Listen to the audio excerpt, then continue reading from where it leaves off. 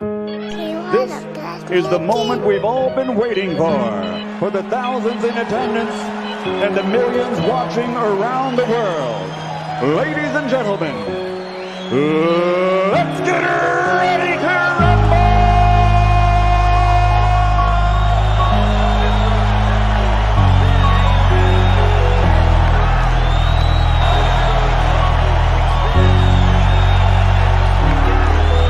All your feelings hurt when it get real. All of them fakes, so they ain't ready now. It be too hard, we get it lit, cause we speaking now. Fuck all the clowns, yeah, the ones who do it for the bite. All we going now. All your feelings hurt when it get real. All of them fakes, so they ain't ready now. It be too hard, we get it lit, cause we speaking now. Fuck all the clowns, yeah, the ones who do it for the bite.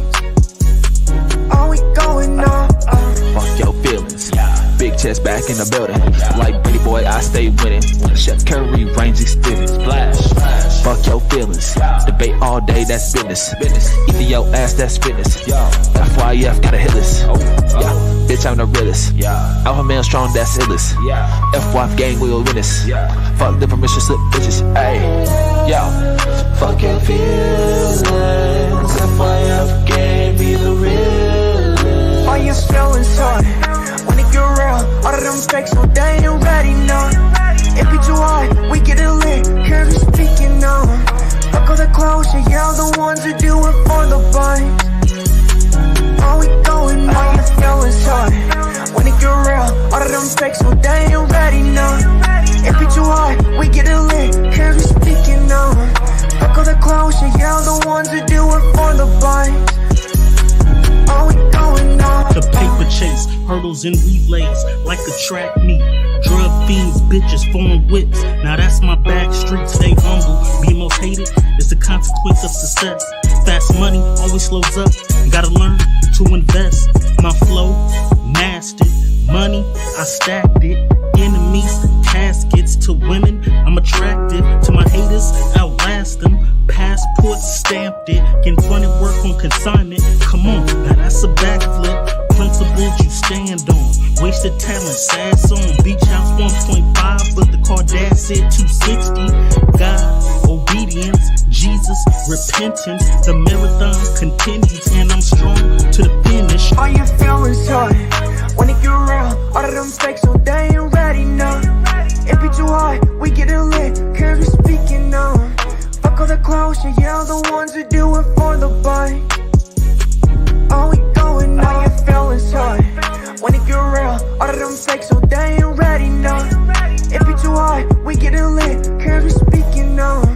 Fuck all the clowns, yeah, the ones who do it for the bite. All we going now. FYF, okay. No one measure, remember them 3 letters come with pressure. Okay. We be steppers, man, can't stop, won't let up. Real debates, the haters gon' hate. That's what makes it special, it come with level. Yeah, this shit get better, no cap, new era. We got ammunition for the opposition and plenty witness, killing competition. Catch us late night, on the panel cooking, but don't be fooled. This ain't your mama's kitchen. They say they don't, but they watch and listen, typing in the chat. You ain't got a lot to kick it. If you click the link, make sure you got permission, and don't forget, nigga, fuck your feelings. All your feelings hurt when it get real. All of them fakes, so they ain't ready now. It be too hard, we get it lit, cause we speaking now. Fuck all the clowns, yeah, the ones who do it for the bite. All we going now. All your feelings hurt when it get real. All of them fakes, so they ain't ready now. It be too hard, we get it lit, cause we speaking now. Fuck all the clowns, yeah, the ones who do it for the bite. All we going now. I know they ain't ready at all. I stay ready, time to ball. No referee, I got shots to call. Believe I'm the best, so I'm better than y'all. Fuck your feelings, you know that's law. Running it up, now we running it back. It's that full court pressure, don't cut no slack. Jam it to the max. Ooh, bank account still full of racks. For the competition, they done went missing. The champ is here, look how the ring glisten. It's honorable mention, don't ever forget it. It's FYF, don't care about the ticket. You know we with it, yeah. We gon' do whatever it takes. Fuck all the hate. FYF still going down. It's one of the grades. All your feelings hurt when it get real. All of them fakes, so they ain't ready now. It be too hard, we get it lit, cause we speaking now. Fuck all the clowns, yeah, the ones who do it for the bite. All we going now. All your feelings hurt when it you real, all of them fakes, so they ain't ready, no. It be too hard, we get it lit, cause we speaking on. Fuck all the closure, yeah, the ones who do it for the vibes. Oh, we going now, supporters, no fans. LVCM, Bane tucking on rear. Yeah, get hard, could be on the rear. Heart rate up, it's getting intense. All them people just speaking on nothing. Content clicks for the money. Hilarious, it be too funny. Debunking this shit, yeah, we run it. Cover it up, Lakers to Hornets. LeBron to Jordan, Blazers in Portland. We get it sorted, lights can afford it. Entertaining or boring, whatever the top, and we act accordingly. Break it down, piece by piece. Been at this for too long. No elder but roof is saying what he on. Lace better stay gone. We get them all done. We get them all done. Yeah, we get them all done. All your feelings hurt when it get real. All of them fakes, so they ain't ready, no. It be too hard, we get it lit, cause we speaking on. Fuck all the closure, yeah, the ones who do it for the bite. All we going now, your feelings hurt when it get real, all of them fakes, so they ain't ready, no. It be too hard, we get it lit, cause we speaking on. Fuck all the closure, yeah, the ones who do it for the bite. All we going now,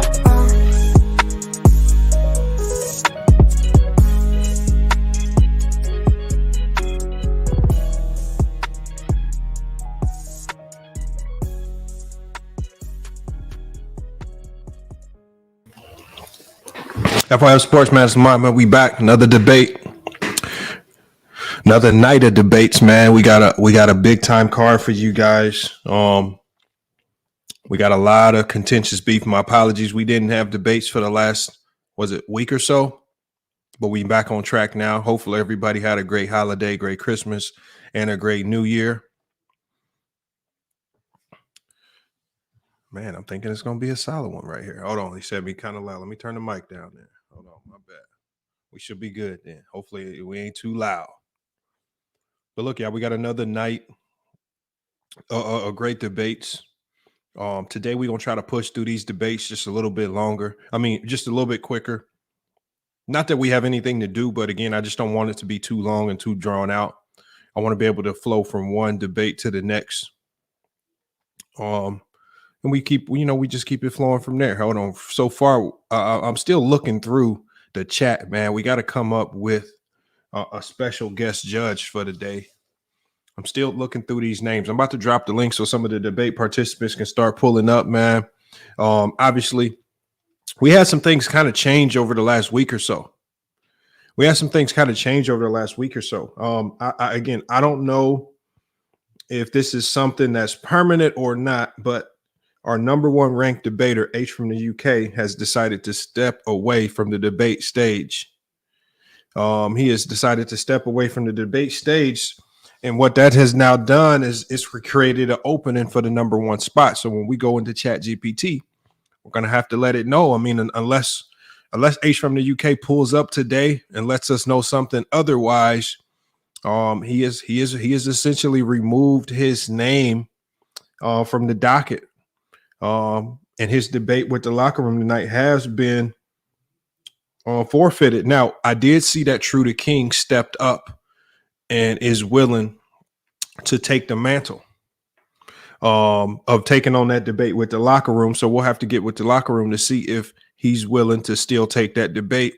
And then True to King, obviously, he's taking it on the last minute on the fly. So hopefully he's preparing right now. So we got H from the UK, who stepped out, getting replaced by True to King. So we got locker room and True to King. We got Ace 30 versus Herm, which should be a good one. Herm has been on the rise over the last couple of weeks. We got Big Ox Bob. He was supposed to debate H from the UK, but unfortunately H from the UK has stepped out. So we're going to have to figure out what we're going to do with regards to that. We do have Big Ox Bob versus the locker room. I believe that's going to be one of the better debates of the night. We have Jalen versus the casual. Hopefully we can get those two in here. We got P5 versus Nahari. You guys saw how contentious that one got last time we were here. Those two were really going at it. You know, a lot of people did not like how Nahari went out when he lost that debate after giving out so much criticism to others. man, P5 was making the claim, like, how are you crying after your loss, man? And you getting on other people for crying. And they had a contentious back and forth.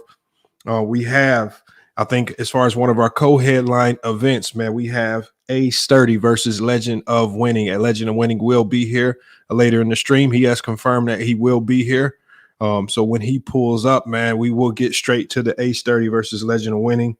They're going to be doing a unique topic that I think is going to be very interesting. We got True to King and Mac Def and some of the lesser debates. Mac Def is a guy that's been really up and down in these things, man. Mac Def kind of reminds me of the Los Angeles Lakers, right? They can win the in-season tournament, but then you can lose to anybody, right? We've seen Mac Def lose to Goat Mike. We've seen Mac Def lose to Tiffany Ned. I mean, we've seen Mac Def lose to the worst of the worst, but he's also went toe-to-toe with some of the best. It's just hard to really pinpoint the quality of Mac Def's debating skills. So can Mac Def get back in the top 10, man? Right? Is he going to take it serious enough and have the intestinal fortitude, right, to stick it out into the top 10 until we get to the Super Bowl weekend?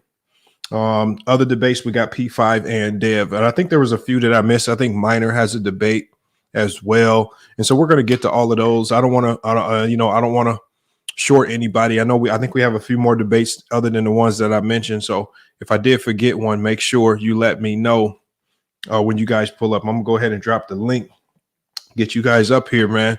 Just in the meantime, it's been a lot going on. There's a lot that we're going to be discussing. I'm going to be doing a live stream tomorrow, man. It's just a lot going on in the sports community right now that I will be discussing tomorrow. So make sure you guys pull up the FYF Sports tomorrow, man. You have Ticket TV. I think he did the interview with Kwame Brown, and Kwame Brown with some damning allegations against the man Kobe Bryant. Man, really exposing some stuff. You guys thought Smush Parker put some damning allegations out there about Kobe.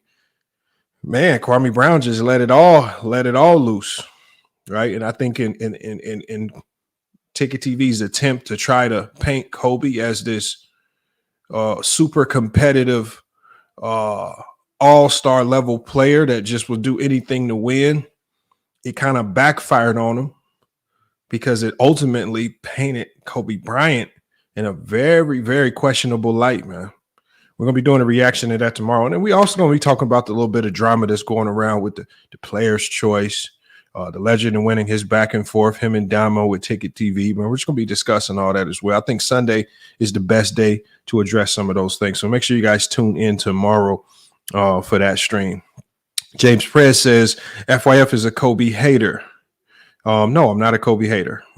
This is one of the reasons why I have Kobe at number 11 all time, because I don't hate him. I think you guys get a lot of things misconstrued. I don't have to rank him where you rank him. I mean, it is what it is. That's just my perception of the game of basketball. We got Ricky. He says, yeah, Ticket went in. He says, Lowe went in on Ticket. Yeah, Lowe did. But Lowe made some really good points. But I think Bezos also made some good points, right? I mean, I don't know if there's really a right or wrong answer. But Lowe made some really good points. And there's just a decision is going to have to be made going forward. And we'll talk about all of that tomorrow. We'll dive deep into all those details. I'm going to drop the link. Before we get started, make sure you guys, man, today on the debate night stream, make sure you guys support the channel, man. Hit the Cash App, donate. We're trying to put together a prize package for Super Bowl weekend, right? We're working with some channel sponsors like Dossier.co, man, with the colognes, with the fragrances, right? We're working with but we're working with companies like Twitch and Gatorade, man. We're trying to put together a crazy prize package for you guys, man. So hopefully with our sponsors and with everybody that we got working with FYF Sports, man, we can put together something good for Super Bowl weekend. So again, make sure y'all support the channel. The Cash App is in the chat, man. Keep it rocking tonight. And if you guys have any questions or comments for the debaters, make sure you put it in the Cash App. I'm gonna drop this link in here.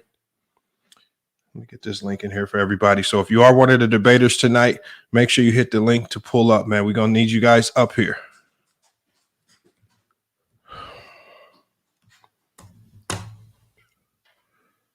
All right, link is in the chat, you guys. Nah. That's not it right there. All right, link is in the chat. I'm trying to get you guys up here.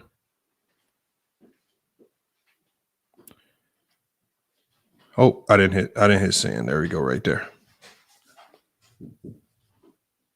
Sturdy said check the messages. All right, man. Well, Sturdy, we'll get you in as soon as you get up here.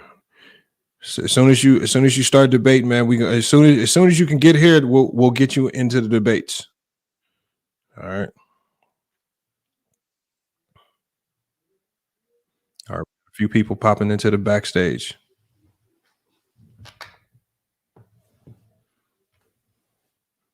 All right, come on, y'all. And then also, we got to select a special guest judge for tonight. Need a special guest judge. I'm really looking through the chat. I'm trying to find somebody that could be non-biased. And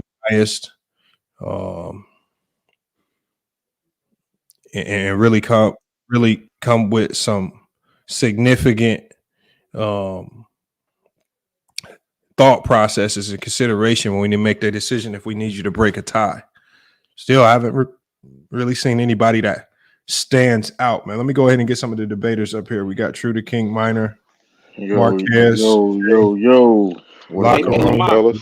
What's good? Lamont. Yeah, what's good, Lamont? No, I'm not back. You're not finna backdoor me with a debate today. I got one debate set up. The host of the UK quit. Now you trying to backdoor me with True the King. I'm not doing that. I'm only doing big. So you see the Duggan rule. This is last minute prep. You scared? You that scared? Arthur, aren't you prepared? Nah, I'm not. Hey, True the King. Aren't you prepared? I'm not debating you, bro. The duck is real. You see, he's prepared. Listen, he's been preparing for weeks. He's been preparing for weeks, and this is last minute. You know, that's what we know I'm the problem. To be honest, this know I'm the problem. True. I'm gonna be honest, right? I usually prepare like the last 15 minutes before the show. So when I was in the Discord, the host from the UK, he left the Discord. He's vanished. So I was like, okay, I said it in the Discord. I'm like, okay, I got one debate. Nobody said anything. This cap. I was smooth responding to that. I smooth responding. I'm in the Discord too. I smooth responding to the Discord. Why are we lying? Why are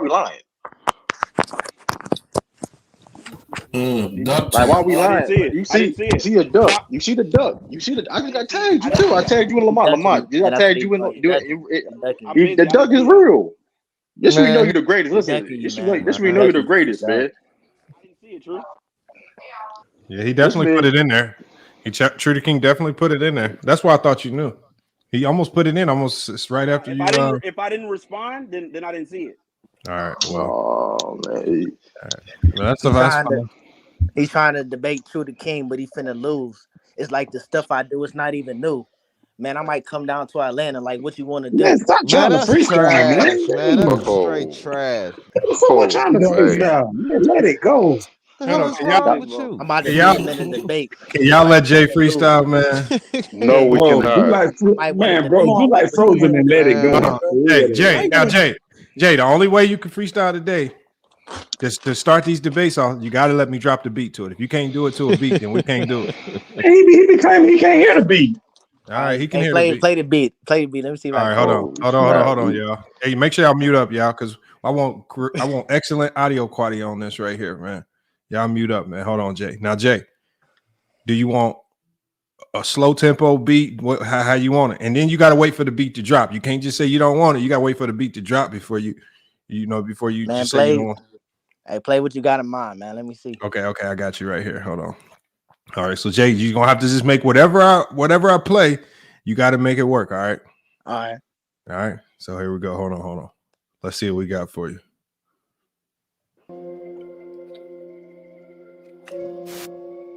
Okay. All right, so this the beat. I'm gonna wait till it drops. Yeah. Look. Hold up, man, I'm back on my stuff, and it's like I'm making bucks. Man, it's like I really said the locker room, he really sucks. Look, he claimed he a Laker fan, but it's like he always hate on Kobe. I don't really know what's wrong, and it's like I'm really dissing him. I'm dissing in the song. I've been writing bars all time, and it's like I'm writing on. Look, he don't want no smoke, man, I'm calling him a joke. He ain't really got no money, and it's like I swear he broke, and it's like he cannot even think. It's like I swear he's slow, but it's like he really just know how this stuff go.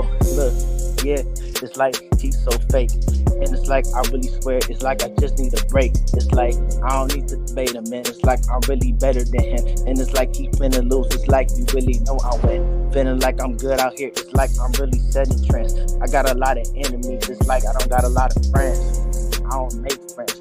I don't even look for it. And it's like, you know me, I ride around just like a tourist. Look, I go to Florida, probably go into Atlanta. And it's like I probably get a pop, I probably get a Fanta. I'm done playing these games. I swear that he just insane. And it's like, you know, I'm true to Jay. It's like they know my name. My name is Jay. It's like I'm out. It's like you know my future. Man, it's like I see it so clear. It's like I feel like it's like I'm in his career. Look, I ain't scared of nobody, man. I don't got no fear. Come on. Ooh, Jay with the bar. Man, that's Man, Lamar, you just wasted a perfectly good beat for nothing. I wish. Jay, at a locker room. Now, locker room, you rap. That was off locker room. Locker room. Do you got a freestyle rebuttal back, locker room? Hey, Lamont, bro, stop playing games, man. That's ridiculous. Why are you embarrassing this dude like that, Lamont? Hey, Lamont, you know I got more tracks for him, right? I'm gonna be like Game. I got 10 diss tracks. He said I'm pulling off in a Taurus. Bro, listen. My favorite rapper, the Game. Lamont, he said I'm not making friends. I see why you. Okay, I see what's going on now. Lamont, I could have literally like went over to Apple Music and just like listened to some real music. You wasting my time, Lamont. I'm gonna be honest. Damn, it is a waste of time, man. I gotta agree with you on that. Waste of time, man. Oh, Jay. Why are you writing raps about me, Jay? Man, because I'm trying to end your career. I'm trying to end your career, man. Put him on the big screen. End your career by actually debating him. Not right. Man, Hey, I tried to debate him, but he just ducked me. He just ducked me right now. He just ducked me right now. I was somebody who's right. He don't want to debate me. He said he don't do no charity. He talking that trash, talking about he don't do no charity. Bro, you sitting up writing raps about a dude. That's zesty and weird, bro. How is it weird? How is it weird? Say it was weird in the game. How is it weird? I wouldn't go there. No, I wouldn't say that. And you know what else? I didn't like the way you said like 50,000 times. That was whack too. Man, shut your ass. Go get your vocab up, man. Go get your vocab up. Shut your ass. Hold on, yeah, we gotta get to the debates. Hold on, Jay, are you in any active debates tonight? Nah, but I'll listen though. I'll listen. All right, man. So Lamont, he got time to write raps, but he ain't got time to get in the ring. Bro, are you trying to debate? Is you trying to debate or not, bro? Is you trying to debate or not? Like, you want to debate? Hold on, Jay. Do you want to take Jordan versus LeBron debate? I'll take Jordan versus LeBron debate. Who am I debating? Lamont, I'm not debating. Locker room, nigga. All right, locker room ain't debating you, man. Locker room is really He ducking me, man. He ducking. Locker room definitely wanted to take that. Definitely, he wanted to take that, but he couldn't. You know what I mean? He ducked me, so it's like you sound crazy. True. Is anybody? Are you debating anybody on the panel today? MacDuff. I don't know where MacDuff at, but I mean wherever he. So. MacDuff isn't here. Hold on. We gotta. You know what? You know who I'm gonna select as a special guest judge, man. Special guest judge. Let's see. Who do we got here? I could do it, Mont. Let me do it. Nah. That gotta be somebody in the chat. It gotta be somebody in the chat. I'm not gonna lose respectfully because of Jay. I'm not gonna do that. Nope. It gotta be somebody in the chat. It gotta be somebody in the chat. You another jock sniffer, man. Hey, Lamar, why you got so many jock sniffers on here, man? I'm a jock sniffer? Nigga, why don't you debate me next week? Fuck you talking about? Hey, I'll debate you next week. I'll debate you. Nigga, debate me tonight. Fuck you talking about? On any debate. I'll debate you tonight. I got MJ. Okay, then shut that shit up then. I got MJ. I'll debate you tonight. Hold on, Lamont, though, man. So what are you talking about? I'll debate. Well, how many times? How many times tonight? As somebody duck doing debates though, Lamont. Sturdy told me to select Tracy as the special guest judge. Who's Tracy? Yeah, but Lamont, you got to make it Lamont. Tracy Steele, Lamont. You know Tracy. Oh, Tracy. Is True the King even ranked, Lamont? No, he fell out. So why would I debate him? It would be easy dub, wouldn't it? Why you want to take easy? It should be easy dub then. If you talking like that, it's not really gonna help me. Yeah, it's not really gonna help me out. Hey, Lamont, no, he's scared. No, hold on. He's scared. That's what it is, though. Why would I waste my position on somebody who's not even ranked yet? It's kind of dumb. First of all, who the hell are you? Hold on. Who the hell is you? Because I debate you. First of all, I debate you. Yeah, something's wrong with your every time you join. Lamont, that dude I debated your last profile night. keep going in and out, keep messing up the stream. Oh, okay. All right, Tracy Steele, man, longtime supporter of the channel, man. He been here probably since day one. I'm not even gonna lie. He probably been here since day one. Day one. He was here before. Yeah, day one. We're gonna go with Tracy Steele. I don't think he's done it before, man. He hasn't really shown himself to be biased. So we go with Tracy Steele. Lamont be protecting these dudes, man. You Don King out here, Lamont. You protect these dudes, man. I ain't never seen. Listen, I ain't never seen. You know who I feel like sometimes? I feel like Darvin Ham sometimes up here, man. Y'all be blaming me for stuff I have absolutely no control over, man. No, Lamont, we not blaming you. We just saying, man, you just got too many jock sniffers on your channel, bro. Now you gotta protect your protege. You gotta protect your protege, man. You gotta go back to the Batman lane. Yeah. You gotta protect your. You gotta protect your. You gotta take your protege, man. You gotta protect, I guess, your investment, I guess, man. I don't know. Hey, who are you referring to? I'm talking to you, Duck. Locker Duck. No. Don't disrespect me, nigga. Locker Duck. I'm the big homie. He said Locker Duck. Locker Duck. No, you big Duck. You ain't no big homie. DuckTales. We got Big Fan Breezy up here. Breezy, you got any debates today? Yeah, me and Jalen Carter. All right, Jalen. I just saw him in the chat. Let me drop the link. Let's get Hey, Lamont, let me ask you a question. But Lamont, let me say this right here though. Yeah. When the February debates come on, you know, when the February debates come and the Super Bowl and all that stuff, if a person do a debate, they can't. If somebody calls somebody out, you got to make them do it. They can't duck it. Nigga, shut the fuck up. Especially if they rank. Hey Lamont, they ever duck the debate? Hey Lamont, it don't ensure your position. If you duck somebody, it don't ensure your position. Where you at? Hey Lamont, though, let me ask you a question. Did I ever duck anybody? Jalen, did you forget the topic, man? He said send the topic. I'm gonna pull up 30 minutes. My gosh, pack him up. Oh man, that's his fault. That's his fault. I mean, that's his fault. Breezy, what was the topic, Breezy? The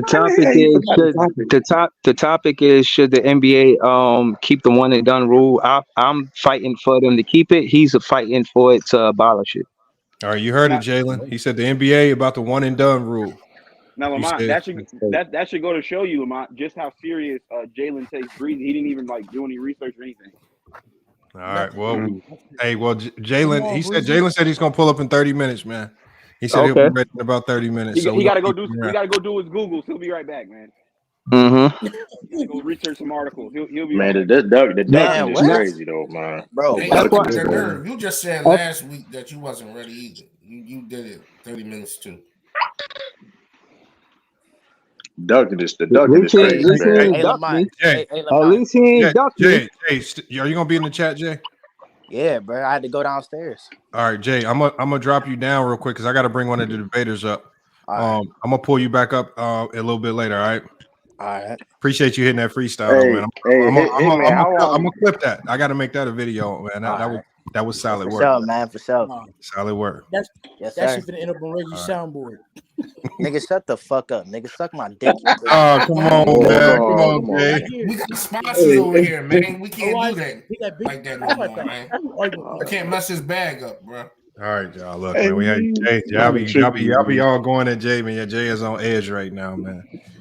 We gotta have some new rules, Lamont. They can't mess with that man rap. He can't rap. Period. Hey, what about a new rule, man? Anybody be ducking, man? Like when did we people allow people to duck, though? That is crazy. When did we allow people to duck? Lamont, let me ask you a question, Lamont. How many people I duck, Lamont? How many people called me? What the next thing that happened? It was a debate. Ain't That's no why listen. you're out of the What's ranking. That's why you're I out of the mean, listen, ranking. and that's why you scared. That's why you scared to debate. Listen, you have all the prep time. Nigga, This like, is last I'm minute. Damn, you I'm said he still. the champ without defending his Oh, here we title, go. huh? Sound like a main Hold on, event, hold on. Lamont. Lamont, can I say something? Yeah, what's up, Breezy? I hear True the King and Locker Room going back and forth, right? And I realize how words are powerful with ChatGPT. Now, I want to say this, right? And I only said this because, he said my name. Now, if he didn't say my name or had my picture in the Discord, I wouldn't mention him. But case in point is he beat the pull up, right? It was his first debate. Depending on how you word it with ChatGPT, they're gonna favor him. Then he beat Low, who's not even ranked, but he come up here talking shit like he that nice. Case in point is, hold on. He lost the Low. I beat Africa. Hold on. Low won. Nigga. In the You didn't beat Low. You did. Hold Africa, BJ, and Herm. Who have you Okay, did? respectfully, he beat Herm, respectfully. But hold on, my point is this: when I beat the Locker Room, did you say that I won in a unanimous decision in a fashion of an ass whooping fashion, or did you word it like I squeaked it out, or like how did you word that? Because I'm asking. Let me tell you why. I'm asking because I'm going to win versus Jalen Carter. If I don't win, it's going to be close. So I just want to make sure that the wording is correct when I'm in this debate. He said a half hour, so I'm going to dip off too. Lamont, he's trying to politic before the debate even starts. You think so? That's fair. You think That's this is fair. politics? That's fair. That's fair. Big man Breezy, that's fair. What you doing? That's fair. I'm just saying the way he words it whether it was a close debate or a it was a blowout. So what I'm saying is I beat him hands down. It was no competition. And he's ranked second. So next time when you do the ChatGPT, I just want to know, was that in the ChatGPT? Is ChatGPT going to consider me whooping on the second place the way I did? Or no? It was a last minute debate and we debated about your team. I'm just saying I won 5-0. It wasn't a real debate, Breezy. Hey, you got so my debate don't even count? You got packed out. It do count. It count. You got. I mean, you 30 them. It counts. I'm not gonna say it was a blowout. It was a blowout. Yes, it was a mama. You got to You got to stop, man. Come on. You was saving the room alive, bro. Bro, why can't I just be honest, man? Y'all be getting mad at me for just being. Bro, you saved this man. Take the training wheels off, man. The man out here dunking you like crazy. He just dunking like crazy. I'm gonna call you the This is nasty work. There's no penalty for ducking, Lamont? It used to. I mean, I thought it was. Not even right. Bro, that's what I was just talking about. That's what I was just saying. But when you the duck room, I guess it don't matter when you the duck room. I'm like, you're in the G League with Mac Dev. Hold on. FYF. It's saying for fuck your feelings, right? Yeah. All right, so I just want to say, first off, Low not ranked, and he got labeled a YouTube sensation. Whether it be true or not, he's not ranked on this page. He's not a top ranked debater on this page. So I feel like the Locker Room is only there because you put him there. Once you titled it, he beat a YouTube sensation. So I'm saying all I can say. Hold on, let me say this. I'm saying, listen, Mingle, chill, Mingle. I'm saying all I have to say. That spot is sweet. I don't respect that 2 rank, and I don't respect it, and I'm we have any debate contestants on the panel right now? I'm debating, bro. I'm just waiting. And I'm saying, like, do we have anybody that's paired up against each other right now on the panel? If not, we gotta get. I saw Mac Diff in the chat. Yeah, me and Marquise. Yeah, Mac Duff here.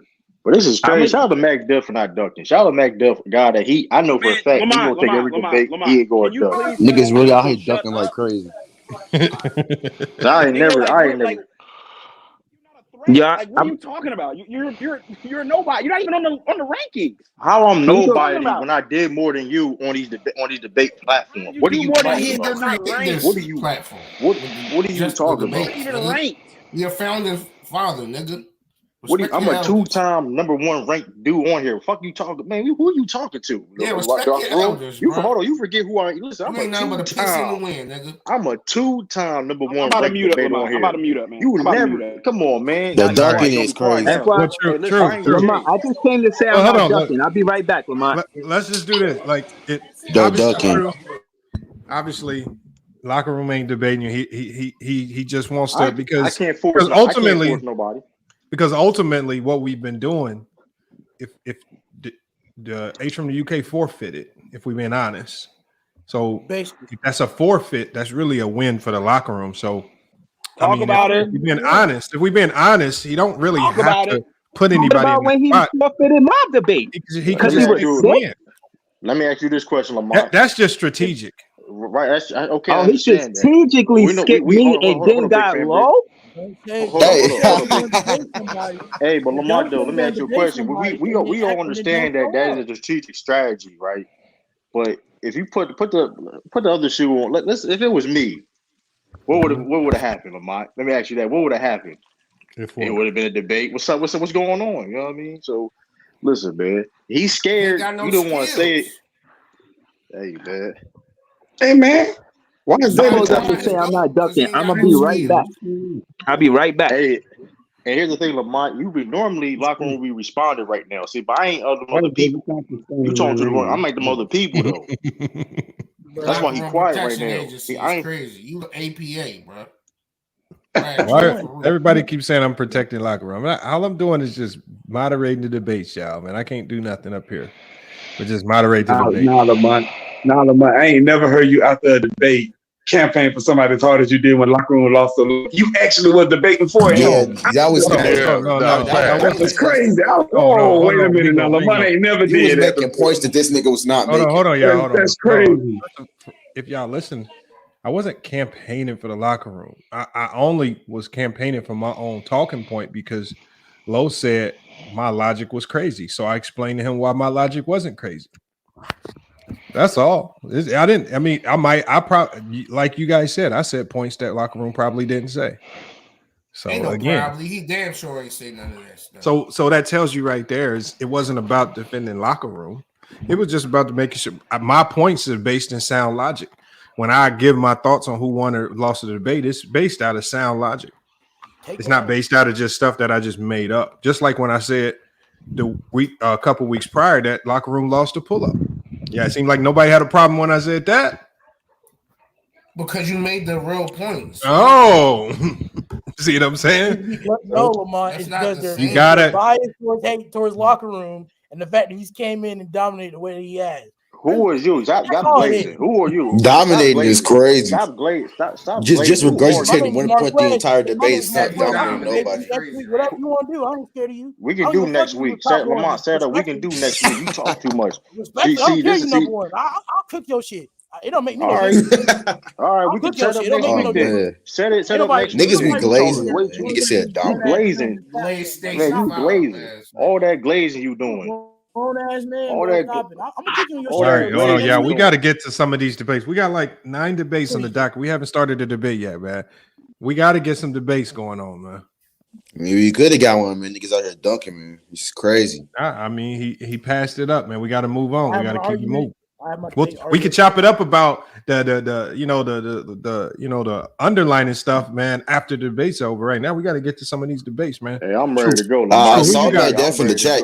Drop the link from McDuff, Lamont. I saw him in the chat. Let me drop the link because we got P5, we got Nahari, we got Dev. I don't know where they at. I seen him saying something in the Discord. We got to get these people up here.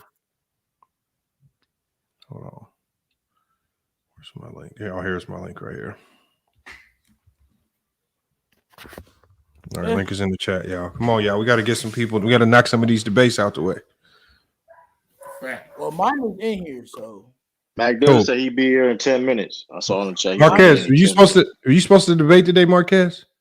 Yeah. Who are you supposed to debate? Minor. Oh, you was? Minor, you had a debate with Marquez. Did I give y'all a topic?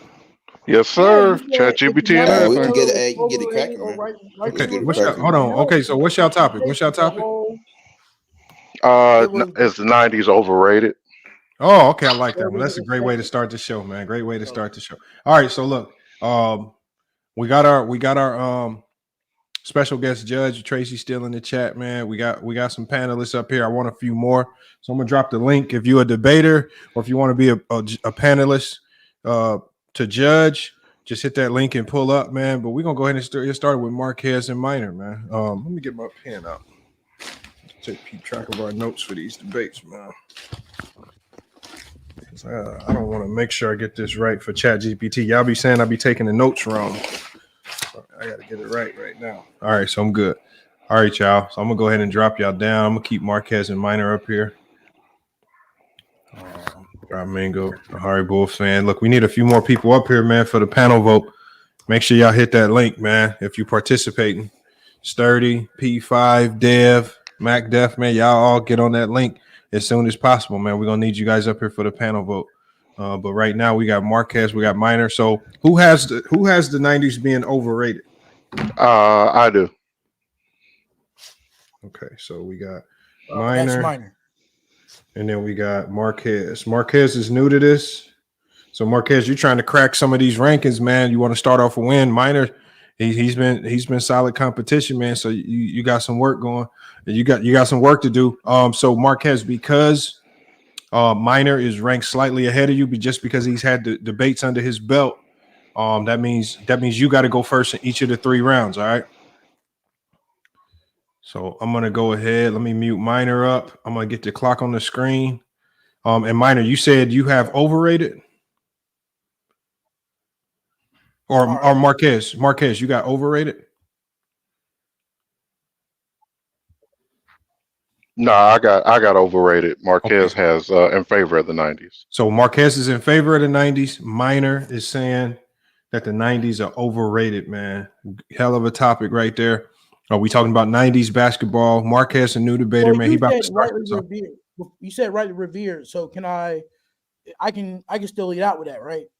You said what? I'm still in favor of it, so I can still lead out with that. Because how you worded the debate question was, you had a word in there like revered, so I can use that, right? And people can still know I'm in favor before we start. I'm just putting that out there. I'm in favor. Yeah, that's what revered. That's what revered means. All right. I mean, that means you hold it in like a high prestige. You know, okay. You regard it highly. So yeah, that's what revered means. And then Minor's going with the 90s is overrated. All right. Okay. All right. So man, look, Marquez, man. The clock is on the screen when this is what we do. We got 3 2-minute rounds.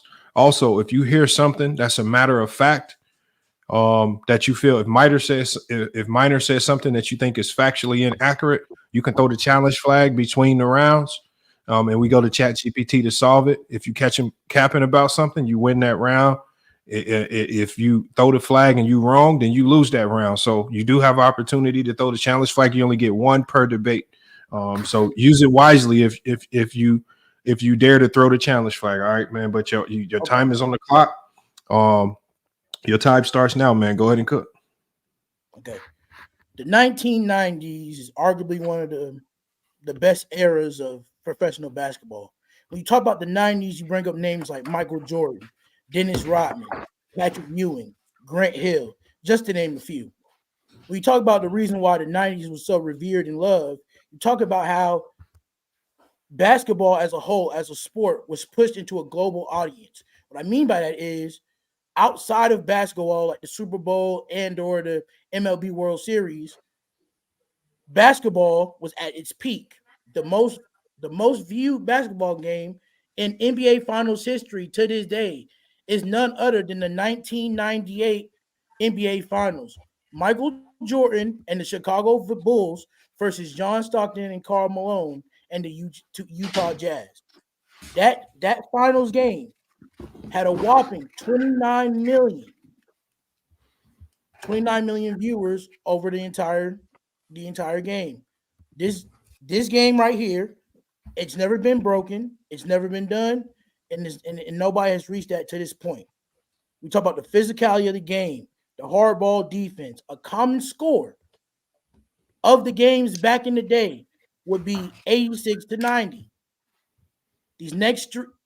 This is all Hold on. This is all being. Never mind. You can cut it off. That's a point I missed. My bad. Okay, there we go.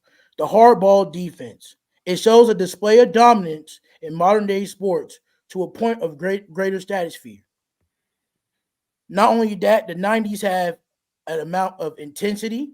The passion was there. You also had. Okay. You also had the competition was also better as well. What I mean by that is That's time. All right, man. Your time was up. That's your round one. Gonna have to come correct. But Minor, your time starts now, man. Go ahead and cook.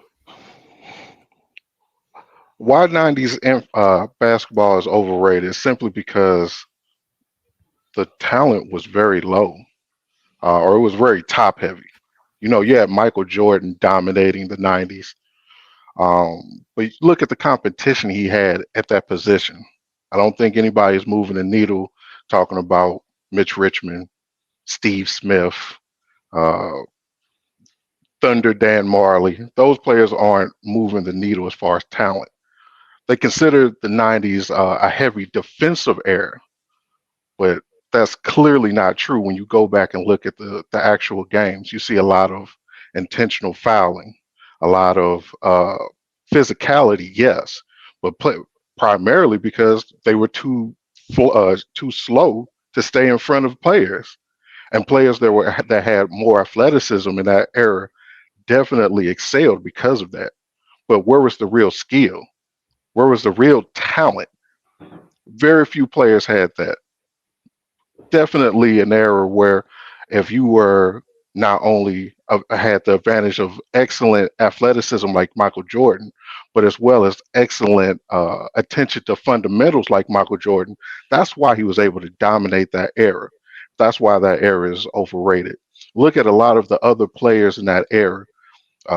You're looking at Charles Barkley, who only played on one side of the court. You look at Patrick Ewing, one of the better bigs, quote unquote, but never could get the job done, even when Michael Jordan was no longer around.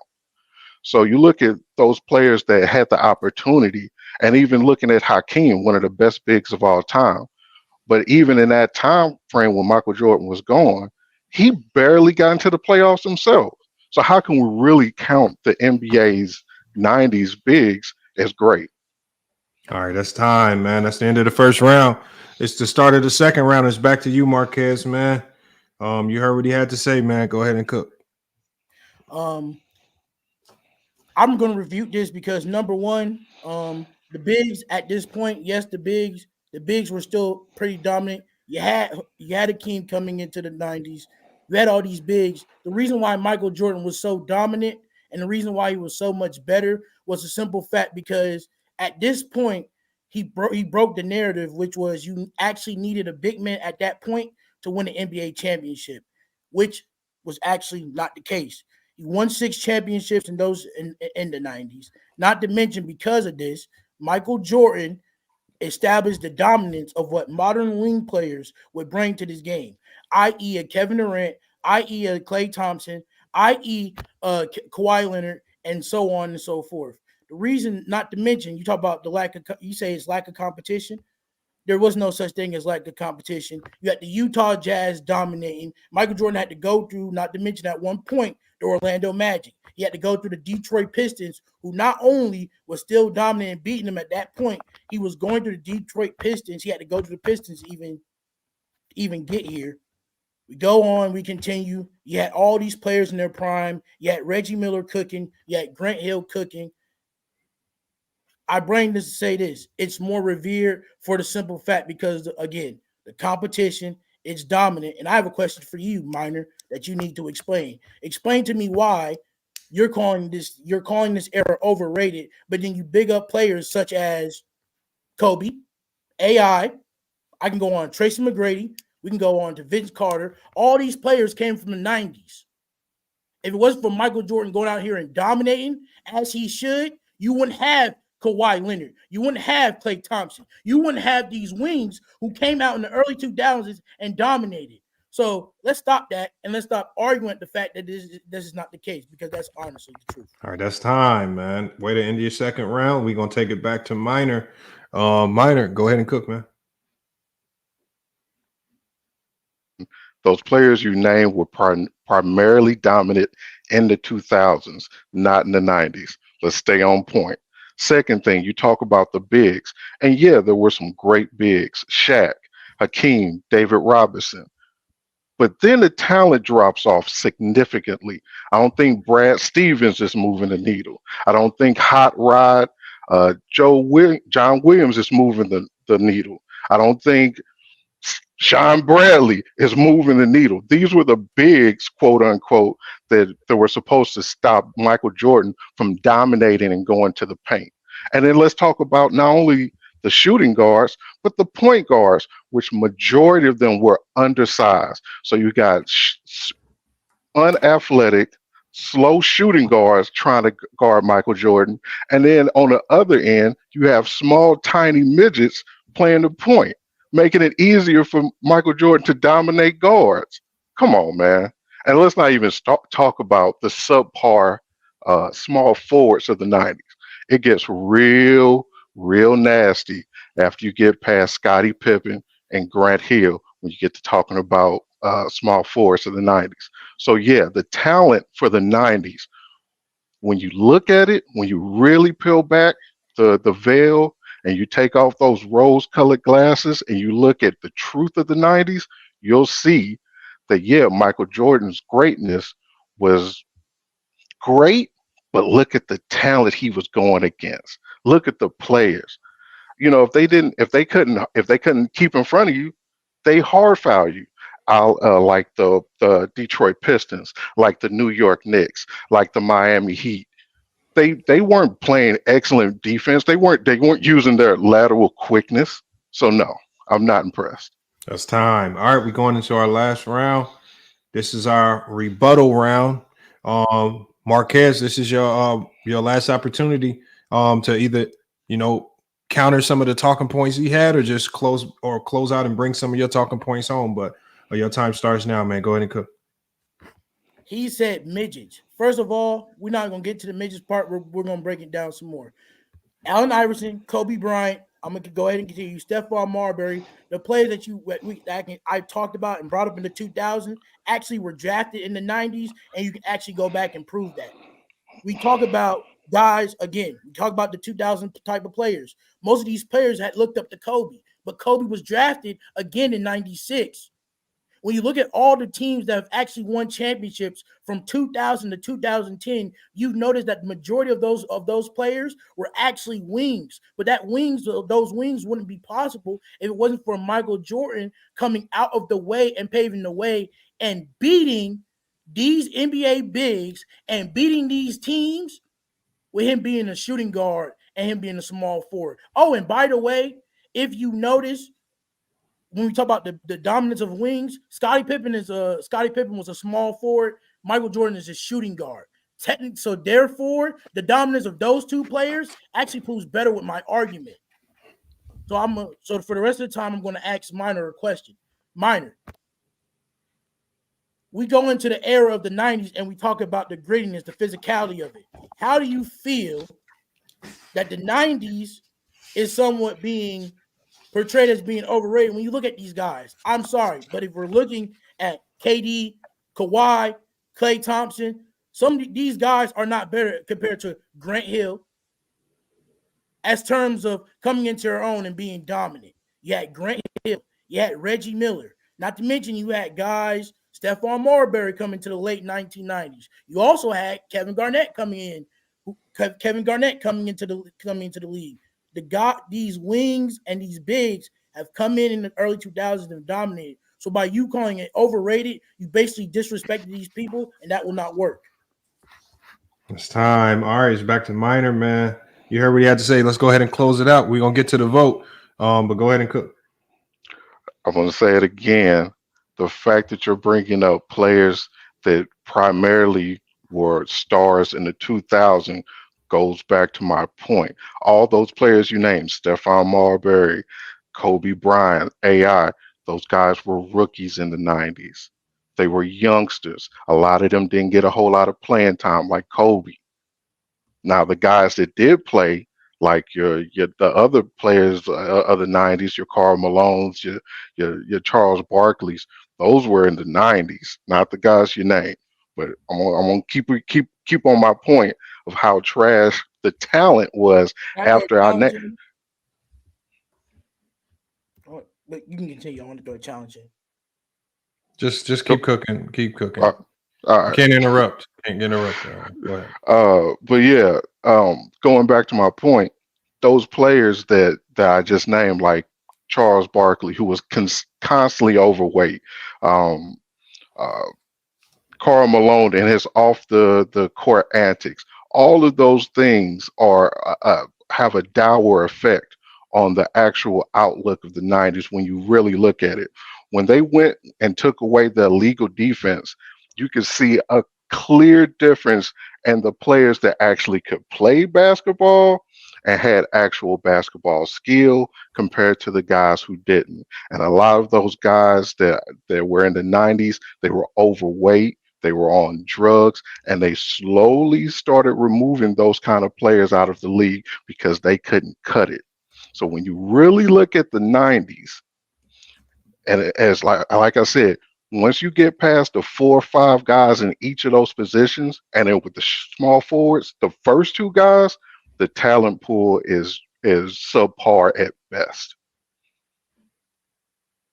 All right, that's time right there. All right, we just finished it out. I'm gonna go ahead and start the poll in the chat. I'm gonna bring everybody back up. Let me just go ahead and get everybody back up here. And we need a few more people on the stage, man, for the panel vote. So I'll keep dropping the link in the chat, man. Let's get a few more people up here. If you got debates, you need to go ahead and get up here so we can move on to the next one. Link is in the chat, man, for people like Mac Def, P5, Dev, A Sturdy. We got a lot of people. Big Ox Bob. You guys ain't here yet. Once you guys get here, hit that link. Let's just go ahead and start with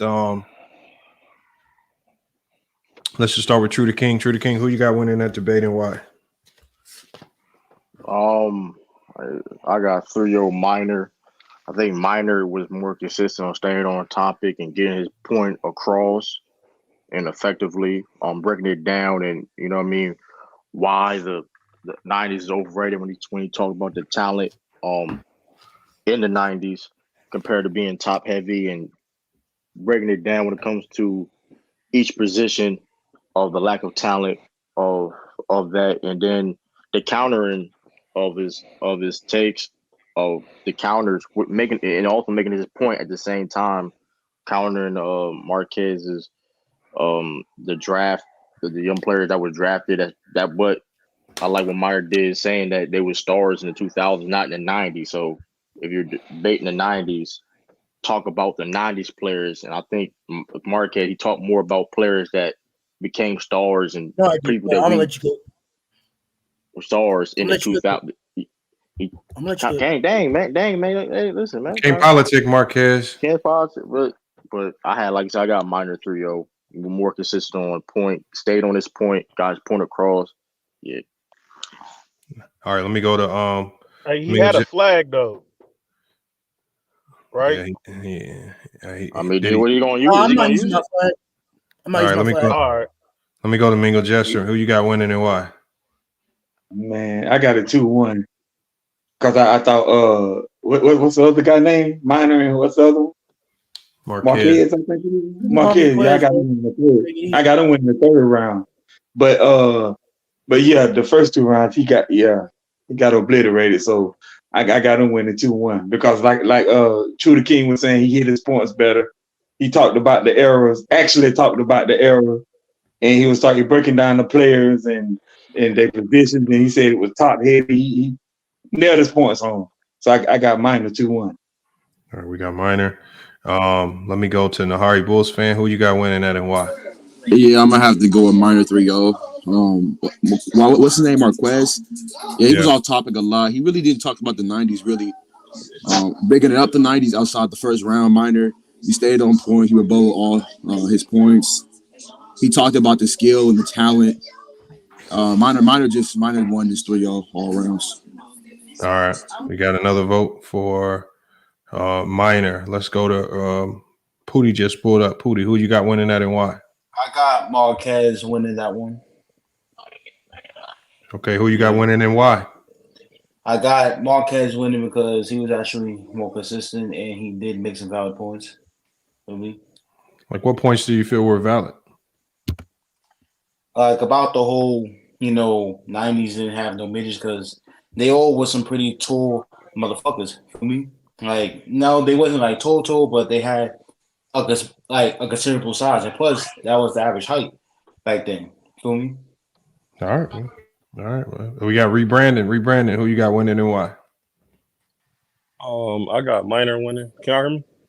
Yeah, we hear you. We hear you. I got Minor winning. I think Marquez, like, he made like a lot of silly points for real. Like, I think even talking about KG being a '90s player, like we all know, like KG hit his peak in the 2000s. By his logic, then Michael Jordan was an '80s player. So I think he made bad points. I think his delivery was kind of, wow. And he just talked in circles for real. And I think Marquez got it. And Pootie is a goofy. All right, he did man. He did that and left too, though. That's crazy. That's crazy.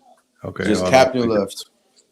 I think we got Minor winning the panel. That's 4 votes for Minors. That means there's not enough votes left for Marquez to catch up. So Minor wins on the panel. When we go to the vote in the chat, let me go ahead and end the poll. And when I end the poll, it has Minor winning 74% to 25%. So Minor wins this one by the chat, and he wins it on the panel. So Minor gets the win there. Marquez falls short, man. Marquez, Man, I can kind of tell. won, man. He was better. I can tell Marquez. I can tell you could be a lot better. That's the one thing I want to say. I could tell he you wasn't can terrible. be He just better. off topic. Well, I don't think he was off topic. I just think that I think you really lost this one because you just haven't debated enough. So you didn't have your thoughts and things structured. I don't think you have your round. I didn't think it just sounded like you didn't have your rounds well planned out. I can tell based on your second round that if you would have planned this out properly, you could have won with flying colors because just me listening to the debate, I don't think Minor really brought even though I'm an advocate against the 90s, I don't think he really touched on some of the strongest points that make the era the weakest. And I think he left a window of opportunity open for you to come in there and get to win. And you never took it. And I just think it was just because you just weren't prepared enough. So just hit the drawing board again, man. You pull up again, man. Get into these debates again. I think you can do well. I think you can do a lot better than that. Your second round to me was your best round, but again, you didn't do well enough in the first and the third round to get the win off, man. So salute Just to lack Minor. of preparation. That's all. He'd be better. Yeah, That Get nigga out the gate. get in that dojo. Get your bum ass in that dojo, man. Hey, but Lamont, I'm here to announce my retirement from debating. I think this man said Grant Hill was better than KD or more dominant than KD. And Marquez, if you wanted to throw the flag, Marquez, your flag would have been in the second round. Okay. And there was a slip of the tongue. I don't think Minor meant to say Brad Stevens. I think he meant to say Brad Daugherty, but he said Brad Stevens. I ain't gonna lie though. You could have got but that was the flag I was going. Okay, but I should have threw it at the second round. That's on me. Preparation, man. Preparation. That's all preparation. Hey, you'll get better though, bro. Like it was me being someone that debates all the time on this channel. Hold on, brother. Submit. I'm talking. Me being someone that debates all the time on this channel, I would just say, wait, That's so great. Yo. All right, we can move on next one. But we can move on. GG's hold on, let me as we normally do, I got Marquez, I got to put you on the big screen, man. You got to talk to the people, let them know how you felt about the debate, because we like to hear from the people.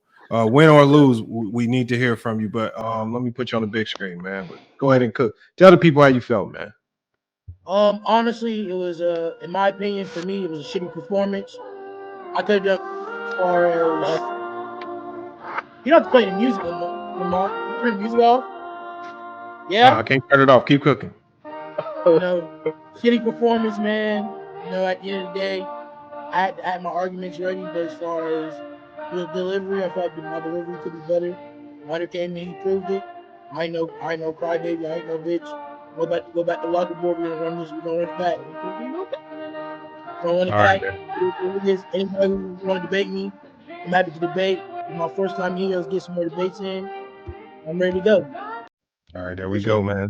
All right, not all right, but we got Marquez, man. First debate, man, didn't go as planned, but I think you did a decent job, man. Let me get Minor. Want to play.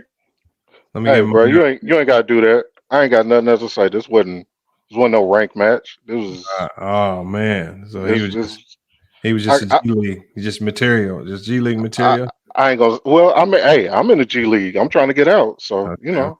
All right. So Minor not much to say. So we got Minor winning the first debate of the night. I want to get to the next one. Either me, Jason the Kid, or True the King. So hold on. Who MacDef? Who do you have today? True the King and Jason the Kid. All right, so we're gonna go MacDef. We're gonna go get you True the King out the way, since both of you guys are here. Just so we can get the topic clear, and I'm gonna put the topic on the screen. Let's go ahead and get that right now, so we can have it on the screen. What's the topic? Who's overrated or underrated? Westbrook. I'm defending if Westbrook is underrated, and MacDev is saying he's overrated. So the topic is Westbrook's legacy. True is saying that it's underrated. He has an underrated legacy, and I'm saying that he has a overrated legacy. Okay, and then MacDef, you have overrated. Correct. All right. Okay, so you guys got the topic. I'm gonna be getting it on the screen as well. I think this one's gonna be solid. Well, I like this one right here. This one is got a lot of interesting points that could be brought up.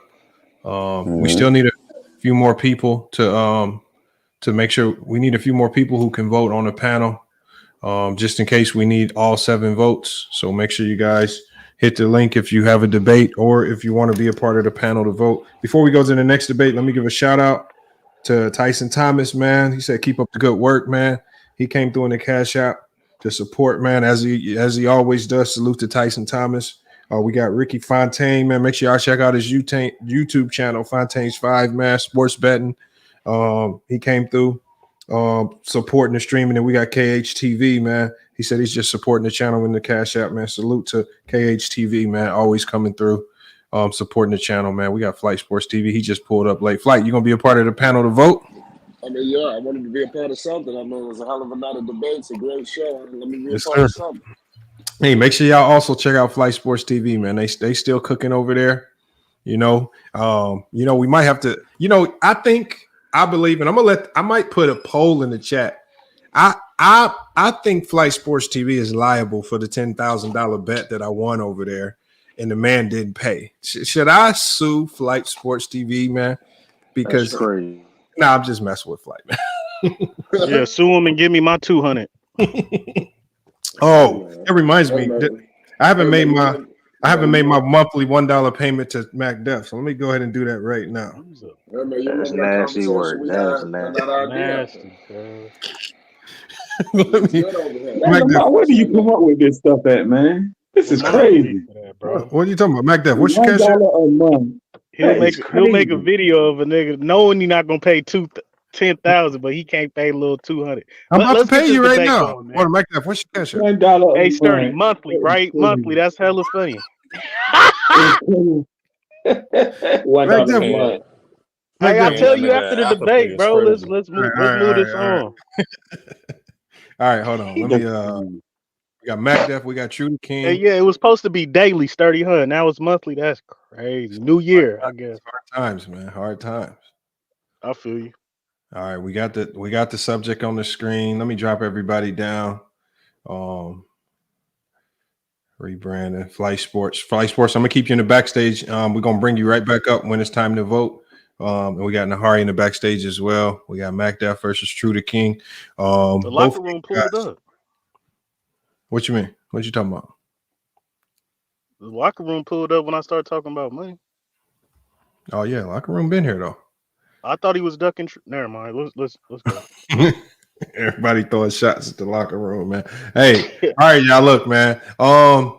Because True the King is a slightly higher ranked debater, that means MacDef, you're gonna be going first in each of these rounds. You guys know all the rules, so I don't have to do a lot of explaining. I'm just gonna get the timer on the screen.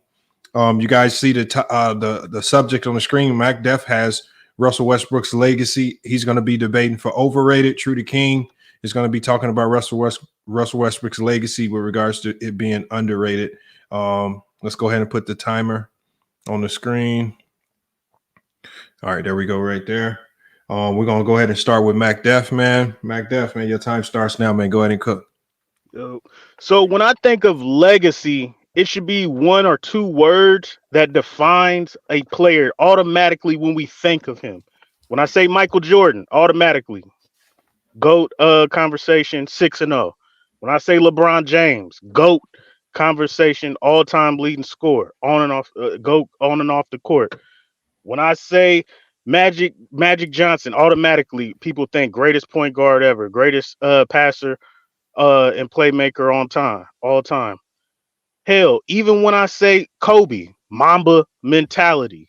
When I say Derrick Rose, youngest MVP of all time, what could have been. These are talking points when you talk about people's legacy. It's not how good they are. It's not their accolades. It's what defines them. So what defines Russell Westbrook as his legacy? Somebody in the chat, if we have 3 to 4 different topics on legacy with Russell Westbrook, then how are we really defining that? People in the chat, let me know, what do you think is Russell Westbrook's legacy? I mean, is he a top 10 point guard? I think he is, but can you debate that? I think yes. I don't think that should be his legacy. The Mr. Triple Double. Okay. But you can debate that because Oscar Robertson was the first to do it, and he did it in 5 consecutive seasons. Burner account said bricks. I don't that's being rude. I don't think that should be his legacy right there. But that's what I'm saying. What True the King is gonna say in his rounds is say a lot about Russell Westbrook's accolades and what he did and how he plays hard and everything. But what is Russell Westbrook's legacy that we can pinpoint? I would love to see True to know. Until then, his legacy is overrated. All right, it's time. We're going to the next round. I mean, we're going to the end of the first round. We got True the King up. Go ahead and cook, man.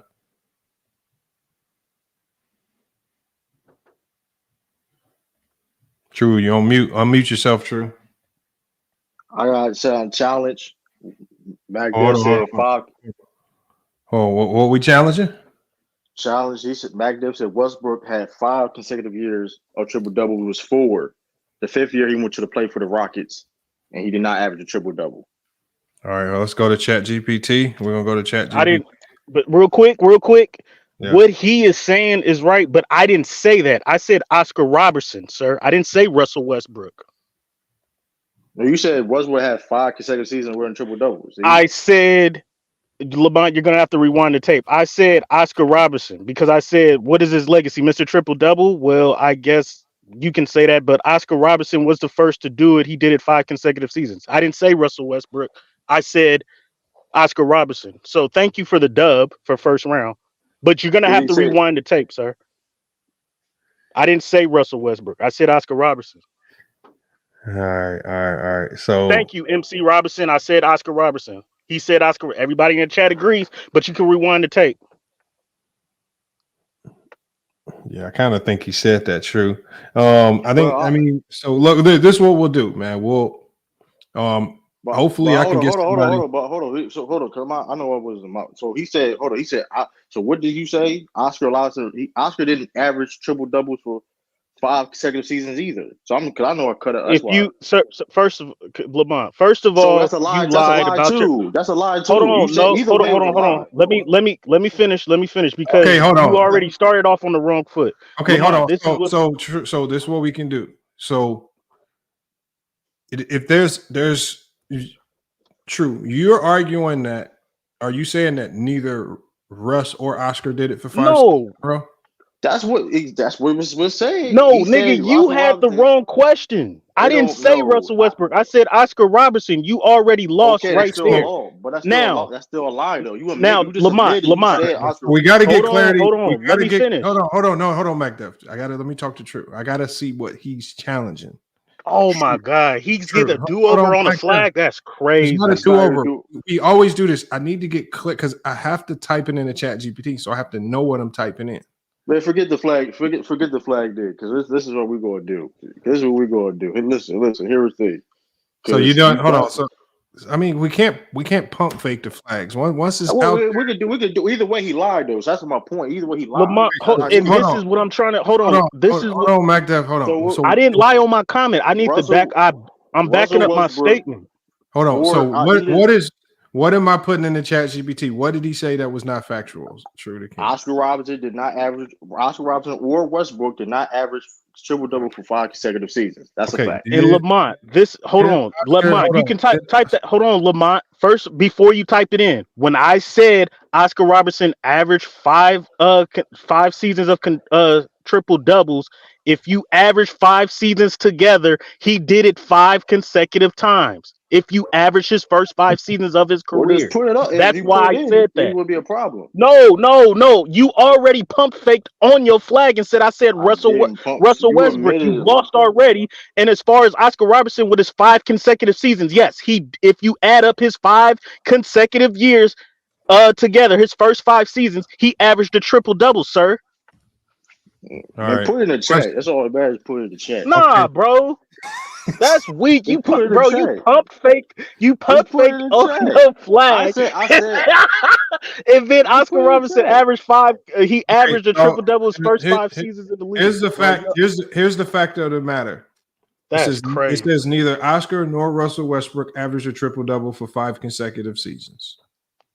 Bro, if you add up Oscar Robertson's first 5 seasons in the league, he averaged a triple double. But you didn't say that. Nigga, you didn't say Oscar Robertson. You said I said Russell Westbrook. Lamont, that's Lamont, bro. Hold on, do a poll in the chat. Bro, because if you let this go, then the debate's pretty much over, bro. Because he's pump faked on his flag anyway, saying Russell Westbrook. No. MacDuff, I think you got caught in the street a little bit, man. No, I did not. All right. Well, hold on. So he's the one. You got to put a poll in the chat. He said Russell Westbrook. We'll revisit this conversation, and to be fair, as a panel, we'll decide what to do with that first round. But we got to keep the debate going. So the people that are in the backstage, just I want you guys to mull over your thoughts about this. And we'll go with the consensus because I don't want this just all to fall on me. I didn't even say consecutive. I said his first 5 seasons. MacDuff, bro. The people, the jury, and MacDuff, the jury is going to come up at the end of this. So hold on, y'all. No politics. Rewind the tape. I didn't say consecutive. Hold on, yeah. We got to move it on. We'll hash. And it's not even about Oscar. You the one who said Russell Westbrook and lost. All right. So true. So hold on. So true. It's going to be on you. Let's just go ahead and finish out your first round. We'll revisit this. We'll revisit this at the end, and we'll go with what the panel says to do. Y'all niggas is trying. Go ahead, bro. That should be one over me. He threw the flag. First of all, it very well could be MacDuff, but you have to wait, and we'll see at the end. First of all, regardless case may be, he already admitted that Westbrook is a top 10 point guard of all time. He already admitted that. He already talked about the triple doubles that Westbrook has. So when speaking of the triple doubles, the consistency of recorded triple doubles showcasing his versatility as not a scorer, a passer, and a rebounder, becoming one of the best rebounding point guards of all time. Westbrook also the reason why he's underrated because he's one of the most athletic point guards of all time. Being in the class, a rare class in the league that's been around for 75 years. So when it talks about Westbrook's legacy or why he is underrated, because people don't talk about people have issued on the triple double saying that he's stat padded or whatever the case may be. When in all reality, when Westbrook gets triple doubles, the team wins multiple times during his career. Westbrook, majority of the teams he played for in the NBA has helped them get to the playoffs. Let's not forget when KD jumped to the Warriors, that Thunder team was not supposed to be a playoff team. He carried that team. Overachieving and winning the MVP, becoming the second player to average a triple-double. So when you talk about Westbrook's legacy of underrated, I mean, it's clearly underrated because I think people in this day and age have disrespected Westbrook because of the narratives, because he hasn't won in state may be. Let's not forget, he was a number 2 guy in OKC, helping them become contenders. It wasn't just KD. Tom. All right, that's the end of his first round. We're going back to MacDuff to start the second round. Your time starts now. Go ahead and cook, MacDuff. Okay, so first of all, True to King said Russell Westbrook is a winner because he averaged a triple-double and his teams won, but he's never won a championship. We look at Chris Paul as a loser. We look at Karl Malone as a loser. We look at James Harden as a loser. All three of these players, including Russell Westbrook, have won, and they've gone to the finals, but we consider these players chokers and losers. Why does Russell Westbrook get off the hook? True. I would like to know that. Second thing that you said is that we don't understand Russell Westbrook because of the narratives and what he does. Well, the narratives on Russell Westbrook and what we've seen over his career, that his best play and what he's gone the farthest in the playoffs is when he was a number 2 option to Kevin Durant. We basically, I mean, is his legacy a better number 2 than a number 1? Is that what you're trying to say? Because that's when he actually won and gone the farthest. I don't know what you're gonna say as far as Russell Westbrook's legacy and pinpoint it on 1 or 2 things. I didn't say Russell Westbrook. I think it's debatable that Russell Westbrook is a top 10 point guard all time. The main thing is that a legacy, you can't poke holes in someone's legacy because it what defines them. And like I said earlier, when you think of Michael Jordan at 6-0, you can't poke holes in that because it's factual. When I say Derrick Rose legacy, the youngest MVP of all time, that's a fact. When we think of Russell Westbrook, everything is subjective to what you said. You actually said he plays hard. I mean, what are we supposed to give this man? A participation award for playing hard? You know, because he has sweat under his eyebrow or something. That's what we're doing. Time, man. All right, let's go back to True to King to finish out the second round, man. Your time starts now, man. Go ahead and cook. Even into reasons why Westbrook legacy is very underrated, because like you said, narratives, as Mac Jeff just spoke, him being number 1 guy. I think we all know that when we saw Westbrook emerge and become the player he is, that he wasn't a true number 1 guy. That's why him and KD worked so well together as a duo, him being a number 2. And speaking of guys like KD and on Westbrook, why he has so much impact, and one of the things that's underrated about his game is that the guys like KD, the guys like Bradley Beal, had their best seasons playing Paul George, playing with Russell Westbrook. So saying that the man is not a winner, narratives again, just because you may not be a champion doesn't mean you're not a winner. At the end of the day, Westbrook, like I said before, helped multiple teams during his whole career. You're not going to, even listen, in 2017, you're not going to tell me that Westbrook is a loser when he dragged a team that was not supposed to be in the playoffs. A team that wasn't supposed to be in the playoffs and won an MVP, which nobody thought he could do. So saying that he's a loser because of that doesn't make any sense. And like I said, speaking of him not being a loser, fast forward to this year, they asked Russ Westbrook when they traded for James Harden, Clippers.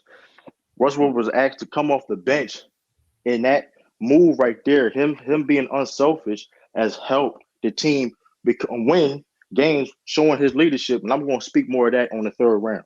Tom. All right, that's time, man. Let's go back to MacDef. We getting into the last round. This is your last opportunity to rebuttal or bring your points home, man. Your time starts now, man. Go ahead and cook, man. Okay, so again, True. Like I told y'all in the first round, all True is gonna do is name his accomplishments, what he's done in his career, and that's supposed to be his legacy. When that's not a legacy, that is a career. A legacy is what actually defines you. True. You said that he helped the team that wasn't predicted to get to the playoffs and won MVP. I remember when Chris Paul did the same thing in OKC 2020 in the bubble year. They wasn't expected to go to the playoffs, and they did. I remember Damian Lillard did it with Portland as well in 2019 and 2020. But I don't. That shouldn't be somebody's legacy. As far as defining them compared to 75 other of the greatest of the greatest players of all time. When it comes to Russell Westbrook. And let me help you. When it comes to Russell Westbrook, his legacy and your talking points should be that he's a top 75 player all time. That is something you can't debate. That is something you can't poke holes in. Nobody ever said he was snubbed. I don't want to hear anything else. Everything else is debatable. Even what you said, triple doubles. Yes, he's known for triple doubles, but so was Oscar Robertson before that. Yes, he's known for helping out teams, but so is and being a great leader, but so is everybody else. Chris Paul, DeAndre Jordan, Aaron Gordon with the Nuggets. Everybody has a role to play. Rondo with the Lakers, he came off the bench. He had a role to play. I know you're not going to talk about Russell Westbrook's legacy as far as being a great leader coming off the bench. Are you serious? Is this what we're doing? Everything else you could poke holes in. You cannot poke holes in saying Russell Westbrook is a top 75 player. That should have been your talking point the whole time. All right, man. We're going to take it back to True to finish this out. Go ahead and cook. Well, thank you, MacDuff. Because I was about to go into that now. Yes, he is a top 70. He made this top 75 anniversary team. And this is one of the reasons why Westbrook is underrated. Because legacy, your accomplishments, your career highlights and awards is part of your legacy. When it comes to him being a 9-time All-Star, him winning the MVP, him winning the 2-time All-Star MVP, him being a 2-time All-NBA first team, 5-time All-NBA second team, 2 All-NBA third team, 2-time scoring champion, 3-time assist leader. That's part of legacy, MacDuff. And that's why he is a top 10 point guard of all time. That's why all the hate you saying you're downplaying his leadership and all that stuff he does, which Tyronn Lue has quoted and saying that his leadership has helped the Clippers become one of the best teams in the NBA. Let's not take away that fact, right? Let's not take away that fact at all. Him being the only players that average a triple-double, and he did it 5 times. Another person he did it was Oscar Robertson. That's one of the greatest players of all time. So that's in great company of why Russell Westbrook's legacy is underrated. But you and other people like to downplay that because we're not going to act like leadership is not important now. That's just heavily ridiculous. How many players you know that accomplished what Westbrook did in the whole entirely time in the NBA? How many? It's not a lot. Because at the end of the day, everywhere he went, teams got better. Individually, he has to accomplish. It's not a lot of players that won MVP, and he won an MVP during the legacy of Steph Curry, KD, LeBron James, and etc. That's why he's underrated for his legacy time. All right, man. Way to finish it out. Let me go ahead and start the poll in the chat, and we're going to bring everybody up real quickly. Yeah, I just wanted to know what we're going to do about the first round. I'll give you my thoughts on it, but let's bring everybody up. And just real quickly, y'all, what do y'all think we should do about the first round? The True did challenge it. MacDef said that Oscar was the one that averaged a triple-double for 5 years in a row. I don't know. I don't know. Just as a panel, what do you think we should do with that first round? Just judge the first round, wipe it away, act like it didn't happen, or do we grant the flag? I'm gonna grant the flag. True won the first round because what he challenged was, did Oscar Robertson and Russell Westbrook average 5 consecutive years of triple doubles? That was the challenge. That was the challenge. Let me not say. Bro, this y'all be My fault. lying, brother. Hey, somebody got some but noise in the you said background. that's probably me. Hold on, let me move. All right, so we heard what Nahari had to say. So that's Nahari's. Let's just go to Mingo, man. What are your thoughts on it, Mingo? Man, that flag. See, that the one thing about them flags, man, they get very dicey. Like this one right here is very, very like the Mac Def, True the King say Russell Westbrook that he was saying averaged 5 triple doubles, or what he's saying, and then Mac Def came back and said he was saying Oscar Robertson. Like that's it's a lot. So I mean I don't know who won the first round, but I got it 1-1 because I got Mac Def winning the second round and you winning the third round. But the first round I don't know. So who do you have winning the first round if there's no flag?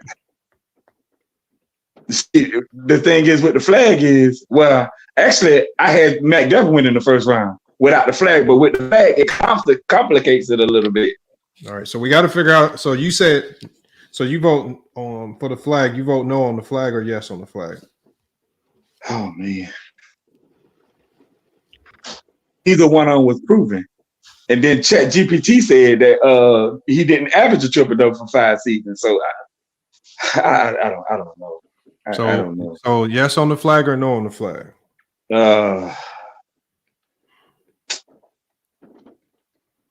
Yeah, no on the flag. No on the flag. All right. Minor, yes on the flag or no on the flag? No on the flag. All right. Herm, yes on the flag or no on the flag? Really, in that situation, the only reason I would say no, because True hesitated, but you gotta honor it, in my opinion. So I say honor it because that's something that been every time somebody throwing a flag, we honored it. So you gotta honor his flag no matter what, though. All right. So I say yes. All right, Reed Brandon, what you got on the flag? Honor it, yes or no?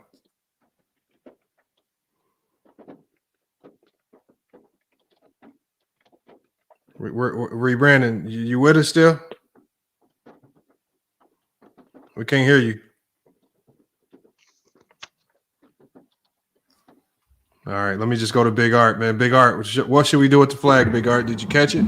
Yes, I did. What's up? And I went back and listened to it. What up, Lamar? What's up, everybody? How y'all doing today, bro? What's good, man? What up? I went back and listened to it, right? He did say consecutive, and he did say Oscar Robertson, right? Mm-hmm. The only confusion is that if he misspoke at first, can we still give the flag, even though he misspoke? Who misspoke? True. Mike, can you hear me now? True. That's my whole point. Right. I'm just trying to get clarification. That's why I'm letting you decide. Do you want to, even though he misspoke, either way, you got two elements to consider because Mac Def's when Mac Def, when he first heard it, he said, no, I didn't say Russ did it 5 times in a row. I said Oscar. And then True was like, well, neither one of them did it. So let's just go for both. So I don't know. It's hard. That's where it gets funny. That's why I want you guys just to decide. Well, I'm gonna say yes, right? Because he was wrong in both accounts. Either account, no matter what he said, he was still wrong. So I'm gonna say yeah, the flag count. Go ahead. Okay, so we got 3. So let me go to Herm. Herm. Oh, did we already get Herm's vote on this? Yeah. All right, we got Herm's already. Hold on. I'm about A30's about to come up here. Reed Brandon's back in. We got Kane Marco. Yeah, we hear you, Brandon. What's your thoughts on the flag, man? All right. So I think the flag should stand, right? But I think, oh boy, like he challenged Westbrook, right? So it's like then you let him switch his challenge. Like we watching football, they don't let you challenge if it was a fumble, but then like change your challenge in the middle of it. He should still have to hold to that challenge, but I think it got put on. He challenged something that Bro didn't. No. He challenged something that Bro didn't say. So it's like, did he lost that challenge, right? Because he never said that. So this is what I'm saying. Is it yes on the flag or no to the flag? But if I say yes, yeah to the flag. All right. So if you say yes to the flag, so that gives 4 votes for the flag. So that means the flag counts. But he didn't win that round off of that flag, though. He still lost on that flag. No, he won on the flag. No, if we grant the flag, because you have to say no to the flag. Because if we grant the flag, that means I'm allowing. Because whenever we do these flags, we always go back and forth on the clarity of the question. Yeah, and so you're not locked in on the wording of the question. So I'm gonna say typing in the chat GPT. I'm gonna say no, but he challenged something that the dude didn't say. Okay, so you're saying no. That's why I let you finish the round, because if you say no to the flag, you're just gonna judge the round as normal. Nah, no to the flag. Hold on, let me. So we're tied 3-3 on the flag. 3-3 on the flag, man. Sturdy. So Lamar, what you think? So what you think, Lamar? Nah, we're gonna get Sturdy to break the tie, man. Oh, Sturdy in here. I ain't know. I'm not gonna drive and hand me and y'all ain't gonna drive. You're fired. So much, bro. But you gotta honor it though, because we honored every challenge so far. So you gotta honor it. You gotta honor it. All right, man. Hold on. Sturdy said it's full up here. So I don't want to kick anybody out. Send me to the backstage. All right, I got you. Let me let Sturdy up. I say no to the flag, bro. Who's that? Kane Marco. Oh, I didn't get Kane Marco's vote. No, I say no to the flag. Oh, okay, Kane Marco's up here. So Kane Marco says no to the flag. So that means actually, if he says no to the flag, that's 4 votes no and 3 votes yes. So that means we're not going to allow the flag. And then it can go both ways, but I don't know. You gotta know what you're challenging. You can't misquote, and then sometimes MacDef, you can't talk yourself into a new type of challenge. That's why. But he did say Oscar. He clarified, and it's okay because I heard it consecutive, and he clarified saying Oscar. So what's within Oscar? I heard that. Yeah, that's the thing, Lamont. That's the thing that's confused because it's that part. You put in the chat GPT both Westbrook and Oscar, so that's why it's like I agree with her. That's why you got to honor the flag. Let me. Y'all went through that whole process, and I just realized this too. Hold on, MacDuff. Y'all even finished the panel vote. Let's finish the panel vote, and then we can do this shit after. You don't have a panel vote without knowing what the first round is, because you just got you just got it, MacDuff. We just got it. There's no flag. You just heard it. 4 votes, no flag. So right now, let's just go ahead and do the voting then. We already had one person say that MacDef won if there's no flag. Who said that actually? Mingle said it. Okay, so Mingo gave this to MacDef with if there's no flag. Let me just go to Big R Sports, man. Salute to Big I got R a question real quick, Lamar. So since hold there's on no one flag, second. Hold on. We're gonna go to Big Art. We're gonna go to Big Art. And y'all make sure y'all check out Big Art Sports, man. His basketball channel over there. They do big things over there. Just Google it. I'm gonna put the link to his channel in the chat here in a minute. But Big Art, man, who you got winning that debate and why? I'm gonna go 2-1 True, the first and the third. In my mind, I'm gonna count. I'm like the flag still kind of count because I'm gonna hold that against him because he lied in this round, whether he was talking about Russ or oh boy, right? So he lost that round. And True, you know what I'm saying, kind of washed him in the third round. So yeah, I'll pick True. Go ahead. All right, let's go with let me go to Nahari Bulls fan. Who you got winning that debate and why? So I'm just going to go off the debate. The first round I had MacDef winning. He did a great job kind of defining like legacy. And he did a great job picking a lot of Russell Westbrook's flaws as a player. Second round, I'm going to go with Chu because he pretty much counted that way. Him being the guy with the triple doubles and him pretty much bringing teams to the playoffs that weren't supposed to make the playoffs.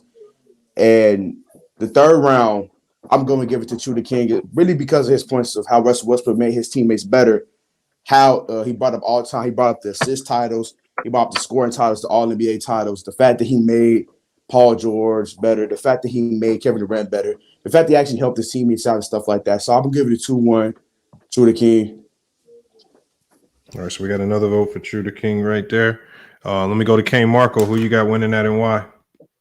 I got a True winning that 2-1. Just like my last guy said, first round and third round. As far as the first round, to me, the argument, the legacy part hadn't really been defined, and y'all really just went back and forth about a triple-double stat that really wasn't necessarily relevant to the legacy thing. And in that third round, just like bro said, your legacy is everything you leave behind once you're done playing. So when you go back and look at Westbrook, like he said, he got MVPs, he got scoring titles, he got assist titles, and he averaged a triple-double with Oscar Robertson, who, like Buddy, he won in the second round by mentioning that top 75 player thing, but at the same time, it kind of shot him in the foot. Mm-hmm. Yeah. Because when you look at the legacy, it's going to be he a top 75 player, he an MVP, he this, he that, he did this. And that's the legacy. The All-Star MVP is, like he said, all that is going to be his legacy. That's his All-Star MVP. Hold on, Mac. There. Oh, we got Minor. Who you got winning and why? I got True winning 2-1. I will say this though, Mac Def shot off like a rocket that first round, bro. Pause. But he was cooking that first round, and then he just kind of petered off. And True the King just hawked him down, and he won the next 2 rounds hands down. So if Mac could just keep his consistency through all 3 rounds, he might have got True, but it is what it is. True 2-1. All right, let me get Herm's thoughts. Man, Herm, who you got winning and why? I got True winning 2-1. Since the flag is at the question, Mac Def did come out strong in the first round, but ultimately he phased out, and True came out stronger in the second and third round. So if I gotta give it to True 2-1. All right, so we got another vote for True right there. All right, look, it looks like right now True the King, that's 5 panel votes for True. So there's really no way for Mac Def to catch up. So we're gonna go ahead and in the vote in the poll. Let's see what we got. And when I end it, we have. Hold on, yeah, it's taking a while to pop up on my end. Give me 1 second so I can see the results. Good job, True. Okay, there it is right there. It got True the King winning in the chat, 57% to Mac Def's 42%. So this one, True the King wins. That's a close check. That's good. Yeah, after some tough. Hey, GG, shout out, Lamont. Listen, what you think, Lamont? What you think, Lamont? I mean, I kind of felt like I had True winning 3-0. I mean, I even had him win in the first round just based off what he said. Again, when I just feel like it almost kind of sounded to me, and I could be wrong, but it sounded to me almost like Mac Def was arguing for Russ. Facts. It felt like that a little bit. He gave him his arguments. That might go. I'm sorry. That's why I said he shot himself in the foot, man. That's second round, yeah. That's what I'm like. And then even to finish it off, even to finish it off, he was like, yeah, he said something about like you got to be mindful of the fact that when you don't have the last say so, you can't tip people off on how to close.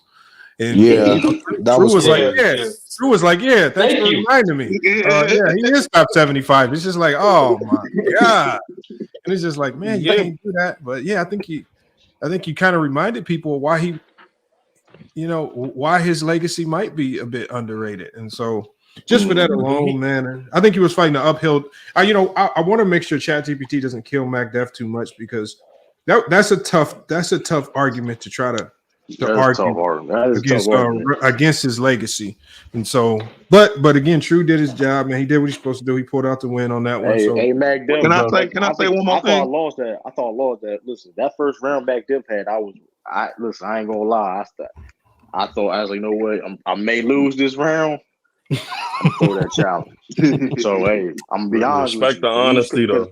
Because listen, Mac, I like how he set it up though. I like Mac Def round how he set up the you know what I mean.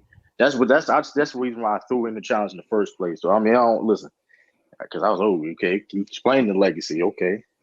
It's the Shout out Mac legacy, Def bro. though. He called Westbrook a loser, then brought up Derrick Rose. I'm like, wait, Derrick Rose ain't win shit either.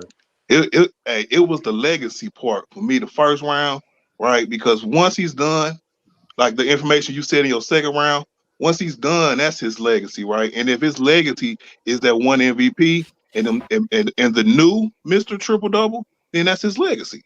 You know what I'm saying? I think he'll be rated appropriately because I think we are smart enough to know where he fits. You said he was a top 10 point guard in your own soliloquy. Hey, but you know what? You gave him that win though. All right. Well, let's. We gotta hear. We always gotta hear from the people, man. Where Mac Def go? You still here? Oh, Mac Def dropped out. He dropped man. out. Oh, he dropped out, man. That's crazy. He didn't want no smoke. Nah, I mean, listen, man. Hey, the rubber. Listen. Go ahead, Tree, man. Hey, listen, man. Locker room. All that ducking. Shout out to Mac Def though, but I had to get Mac Def out the way, man. The first time we debated was too close, man. Y'all better stop playing me. Listen, I'm always gonna bounce back. I ain't never dead. I'm gonna still be here, still be debating. I'm gonna get back in that top 10, probably by the end of the night. So, like I said, you got people like the Duck Room, ducking and stuff like that. Marquez was talking crazy earlier. Listen, I debate anybody. I saw Hitman X talk in the comments. Oh, you ducking low. I don't care who can get it low. Stephen A. Smith, Shannon Sharp. I don't care. Cat Williams. He going trending right now. I don't care who it is, man. Line them up. I'm going to knock them down. I don't want for no smoke from nobody. Win, lose, or draw, it's going to be a fight. That's all I got to say. True the King, man. True the King is calling everybody out. The locker room don't like that you keep mentioning them, but man, locker room, I don't know, man. It's gonna get tough to stop. You got gonna be able to avoid a lot of these guys for much longer, man. You're gonna have to. I don't know, man. It's starting to.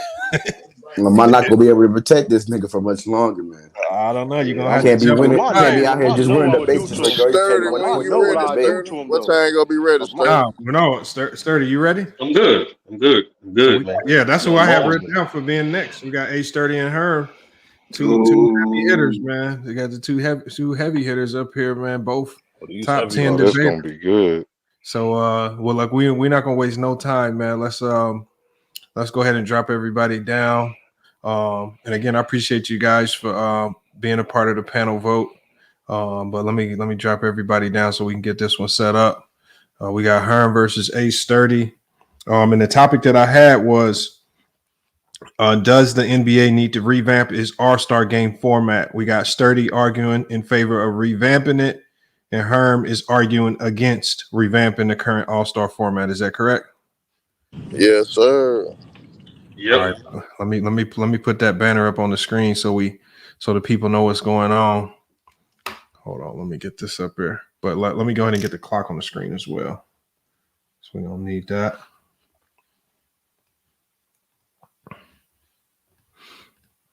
All right, both you guys know the rules already.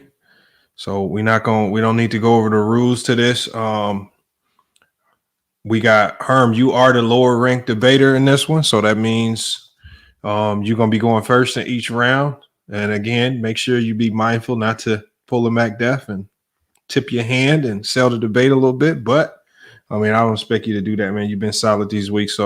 But you got A Sturdy this week, so you got a challenge. But the first round is on Herm to start this off, and your time starts now, man. Go ahead and cook. All right. The All-Star game, it's the reason why the NBA has gone back to its old classic East and West. They finally this year decided to go back to the standard East and West with no draft and none of the different things that they've been trying to do ever since 2018. It's the reason why. Because due to the fact that the All-Star games, when it was normal East and West, that's when you get the most competition. That's when you get the highest views. That's when you see better competition in the game as well. So the NBA understands this viewership now. When you look at the average age in the NBA that watches, the average NBA viewer age is 49 years old. And understand this, you guys. The NBA viewers that are that old and around that age, they don't like a lot of change. So the NBA understood that. That's why last year had a record low. You had a record low in 2000, with 2000 last year with 2.2 rating, only 4.5 million views. That's why the year before that, you had a 3.1 for us in ratings, and you had 6.28 million viewers. It's the reason why. A lot of people don't like a lot of change. Unfortunately, the NBA tried to be creative. Yes, the NBA tried to do something that would grab a lot of attention throughout the world and bring the younger viewership into the account because it is a younger league now. But at the same time, it didn't reach. Same time, those All Star games didn't hit, despite of the ideas that they flourished. So, end of the day, the NBA believes, since they understand the average age of the NBA viewer, that they had to go back to the old standard, East versus West. You got all these classical games that we have as well, which I'm gonna allude to in the second and third round. All right, that's time. All right, it's on 8:30, man, to close out the first round. Go ahead and cook. When was the last time y'all was excited about the All Star game? Mid to late 90s, early 2000s, maybe. The reason why the All Star game needs improvement is because it's simply boring. These players are coasting through it regardless of who's the captain or whether it's East or West. It's proven already. Today, ladies and gentlemen, I'm going to explain to you why, not only why the All Star game needs revamp, but three realistic ideas and areas of which they can revamp. So let's one start with expansion. Only 12 people from each conference make the All-Star game. Let's expand it to 15. The reason why we need to expand it to 15 is less All-Star snubs and most importantly, more representation of players. If each roster holds 15, I don't understand why there can't be 15 representatives for each conference or each team instead of 12. So let's expand more players in the All-Star game. Second thing is let's expand the cities. The only All-Star games that the cities are that host the All-Star games are the cities that host NBA teams. We need to expand those location to other basketball fans, cities like Seattle, like Vegas, like Kansas, like New Jersey. When they do this, they will increase fan notoriety, spread marketability, and also help the economy of those cities as well. And another way we expand upon the All Star is also expanding who select the All Star. So far, the NBA brass has selected the location of All Star team. All Stars game.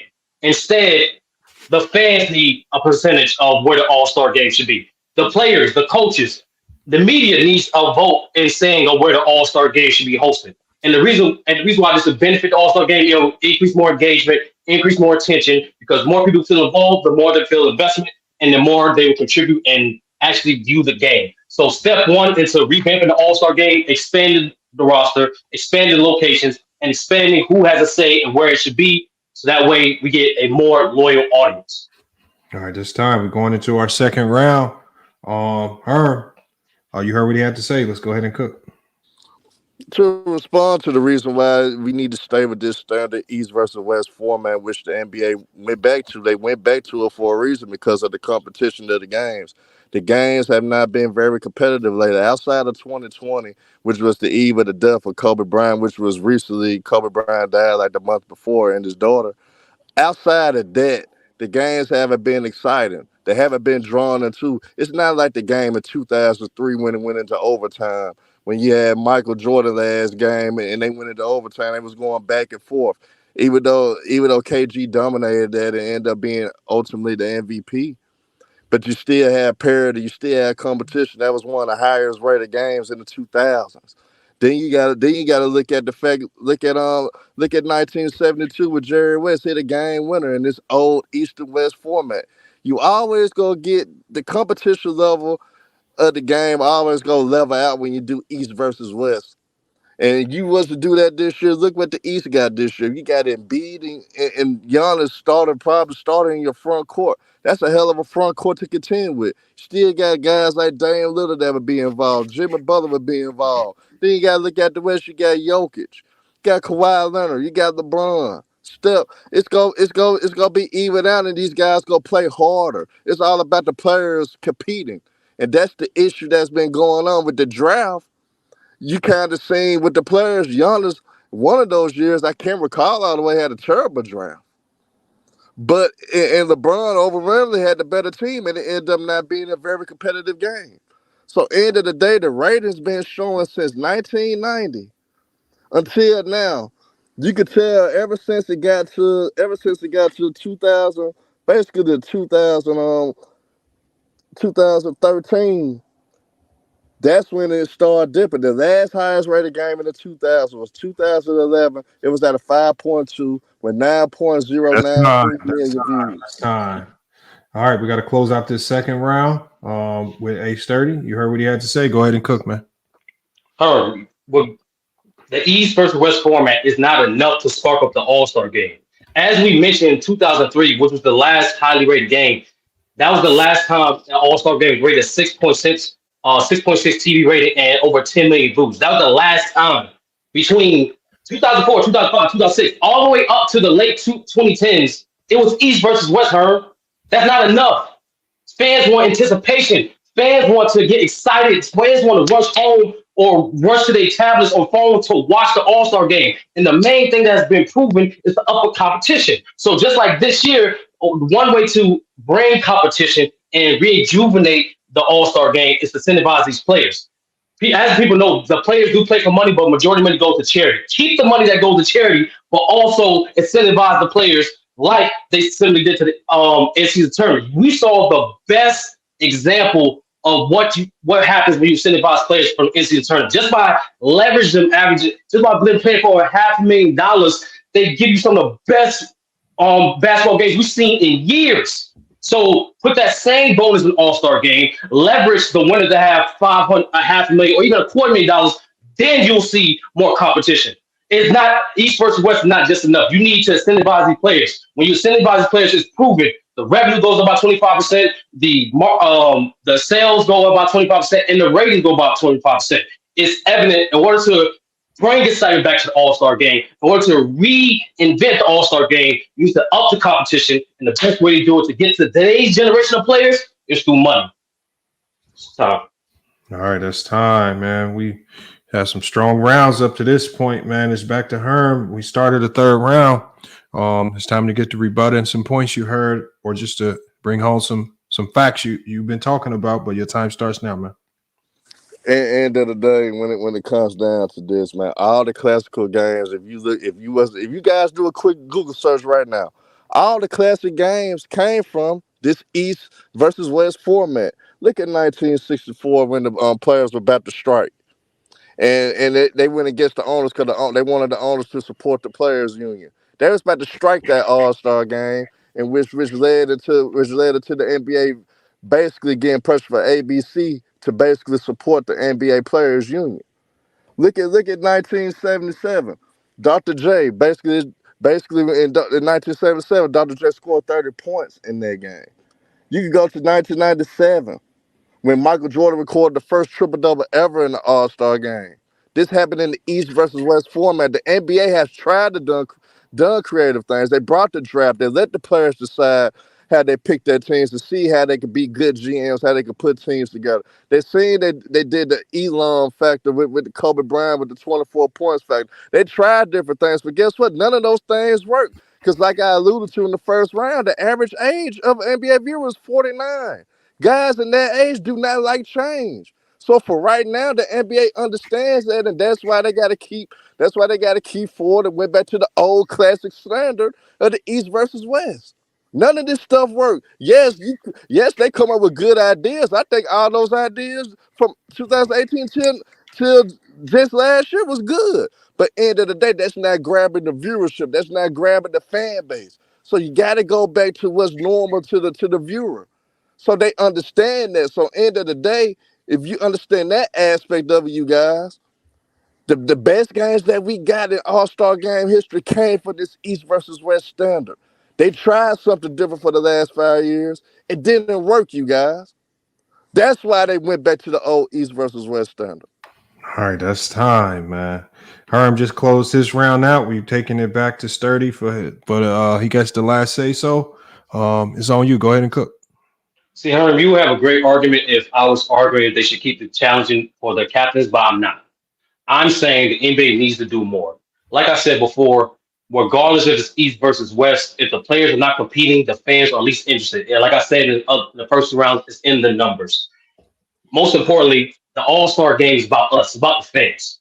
If we feel like we're more engaged in deciding where it's located, if we are more engaged on deciding who plays more and actually get more players involved in the All-Star game, we feel more represented. We'll feel more engaged. You'll actually increase more loyalty and viewership through that way.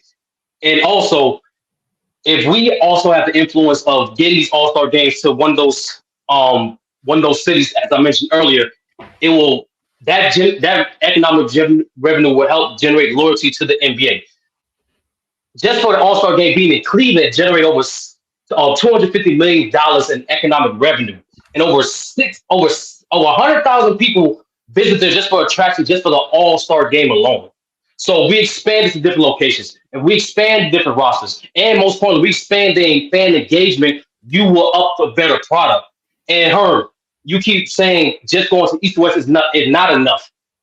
Like before they went to captains, the ratings were still going down. The only time they went back up was when players were like Kobe was retiring, players like Michael Jordan was retiring in 03. That only when also games well. Besides that, it constantly goes down because fans know players aren't competing. So if the NBA gives players monetary incentives that we just saw in the NCAA tournament, we will get the main thing that we watch the game of basketball. The reason why we always pay attention to things like NCAA tournament in the playoffs because it's increased competition. There's more to the game, more incentives, more narratives, more headlines, more attention. And that's how you get the All-Star game back where it needs to be. All right, that's time right there, man. Let me go ahead and start the poll for the chat. You guys get to start voting it up there. And we're going to bring everybody back up. I thought that was a good debate right there. Both came with some strong talking points. But now we got to get to the vote to see who got this one. Let me start with Rebrandon. Who you got winning that and why? Hey, can you hear me? Yeah, we hear you. All right, cool. So I got Sturdy winning 2-1. I really wanted to give it to Herm, but I felt like a lot of his rounds were repetitive. I think that first and second round, all he did was repeat itself. But to Sturdy, I don't feel like fans that are watching the game actually care what a game is at. I think the people who are attending the All-Star weekend care more about that than people who sitting on the couch. But I gave it to Sturdy though for sure. But good battle though, both ends. All right, we got one vote for Sturdy. Let's go to Big R Sports. So you got winning and why? That was a good battle, man. Shout out to both gentlemen, man. That was a good battle, bro. It was tough because I'm gonna go 32-1, just based off the fact that if it's not working, you got to be down for trying new things, right? And that's in favor of changing things, making sure it's right. And we actually got changed this year because it's gonna be East versus West again. So the cities, the formats, you know what I'm saying, things like that to try to get more fan engagement is happening. So I went with Sturdy, man. Go ahead. All right, let's go to Minor. Who you got winning and why? I actually got Herm 2-1. I think Sturdy made some excellent points. But the point that kind of drove it home for me was Herm talking about the viewers. And that hit right home with me. I do not like change.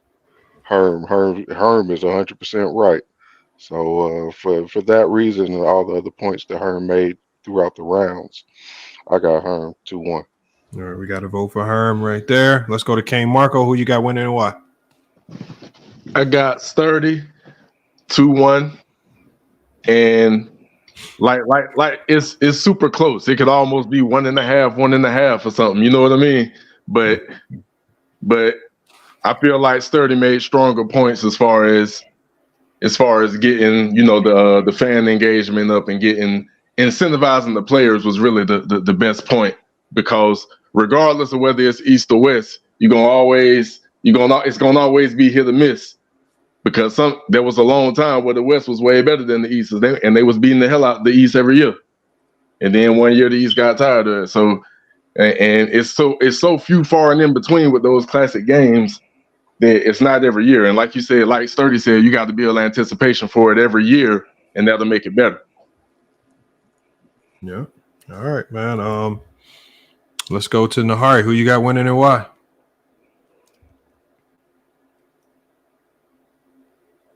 You on mute, Nahari? All right, Nahari's not with us. I'm gonna drop him down. We gotta get another active voter up here. I'm gonna drop the link in the chat if you want to come take Nahari's spot. He's not ready. I know Fontaine. I know you were trying to get in here. I just opened up a spot. Bring George up. Or anybody. Really, primarily, I want you. If you have a debate scheduled for the day, you want to be one of the first ones to hit that link because we're gonna need you up here first. But let me go ahead and go to Mingle Jester. Who you got winning and why? Well, that was actually a really good debate, and they both made really good arguments. I mean, that was good. That was good. But I got Herm 2-1 because I think Herm was explaining his points a little better, even though Sturdy was coming with it too. They both were coming with it. It was kind of hard for me though, really, to be honest. It's like it was so close. Like I couldn't really tell which one was which. Like I couldn't, But I got Herm 2-1. All right, we got another vote for Herm. True to King, man. Who you got winning and why? That was, man. Shout out to Herman Sturdy. It was a very close debate. Damn, I gotta judge it.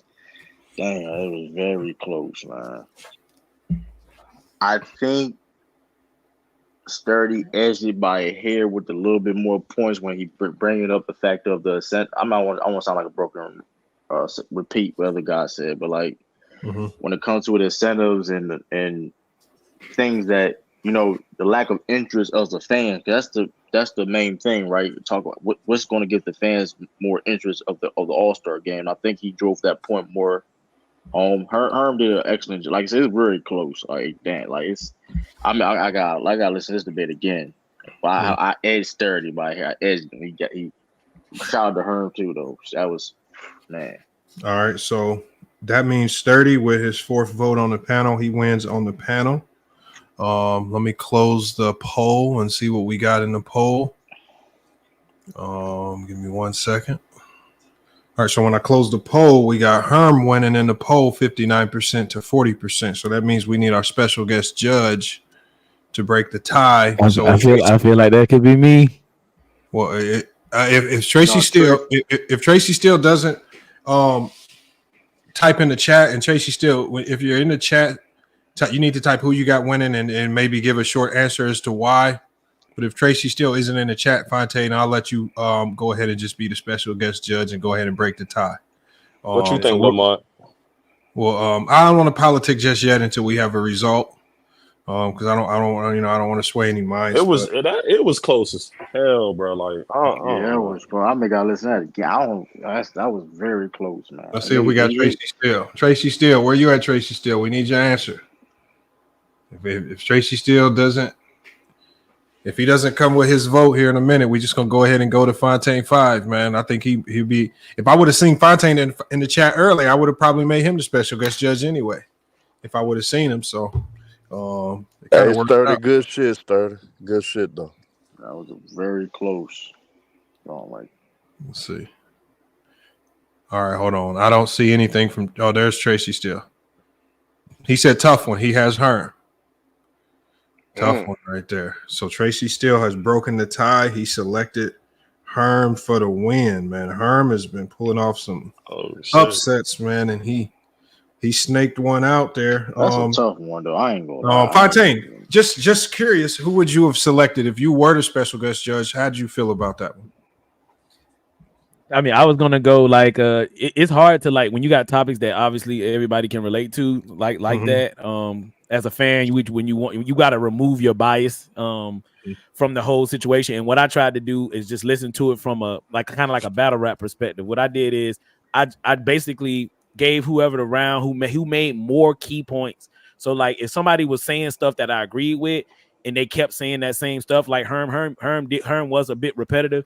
I agree with a lot of the stuff he was saying, but it was more repetitive. I felt like Sturdy gave a lot more key points to make his point, and it was different points. So I kind of like graded him on a different scale because he gave actual more facts over the course of his 2 minutes in that second round and in that third round. So, but I would have linked Sturdy, even though I did agree with a lot of the stuff Herm was saying. Like I said, it was kind of repetitive, but that's why I would have went. But somebody else already did it. So yeah, Tracy Steele, he's still there. If he wasn't there, so that's how you know it could win either way.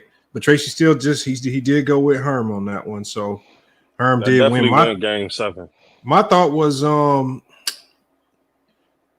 had Herm 2-1.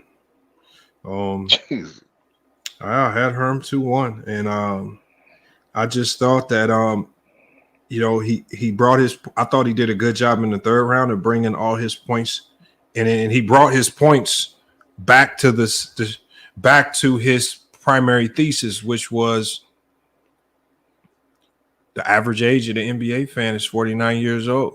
And it's just not a significant fan base that likes change. And it's probably one of the reasons why when they did try to make changes, we saw ratings decline. So I just think, I don't know if, I think Sturdy has some good points like he did in the second round. I just don't think he was ever able to answer that question, that issue right there, the average age of the fan. And when you talk to people in sports media and when you're talking demographics, that is a humongous factor. When you talk about your viewership, the average age of your viewers is one of the biggest factors into how you market your product. And I would almost guarantee that might be one of the reasons why they went back to the East-West format, because of that alone. I got a point, Lamont. Yeah. I got a point I wanted to ask you. My bad, I ain't gonna cut you off. But what I was saying, what I've heard two people say tonight on two different topics was they bring up the basically the ratings for like when people were watching TV, and like basically bring that up to like kind of defend their point, saying the ratings were at a certain point during the 90s, or basically like Herm was saying where the ratings were where they were because a certain viewership's age. Well, I think that the dynamic has changed, and just because a game got more ratings in the 90s, and or like you said, like Herm was saying, more people don't like change. I think that the surface of everything has changed, so it's up to the NBA to change with it and kind of like make it a different aspect, because people kind of receive this information differently. So just because today, like you said, only 3 million people watched it versus 10 million back then. Like people are watching it microwaved and they're seeing it and watching it on your stream and Showtime stream. They still watching, but they just not giving it to the NBCs or the ABCs or the people that are gonna host the channel. You see what I'm saying? So it's not like people aren't watching the sport. Okay. No, I mean I think it's good points. I mean, look, I'm one of the people that I think there needs to be a change, and I think the NBA, because of the demographics issue, I think they've struggled with identifying what that change needs to be. And it's just like, until you have a viable replacement, when you start toying with it and you're just doing trial and error every couple years, it just makes for a bad look to me. And so, I don't know what they need to do. I don't know what the exact change needs to be to maintain viewership, but Yo, Lamar, can I say something? Yeah, go ahead. Yo, shout out to her. Like, real talk. That was a good debate. Starter, you brought it. Hold on. Let me put you on the big screen, Sturdy, as usual, man. No. Nah, we got to put you on the big screen, man. All right. Go ahead. Shout out to her. Take your victory lap, Great bro. debate. No. Shout out to her. Great debate. That's pretty much it. Sturdy, give us a break now, Sturdy, man. Come on, man. I thought he did great. The thing about Herm is a great job, like being unique, right? So him, like Miner touched upon it, like him to relate to some of the older crowd. That was a good little touch. But I feel like the best way I can do it, I thought I addressed Herm's point. I thought I brought many things to the table, different expanders of the roster, the fan base, but great debate though. Real talk. All right, yes, That's sir. it. Yes. All right, man. Let me get Herm up here. Hold on 1 second. Let me get Herm up here because I know Herm is gonna want to say something, man. Herm has really been grinding these debates out on a week-to-week basis, man, and that might be one of his most significant wins. You know, it albeit close, is definitely one of his more significant wins. Herm, what you got on this, Herm? I get it out the mud on a lot of guys. I gotta give props to True because he brought me to this circuit. Because I never thought about doing this. But shout out to True the King for that. Sturdy did a hell of a job. Great debate. But a lot of people didn't take me serious at first because I am a troller. I do be trolling a lot. But look at your boy, man. Your boy got some type of knowledge of the game. So you know what I'm saying. I being modest. I being humble because I know Sturdy is a hell of an opponent. I know we got a lot of great debaters, man. Now I just got to build on this and to keep getting better. I'm ready for that crown, man. Super Bowl weekend, I'm ready for that crown. So that's what I'm looking forward to. Yeah, play with your bitch, my nigga. Yeah, shout out to Young Dog, man. R.I.P. to my boy Dog. Living 10 in the building, my nigga. Shout out to Memphis Tennessee in the house, huh? Fontaine, what's happening, man? Had it hurt. But salute to everybody, man. Hey, I'm being humble, man, because Sturdy is a hell of an opponent. He been at the top of this long for a reason. So, man, I'm humble about it. Just gotta get ready for my next one. So that's my take on everything. They say we ain't ready. Listen, man. Good That's job, why I Herm. tell people. Lamont. You can share the Herm. Oh, okay. What's up, locker room? What you say? I gotta. Okay, but yeah. What did I do now, locker room, man? So here's where I gotta call you out, Lamont. Now, 30 minutes ago, you try to put me on the spot because I don't want to take a debate with a nigga that's in the G League, right? For True the Queen. You talking about I can't keep ducking True the Queen. No, I didn't say that. That's not what I said. Hold on. That's not what I said. Insecurities. Lamont, real quick. So here's my thing, right? Yeah. I done put 2 niggas in retirement. We have not seen Pull Up, Pod Trash, or Young Africa since I got them out the way. That's number one. Okay. Number two, where's the hoe from UK? I made him. That's 3 niggas I've made literally retire. Who is ducking True the Queen? Retire me then. How about that? Retire me. Lamont, that's 3 people I put into retirement. Hey, you heard and you what talking about Lamont? Hey, listen. I put more people into retirement than anybody on this channel, and you talking about I'm ducking True the Queen, who's not even ranked? First of all, you gotta stop trolling, Lamont. Time on. First of all, you gotta stop trolling. I built this debate. Lamont, why? Lamont. I'm the reason why you here. Lamont. I'm the reason why you can't talk. So let's not play this game. Listen, man, you ain't the A side. Why you keep talking like you the A side, man? Lamont, you ain't the A side, Duck Room. Hold on, let's just do this. I'm gonna let locker room get his. No, Lamont. I got one more thing to say. Yeah. Now you started this show at 7 p.m. Yeah. Now apparently this nigga Lil Ox said he was gonna be here at 8:30. So it's almost 10 p.m. How you talking about I'm ducking? I've been here damn near 3 hours waiting on this nigga. Where's my opponent? I keep saying it in the chat. Where's my opponent, man? We're damn near 3 hours in. Damn. And that being said, I'm right here. Listen, it's last minute prep. True, last shut up. Minute prep. You don't Lamont, want that smoke. Where is Little Ox? Hey, Lamont. I don't look. Hold on. Breezy is saying. So hold on. Breezy is saying Big Ox is on the way. Nigga, how he know? What they in a relationship now? How do you know? Hold on. Here's the thing. If you don't show up, dating? if you don't show up, it's a forfeit. So what? Only thing we can do is if he shows up, we'll try to make it happen. Hopefully, but as of right now, I haven't heard anything from him. So I have it written down right now as a forfeit, just because I haven't even heard from him. And like most guys, like Low told me he has to do an hour show on playback. He's gonna be in towards the end. So I've heard from some people. I haven't heard from Big Ock yet. Lamont, here's what I'm saying though. You got to make sure you tell Chat GPT that I put the hoe from the UK into retirement. You have to include that today. So I've already got 1 forfeit on my books today. Now we got Lil Oxtail. Shout to Sammy Baby in the chat. Now we got Lil Oxtail ducking. That's 2 forfeits in one show. Come on, man. What are we doing? Bro, you not Hold like on. that, So bro. let's see. So far we This got is crazy. the locker room and H from the UK. That debate is forfeited to locker room. We got H30 and Herm. That's ended. We have H from the UK versus Big Ox Bob. That obviously is forfeited. We have Bob versus the locker room. We're still waiting for Big Ox to show up. Big Ox here in the chat. Yeah, he just. Nigga, what is he doing in the chat? Pull the fuck up. I was trying to What tell you typing in the Lamont. chat for? We've been here 3 hours. I was trying to tell this nigga that he's here. Y'all just be going on. Here's the thing. That's why I said, can I say something, Lamont? I didn't know he was here. That's why I said, let me say something. He's like, locker room. You called Candyman, and then Candyman showed up, man. The energy changed now. Man, listen. You do all that to lose.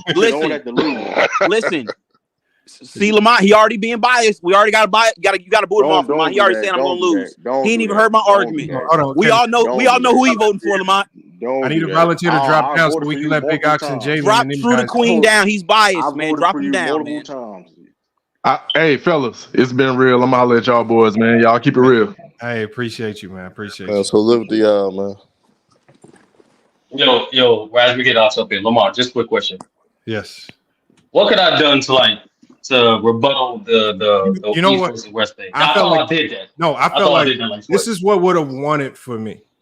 And neither one of you touched on this. And the fact that Herm didn't bring it up is amazing. But because you guys were just so hyper focused on just the All-Star game in and of itself. But when I think of the All-Star game, I think of the dunk contest and the 3-point contest. No, Lamont, we talked about that. I was just about the game. Do you want to expand the event? And he was like, nah, just the game. I'm like, I bet. And Okay, he kept it strict to the topic. okay, if y'all just talking about the game, then just the game like, in of itself. I just don't. Yeah, I mean, you would have had to come up with something that addresses the current fan base that watches most.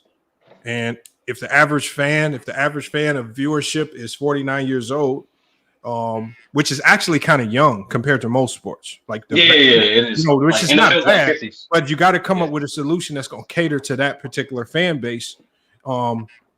But then I thought I did that with the competition, as I mentioned with East Asia tournament, because like I thought maybe the way I said it, like I thought I mentioned the ratings, like it was East versus West since the 2000s. It was lit like that for like 15 years, and the ratings were still low. That wasn't an issue. It was the fact that there was no competition. The main thing people don't look forward to the All-Star game is no comp. Players be playing around. All right, we got to get Big Ock up here. We got Jalen. It was a tough one either way it go though. It was like Lamont. Hey, Jalen. Your debate is canceled, or at least canceled to next week because the casual did hit me up. Yeah, he hit me up too. And he said that he could not debate this week. So that is also that's going to be postponed. No doubt. Till next week. So we'll put postponed on that one. But I appreciate you pulling up. But we got a locker room up here. We're about to get Big Ock up here in a second. I just need one person to volunteer to drop down. I gotta go do some. Hold up. Lamont, if this nigga wait at another 30 minutes, if we get to 10 p.m. and he don't show up, we gotta duck around, man. He's here. He's here right now. He's here. I'm dropping the link right now. Because you guys are next. And then hopefully by the time you guys are done, we'll have Legend of Winning ready. He said he's not home yet. Oh man. That means you need like 10 more minutes. I can debate Breezy while I get there. Hold on, Jalen. You were scheduled to debate Breezy? I got Breezy too today. Yeah. We added that last minute, at the end of last time. Oh yeah, that's right. I remember you guys said that to me earlier. So what's y'all topic again? The one and done rule for the NBA. He wants it to stay the way it is. I want them to allow high school players back in. Okay. So all right, I'm gonna type that in the banner. Breezy, you up here? Yep. All right, that works perfect actually. So hopefully we can get Big Ock up here before the locker room dips out. Locker room, try to stick around as long as possible. This debate won't take too long. Hopefully, we'll try to push through it. And then we can get you and Big Ox up next as soon as he gets to the crib. Nah, because he's gonna need an extra 30 minutes to go do his Google. So we're looking at what 11:30 by that time, right? No, well, he'll need to be ready by the end of this debate. I'll put it like that. All right, Or this, all right, man. Look, man, we try to look. We try to cater to everybody. Now, Lamont, he got time to text Sammy Baby in the chat, but he ain't got time to call it, bring his ass up on the panel. He say like, Sammy a little more important. He saying Sammy. How you on the way home? What you driving? You driving and texting? What are you doing? All right. All right, man. Go ahead. Okay, so Hey, you one of the funniest niggas. So the topic is again the NBA draft. Yeah, I want high school players to be allowed to get drafted again, and Breezy wants to kind of keep the same policy, the 1 year out of high school rule. Yeah. Back in the draft. And then so Jalen, you're arguing for change the policy? Change the policy, yeah, back to allowing high school kids to jump straight to the NBA if they feel like. And then Breezy is arguing to keep it. One and done. Keep the one and done. He sound nervous already. Yeah. We'll see. Don't be biased, locker room. Now look, y'all. I think locker rooms. He's voted fairly for the most part. Well, I gotta give him credit for that, man. So I think he'd be solid. It's a very interesting topic too. There's a lot of ways you can attack it. Definitely interesting topic. All right, y'all. Look, we got Jalen and we got Big Fan Breezy up here. Big Fan Breezy, man. We've challenged him. We said, can you debate a non-Brooklyn Nets topic, man? He said he can. Man. So he's going up against one of the better debaters in Jalen, man. So we'll see how he does. Hopefully we can get Big Ak up here. So hopefully he's getting prepared to go right after this debate. But let me drop everybody down so we can start cooking, man. And I'm gonna get the clock on the screen. So Big Fan Breezy, Jalen is the higher ranked debater. So that means you're gonna be going first in each of these rounds. Okay. And you guys know the topic. You guys both understand the challenge flag process if need be. The clock is on the screen, but Big Fan Breezy, you up, man. Go ahead and cook. All right. For one, thank you for having me. And for not ducking. I appreciate that. But I wanted to start off with the facts, not opinions. The fact is that the reason why one and done was implemented was because of hardship of players from high school. So it was financial hardship. The first player that was admitted was Moses Malone, but that was from the ABA. But the first two players from the NBA, they weren't that nice. One played 8 seasons in the NBA, wasn't an all-star. Another played like 14 seasons, wasn't an all-star. So case in point, you're not getting all of this talent that's coming out of high school. And again, to add to my point, the whole significance of going from high school to college is to be a student athlete, to become a student athlete, to a professional athlete. And you can see nowadays there's a lot of young guys that get in trouble. Sometimes they get in trouble in college. Sometimes they get in trouble, you know what I'm saying, right early, you know what I mean, in high school, and they try to wipe the record away. So case in point is, because the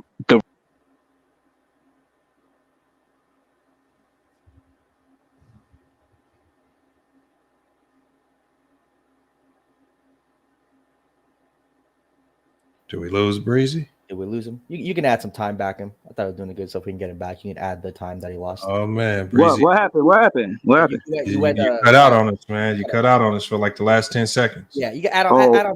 Yeah, add on the time. It's cool, Breezy. Yeah, I gave you the time back. You ready to go, Breezy? Yeah, I'm good. Just go back like 10 seconds. Just go back like 10 seconds and pick up where you left off.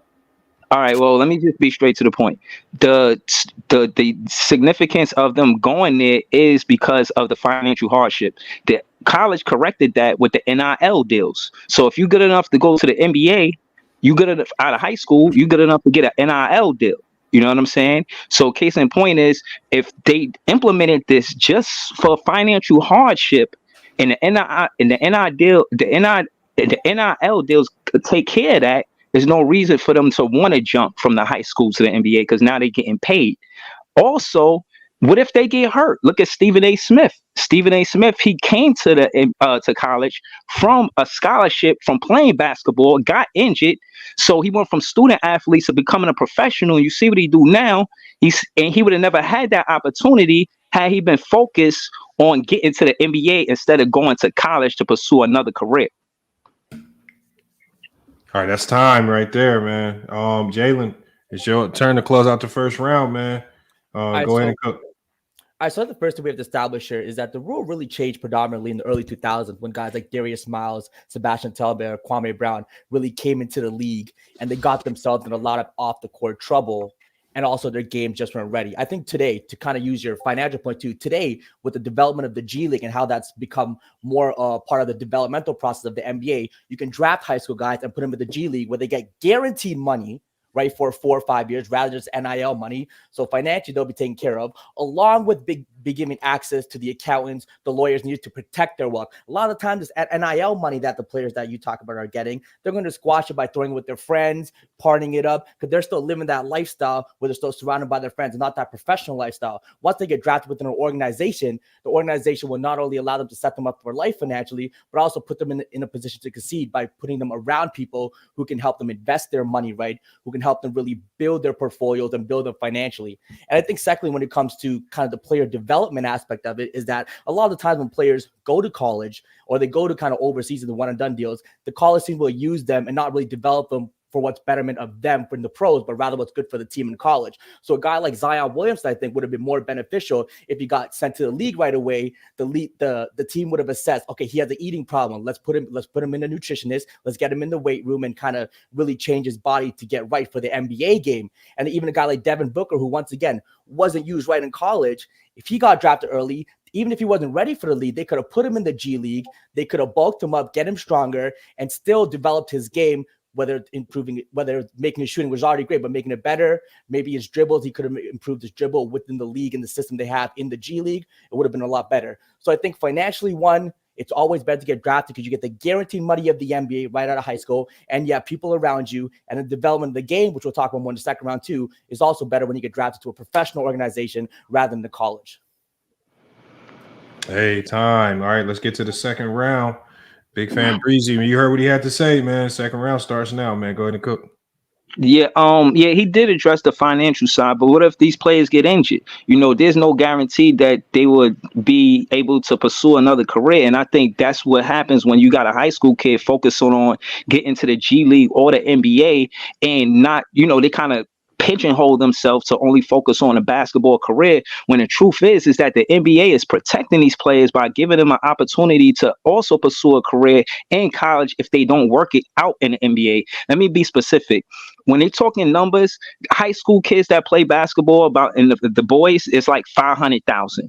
To schools that get looked at by the NBA for the most part are the D1 schools. So it's not even a lot of kids that's going to make it to the NBA from high school, let alone go to the G League to the NBA. You understand what I'm saying? So case in point is, for them to go to them D1 schools, it focuses on the development of the student becoming a professional, knowing how to deal with structure, because it's not just about money, but at the end of the day, when you representing a brand like the NBA, they need you to be professional. They don't need, you know what I'm saying? No disrespect to somebody, you know, like John Moran in a situation where, you know, it got bad press. You know, there's players who are young who could get all of this money and have bad press, and the NBA can't always clean it up.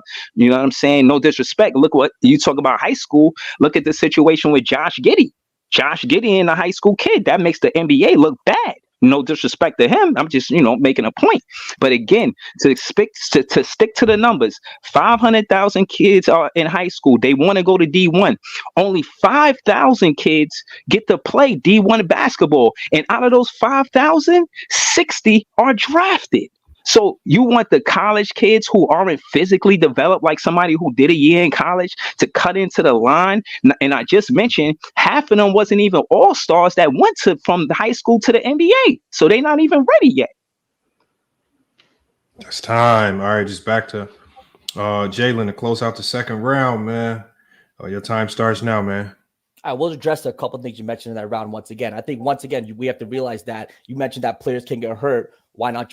Why take that risk? That's exactly why you go to the NBA. You realize you can slip and fall, tear an Achilles, tear an ACL, doing almost anything, which is why you want to jump to the NBA and get that guaranteed 3-year rookie deal right away. So you already said that $10-15 million you get from your rookie deal can set you up for life with these players. So with the whole injury concern, it's better to go to the NBA rather than going to college. Another thing I think we have to understand is, let's be real with these athletes. In terms of going to college, these athletes aren't learning to become pros. They're going to college to try to help win a national championship for their program. But not only that, they're trying to make money for that college. They're not going to class. They're not really learning anything. They're not really trying to get their degrees. They're going to go to parties. They're surrounded by girls. They're going to go to practice and try to get better at basketball. But more so, they're trying to help the school and the team win. While when you go to the NBA, they can help better themselves along with helping a professional organization and team win. And we have to address that. Guys who are drafted into the league right now, it doesn't mean they're going right to the NBA. That was a flaw. In the early 2000s, they expected guys like Darius Miles to come to the league and kind of help a team right away. He had all the physical tools, but was a little skinny. But now with the G League, they can take a guy like Darius Miles, put him in the G League and say, hey, Darius, work on your three-point shot, work on that left hand. Let's work on some basketball IQ, give him some reps in a professional level where there's other professional guys in the G League, right, who are also quote-unquote NBA caliber players. So the skills that he develops in the G League, being surrounded by these players, will help him correlate more to the NBA. These organizations can put in more tools to these individuals because they get them right out of high school. They're going to put in more time, they're going to put in more money, and they're going to put in more resources. They're going to understand the flaws of these players and make them better. While in college, like, you know what? Go out on the court, do your thing, try to help us win a championship. We don't really care about your player development because all we really care about is the money you bring to the school and the wins you bring us. While in the NBA, they're going to want the money, sure, but they want you to become a great player to help them win for a long period of time. All right, man. We go into the last round. You can go into your rebuttals, or you can just bring home some points that you weren't able to clarify in the first two rounds. But Big Fan Breezy, it's on you, man. Go ahead and cook. I think what he said is a matter of opinion. If you look at the facts, it could be a challenge if I want. Nobody in the G Leagues makes $1 million in their first season. Case in point is, there ain't no $10-15 million they making straight out of high school. That is cap. Case in point, when you got a situation where, again, emphasis on a Stephen A. Smith, he got to high school for free on a basketball scholarship, wasn't able to play because of an injury, and it doesn't pigeonhole whether your career is only the NBA or not. You get to focus on different careers like a writer, a doctor, a lawyer. You could be anything you want to be when you get to college. There's a broad of opportunities opposed to being an athlete. And that's the significance of my argument of being a student athlete to a professional athlete, because you don't necessarily have to be a professional athlete. You could be a professional at something else. You could be a dentist. There's a lot of things you could go to school for. You could even become a player's agent. You know what I'm saying? There's a lot of different avenues that college gives a player who, might not, want to pursue the NBA. Maybe they have a change of heart, but just for the sake of argument, the college, the one and done rule gives student athletes a broad way of having careers, not only the NBA. And we all know every player that goes from high school to even a D1 school is not even guaranteed to go to the NBA. And even if they go to the NBA, they're not necessarily guaranteed to be good. And you keep putting emphasis on the G League because a lot of these high school players are not going to get drafted straight to the NBA. And the truth is about the G League, you got guys that come there that's from college that was 2 years removed. You got guys that's walk-ons and they more physically developed. You know what I'm saying? You're not playing basketball with boys no more. You're playing basketball with grown men, and you're going to need that going into a professional like that. All right, time. Jalen, man, it's on you. Go ahead and bring it home. Your third round starts now, man. Go ahead and cook. I can understand and appreciate you saying that there's plenty of other career opportunities that college opens doors. But let's talk about this in the fact that players who go to college in a one and done rule, let's understand, they're not trying to become dentists. They're not trying to become lawyers. They're trying to make the NBA. And if you're a one and done guy, you're already kind of known as an NBA prospect who's going to be given the shot. No one stays in college for 4 years anymore, unless you're a guy who understands you're not a five-star product staying in college for 4 years. That's just not a thing. You're going to stay there for a year, and then you're going to go get your money and start the career in the NBA. And if the NBA doesn't work, you're going to go to Europe or some other overseas league. There's no five-star NBA prospect who thinks, you know what? Let me skip the league. Let me skip playing basketball. Let me try to become a lawyer. Let me try to become an astronaut. Let me try to become a scientist. That's not really a thing. And I think once again with this one and done thing, it's not just college anymore. So we've already seen players choose to go overseas right away out of high school. And again, some players like Jalen Green, Jonathan Kuminga, they choose to go straight to the G League instead of college because once again, it helps develop their game. Guy like Jonathan Kuminga, super raw athlete coming out of high school. If he goes to college, he's going to remain that super raw athlete, but instead he goes to the G League. They help him become a better passer. He develops a bit of a jump shot, and it gets him better to join the league. And in the organization, the Golden State Warriors, they understood what he needs. They understood that, okay, we already have Steph Curry. We already have Klay Thompson. What can Jonathan Kuminga bring us? He's going to bring up elite defense. He's going to be a slasher into the paint, and he's going to be the guy to guard the other team's best defender night in, night out, and he can hit the occasional jump shot. So with these players, they can identify their weaknesses and also bring up strengths to help the organization and team, which one helps the team and it helps the individual as a player. So this whole idea of them going to college and just helping out the school and not developing their game is not going to be a thing.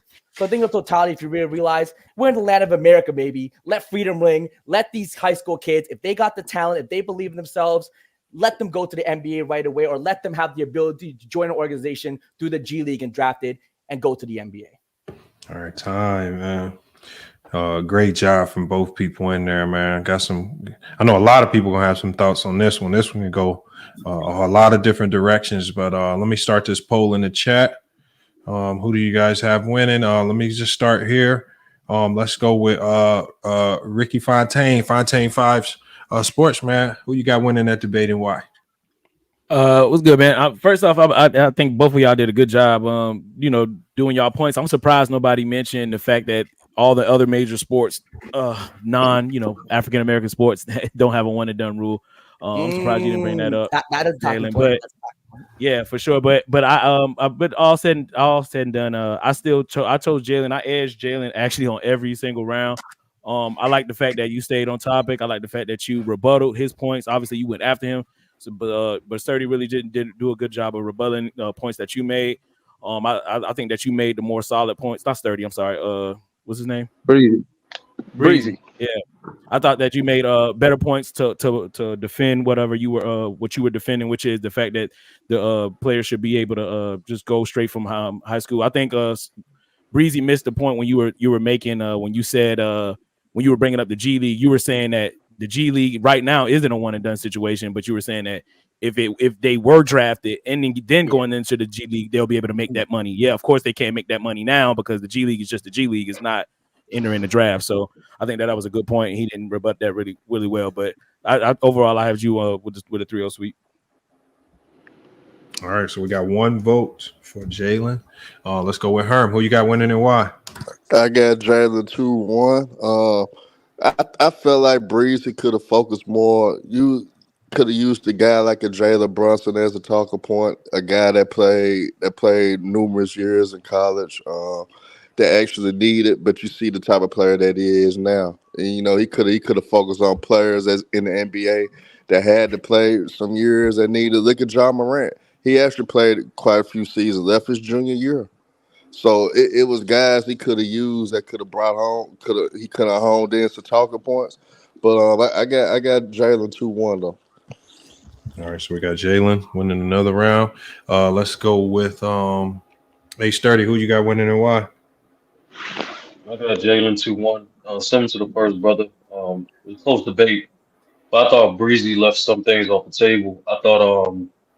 I thought he could have focused on the fact that one of the negative effects of the league getting younger, the lack of vets, and then how that had effect on the league. So if you do allow more one and done guys, you're lowering the age of the league. I thought that's something you missed on the table. I thought you started off great. I thought that third round was a unique round. To be honest with you, like the fact that you kind of complimented your second round with that third round when you said the fact that because a lot of these guys don't make it, you going to college can still give you avenues to success and supplement that with the NILs and whatnot. That was a good thing, but I gave it to Jalen. I edged it to Jalen because I thought he structured his argument a little bit more, and also he supported his argument a little bit more, especially in the first round. So that's why I got a Jalen 2-1. All right, so we got another vote for Jalen right there. Let's go to Big R Sports, man. Who you got winning and why? I'm gonna go the other way and say Breezy 2-1. And my reasoning for that is because I feel like dude said this is America and all of that stuff, right? But we get it out the mud here in America, man. We got to think about the kids who will fall through the cracks. Everybody can't go to the G League, right? At 18 years old, it has to be some kind of responsibility, right, in this whole thing, from the draft to the G League I'm talking about, from high school. The few kids, right, who are the exceptions to that rule, I get it, right? They should have the option to go to the pros, but is it at the expense of all the other kids who are going to make that decision and be like, you know what, I could do it too, and fall through the cracks? Where are you going to be cheering for them at? You know what I'm saying? So I get Breezy argument, so I pick Breezy. All right, so we got a vote for Breezy. Let's go to Minor. Who you got winning and why?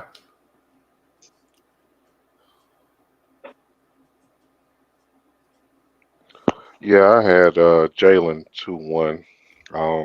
I think the points that Breezy brought up were good, but he just didn't have enough counters for the points Jalen was bringing up. And that last 5-10 second speech by Jalen at the end of the third quarter, yeah, it moved me. So yeah, I'm going Jalen 2-1. Let freedom ring, baby. Let freedom ring. All right, man. So we got to vote for Jalen. Let's get this last one in. Let's hear from Mingo Jester. Who you got winning that and why?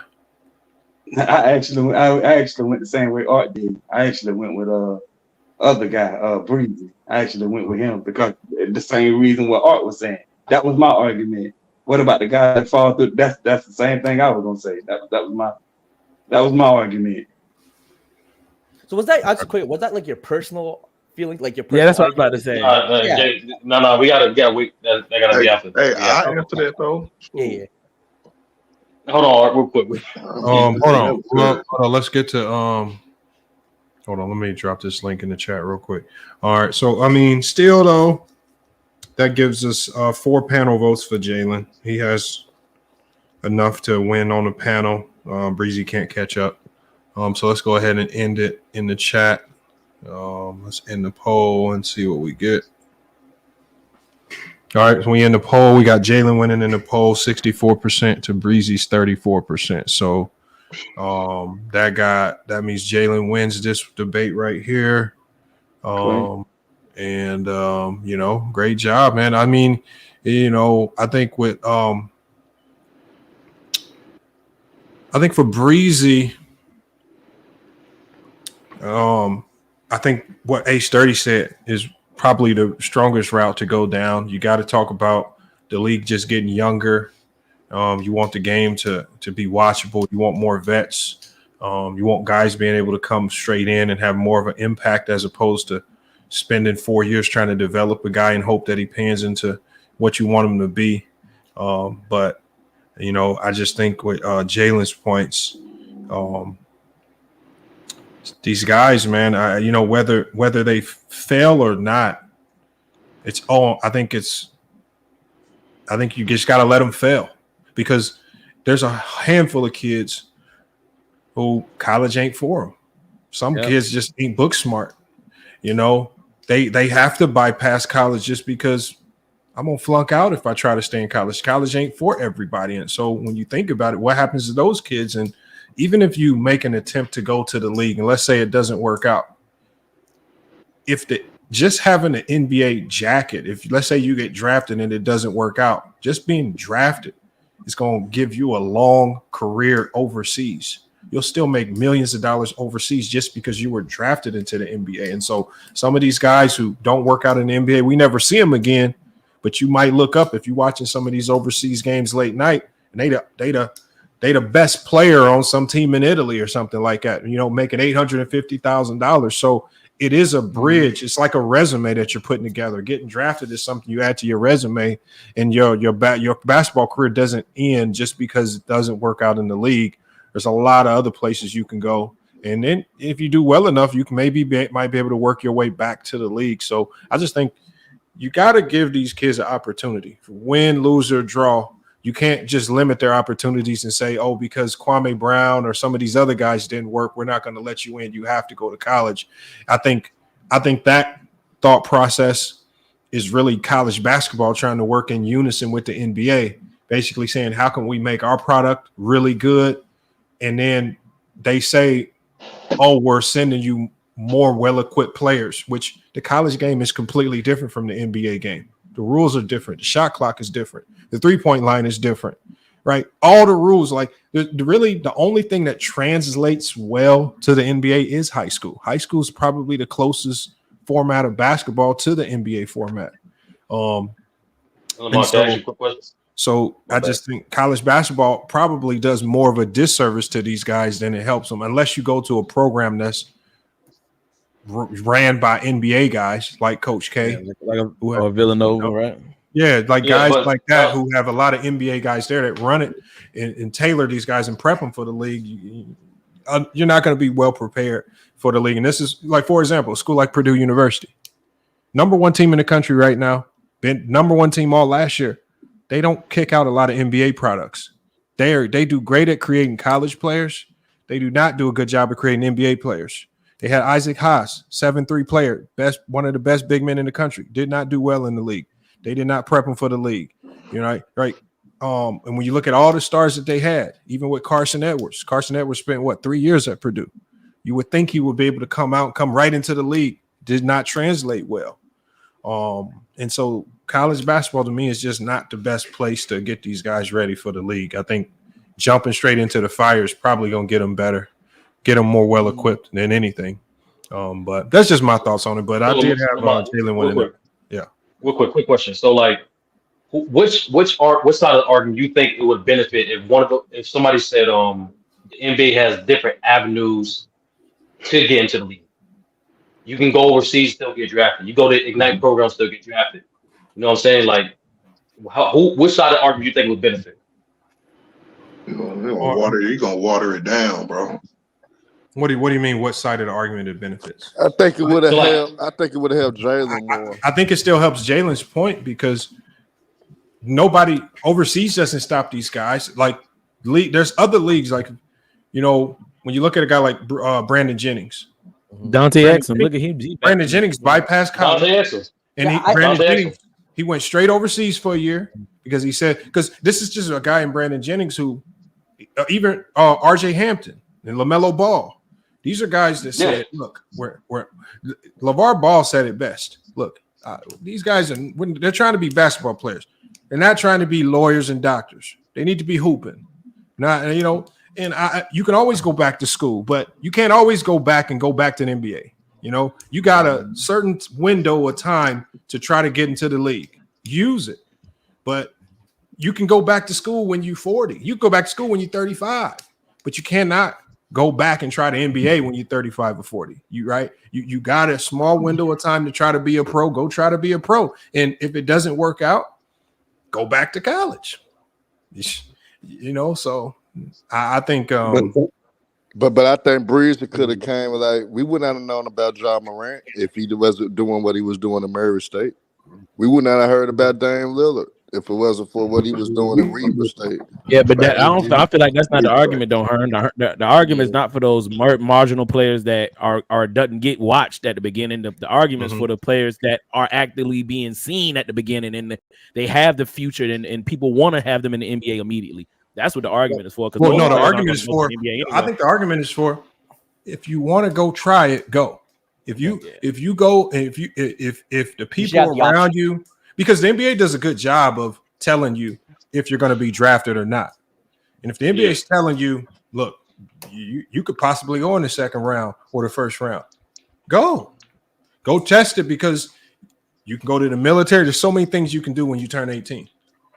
But you can't go play NBA basketball. Hey, but That's what if wild. somebody's lying to that prospect though, Lamont? That's that's one of the things that come with it. There's going to be pros and cons. That's what the small cons. But what about the guys that don't just pan out from the jump? What about guys like Tyler Hansbrough or Adam Morrison? Or what about those guys? Yeah, And they went to college. Tyler Hansbrough, I think the game just kind of passed him by. He was a very in the paint kind of guy, no jump shot. I think everyone expected Tyler Hansbrough not to be some elite NBA player. He was fantastic in North Carolina College. Yes, they did. Yeah, I host for Tyler Hansbrough. That's cap. To me, there's no way because his game was all like, great hustle plays, we get the rebound, put back, but he had very little offensive skill that would translate to the NBA. Now, Adam Morrison, he's a guy that was a scorer. I think with him, the whole ACL tear really sapped him of all his athleticism, and he kind of lost his ability to get past guys, things of that nature. But yeah, in terms of debate, I thought it was a good debate overall. Can I ask Jalen a question? Yeah. I got a question. Hold on, y'all. Hold on. Go ahead. Hey, one thing. I got a question for Jalen. Yeah. On average, do you do better in the NBA with more college experience or less? Well, I think in or none, I should say. Wait, yeah. I mean, in today's NBA, like I said, there's just so many other avenues to go rather than college. You can go to an overseas league. That's not my question. That's not my question. My question is that on average in the NBA right now, do more players like say Jaime Jaquez Jr., right? Players like that who go 3-4 years in college, are they more prepared for the NBA? Yes or no? I don't think so. No.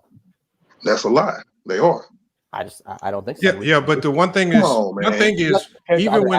even when the NBA said, "Look, we can take on high schoolers," you didn't see this mass influx of players just running straight to the NBA. There were still a lot of players that went to college and understood my path to the league is through college. Like players are still like, just because the NBA opens it up doesn't mean college basketball is going to lose all their talent and every single guy is going to go pro. Guys still have realistic expectations. They're going to go to college still. They're going to spend whatever time they need. So it's not going to really change much. But what you're going to do is you're going to open up the door for the guys that know that college ain't for them. They might flunk out.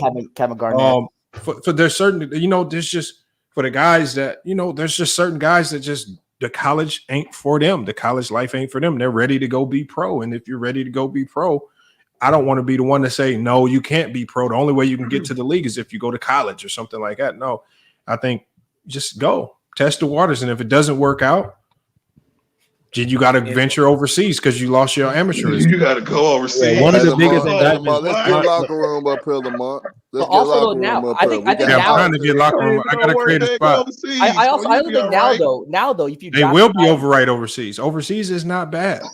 But how do you know they want to go overseas? No, how you know that? But this is the big art. That's the choices as an adult you make. If something doesn't work out, you got to keep it pushing. You got to go make a living somewhere else. Overseas basketball is part of the brand. I'm cool with the one and done rule because at least you were 1 year removed, right? Because I get it, y'all. The great players y'all want to name, the Kevin Durant's, right? Who was one and done, the Melos of the world. Yeah, of course they should be one and done because they chose to go to college, right? Yeah. But if they didn't have to, I think they still would have been beneficial going to college. You think Kevin Durant would have came straight out of high school? What if he went straight out of high school, got drafted, and then he got put in the G League for a year to develop? All right, and we see how long it took for him to develop his physical form, right? Don't you think it would have been faster if he went right to with the NBA? No, I don't, because it was only a year. Okay, so it's only a year. And you're in college, and they work out in college as well. So no. All right. Hey, look, y'all, we got that's that nigga right there. Yeah, we gotta move on. Hold on. Now let me let Breezy. As we do with all of them, man. Breezy, man. You know, I think you did well though.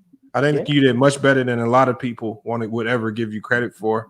You didn't win this one, but can we expect you to stay in the debate circle, man, and potentially crack these rankings, man? Of course. I want to say shout out to Jalen Carter for the opportunity.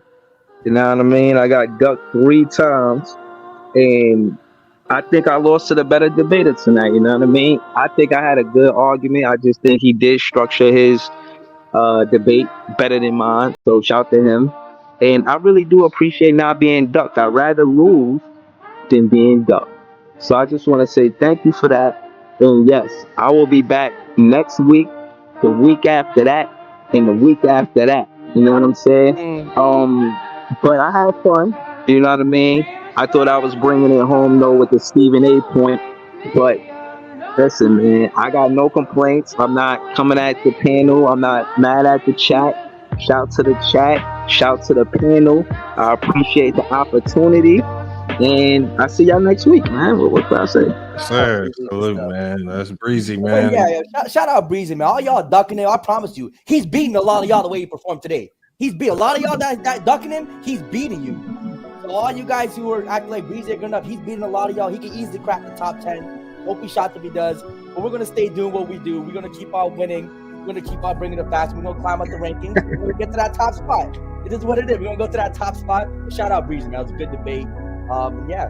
Who's next? 30 got to get it soon. You know he lost today. It was a good debate. You got to get it soon. Who else got to get it soon? And after somebody going to get it. And I'll what? Locker room too. Locker room? I don't think you're that. Wait, that's locker room's the one who hears sounds like Oxford, right? Yeah. Locker room. You funny. I think you seem like a cool dude. I don't really think you know basketball like that. Like, it's cute. You make people laugh now. That's cute. But when it comes to actual basketball debate, you're not really moving me. You better show up against Oscar. He's no joke. Let's see it happen. Let me get 20 on pump 9, nigga. Fuck out of here.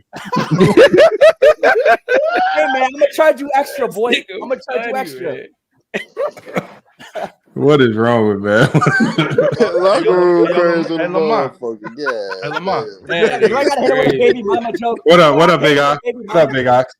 Hey, real quick, John. Real quick. Hey, Lamont, why you be stalling me out with the times and shit? Not letting me know what's up. You trying to give locker room the little advantage? It's not gonna work, bro. What you mean? I thought you was in the Discord. Y'all don't let this nigga come up here, steal Africa whole style. Up here loud talking shit.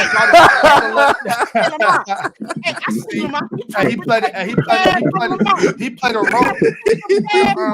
Hey Lamont, he played a I see Lamont. See what I'm saying though? He played a Africa role, but he didn't fell into the character. He can't get out the character. This nigga done took Africa whole style. Hey, let's get to it, man. Let's get to it, man.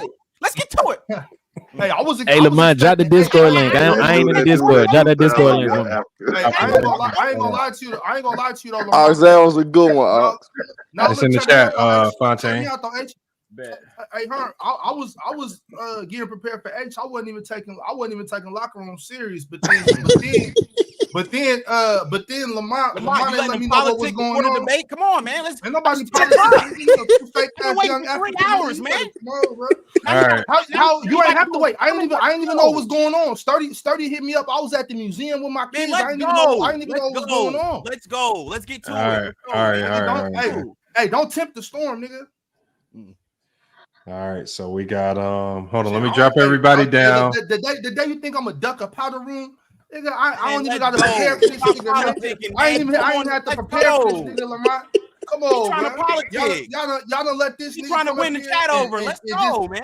The chat, come on, bro. All right, so look, hold on.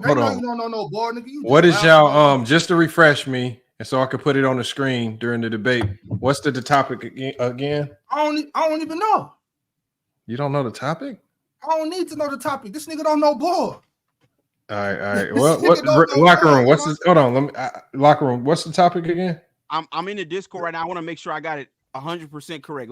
Okay. So it is Kawhi Leonard versus Kevin Durant. Who is the better player in clutch situations? Okay, gotcha. Big Ox argues for Kawhi. The locker room argues for Kevin Durant. It's a wash, nigga. It's too easy. Choose another topic, bro. Okay, easy. Hold on. The topic's already chosen. Kawhi Leonard versus Kevin Durant. Who is better in clutch situations? Yes. Oh, nigga, that's too easy. Okay, who is better in clutch situations? And then so locker room, you have Kevin Durant, correct? Yeah. All right, locker room. Hey, I got a mismatch. Let me get the ball. Come on, coach. And then you Big Ox, you have Kawhi Leonard. It's a mouse in the house, Lamont. Let me get the rock. All right, man. We got the topic in there. And the topic is on the screen. So just so you know, I'm gonna put this clock back on the screen. Locker room is the higher ranked debater. I think right now he's number 2 in our rankings. I got the wrong one up, Lamont. This is Breezy and Oh no, here it is right here. There it is. Oh, okay. All right. Okay, so yeah, locker room is the higher ranked debater. So that means Big Ox, you're gonna be going first in each of these rounds. You got your topic. You got Kawhi Leonard. He has Kevin Durant. We're talking about clutch situations.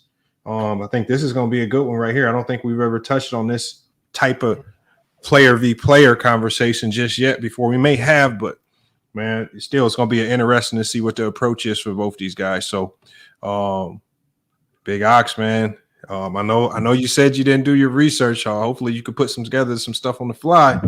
It's all good. Kawhi gonna carry me through this. All right, well, your time, it starts now, man. Go ahead and cook. So for basketball, I'm thinking in the fourth quarter in clutch time, what type of player am I looking for? I need a guy that's gonna make smart decisions, that's gonna definitely knock down open shots, but also somebody that's a tough shot maker. Somebody that's gonna stay composed, not throw the ball away. Somebody that's going to knock down their free throws and just make the best decision possible, whether it's forcing a shot or passing to an open shot. When it comes to that criteria, I think that both of these guys that we're debating about more than fit that criteria. So that's why this is actually an even debate when it comes to those two guys. The difference for me is that Kawhi Leonard is going to get to his spot. Kevin Durant gets to a spot, but Kawhi is not going to be turned away from his spot. He's not going to be moved off his pivot. He's going to be able to knock down the mid-range shot just as frequently as Kevin Durant. When you apply that pressure on KD at the end of games, it gets more physical. Kevin Durant has always had the ability to get to a spot and rise over the top of players until they start getting too physical with him. We can go back to that Celtic series where he got swept, but it wasn't all on him. It was a team effort on defense, but it showed you right there. I can push Kevin Durant off of that elbow jumper. I can not allow him to get to where he wants to go. It's more about physicality. Excuse me. More about physicality. When it comes to Kawhi Leonard, he'll get to the paint at will. I'm sorry, damn. He'll get to the paint at will. He'll be able to get to a shot and pull up because he's stronger than KD. He's stronger in the legs. He has a stronger base. He's stronger in the hindquarters to where you can't knock him off the pivot. So for that main reason, I would be more comfortable having a guy like Kawhi Leonard. On top of that, defense. Kawhi Leonard is going to stop his man on the defensive end, and I'll get to more of that in the second round. All right, time. Let's go to the locker room in the first round. Locker room is on you. Go ahead and cook. Yo, this nigga, like, he literally started choking in the first round. What the fuck is this nigga on? He spent the first 45 seconds defining what the debate is. He didn't even make an argument for Kawhi Leonard. Yo, Lamont, what is this, man? Let me get to this debate, man. Like, what is this clown shit? Okay, so the question is, who is better in clutch situations? Who has ever even put clutch and Kawhi in the same sentence? Kevin Durant is universally recognized as one of the clutchest NBA players of this generation. Number one, how can Kawhi be more clutch than KD when he's never even available? Before we can get to clutch, you have to at first be on the floor, and Kawhi is hardly even available for his team. Every year, the NBA does a poll where they poll all the GMs around the league. They poll the GMs. They say, which player would you want taking a shot with the game on the line? Kevin Durant came in at number 2 with 27% of the votes behind Steph and Curry. No Kawhi Leonard in sight. What are we talking about? Kevin Durant is third among active players in the NBA when it comes to clutch field goals made. Number 1 is obviously LeBron James, the GOAT, with 1,006 field goals made. Number 2 is surprisingly Russell Westbrook with 647. And number 3 is Kevin Durant with 593 field goals made in the clutch. And guess what? He's shooting 41% in the clutch. Kawhi Leonard, when he plays Kevin Durant, ladies and gentlemen, 21 points a game, 6 rebounds, and 2.8 steals. Kevin Durant is 28 points per game, 9 rebounds, and 4 assists. How in the hell is Kawhi Leonard more clutch than Kevin Durant? What are we talking about? If we're talking about clutch, you obviously have to score points to be clutch. You need to get buckets. And if we're talking about getting buckets, ladies and gentlemen, Kawhi Leonard and Kevin Durant aren't in the same league. Stop it. All right, time, man. Let's get to the second round. Wow. It's back to Bob. Bob, let's go, Lamont. Let's go, no, Lamont. you go ahead and cook. Go ahead and cook. Yo, this is what I'm talking about, Lamont. This nigga didn't talk about nothing basketball at all. Narrative after narrative. Oh, they did the ranking and this and that. Kawhi doesn't even play. He said, I'm not talking about the topic. And then he sat there and said, Kawhi averaged this when he plays against Kevin Durant. Kevin Durant averages this when he plays against Kawhi Leonard. Those are full game stats. I thought we were talking about the clutch. I thought we were talking about the fourth quarter. Stay focused, Powder Room. Stay focused. What I'm saying. You didn't talk basketball. I'm talking basketball. Who's getting to their spots? I broke it down for you. Kawhi Leonard is. Why? Because Kawhi Leonard's stronger in the base, stronger in the high quarters. I ended the round with this. Defense, something you didn't even think about. You brought up stats. Who scores more? But there's two sides of the basketball, brother. Hey, look, we can sit and talk. I'll learn you about basketball. I see you don't know nothing about it. There's two sides of the ball. You have to play defense and score. That's where Kawhi Leonard separates himself from Kevin Durant. Kevin Durant isn't going to lock down the other team's best player. He's never been able to do that in his career. There has been peaks where Kevin Durant was a solid defender. He was a very solid defender in Golden State. I won't take that away from him. But that's not Kawhi Leonard level defense.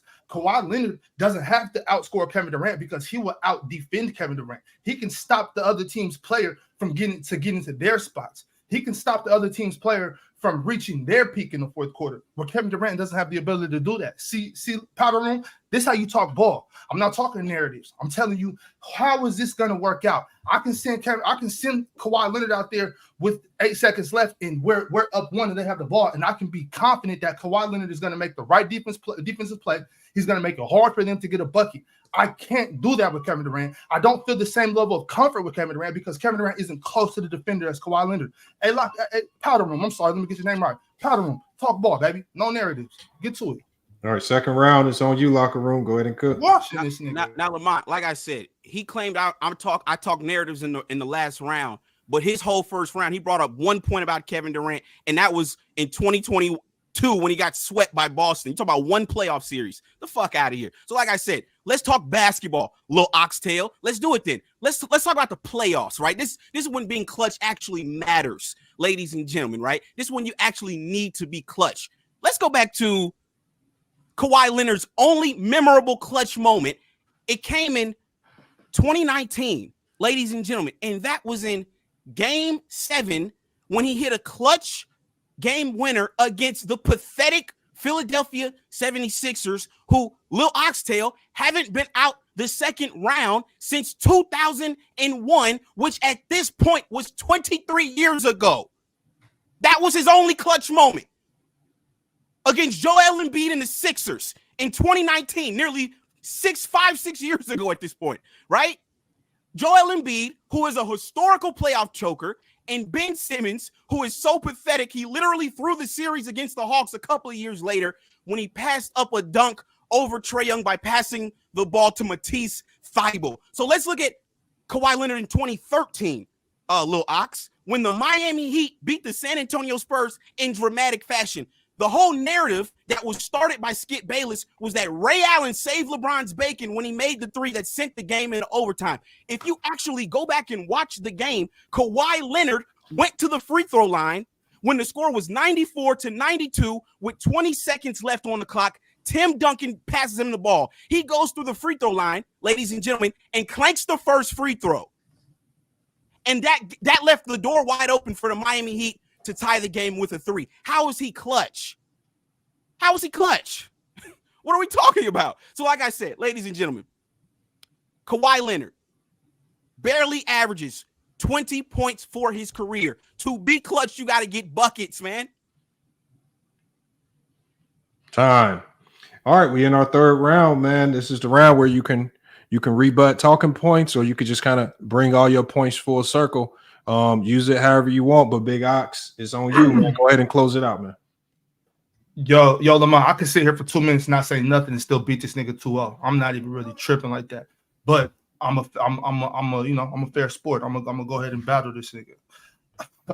You sat there and talked about the Philadelphia 76ers, bro. Let's not do that. Like Kawhi Leonard, I would say he showed he was clutch against Milwaukee before he hit that big shot against the Sixers. When Giannis went on a tear, and Kawhi Leonard had to stand on defense. Kawhi Leonard had to build a wall with his team and stand on defense to stop Giannis from taking that series away. Another time, and I don't know why would you discredit that was one of the biggest shots in Toronto Raptors history, bro. I don't know why you would discredit that. Was Kevin Durant clutch when he lost that 3-1 to what? Who was it? When he lost that series to the Warriors that sent them to Golden State? Was Kevin Durant clutch then? Well, did that show clutch genes to go up like that in the series and then allow them to take it from him? Was that clutch? I brought up the Celtics because and you damn me for bringing up the Celtics, but I think that was the pinnacle of when he showed that he doesn't have the clutch gene to carry his squad. He couldn't get one game against them. All them points you made are just completely once again narrative based again. I don't understand why you're discrediting defense. You sat here and told everybody just because somebody averages 20 points a game, that means they're not clutch. That shows once again that your basketball knowledge is subpar at best. How are you going to tell me that being able to stop the other team's best player isn't being clutch? That's what clutch is. Clutch isn't just scoring. Clutch is winning the game. Clutch is doing what it takes to win the basketball game in the fourth quarter, in crunch time, in the meat and potatoes of the game. That's what clutch is. It doesn't mean, I scored 50 points. It means I played better when we needed to win. I got my team the victory. That's what clutch means. All right, it's time. All right, locker room.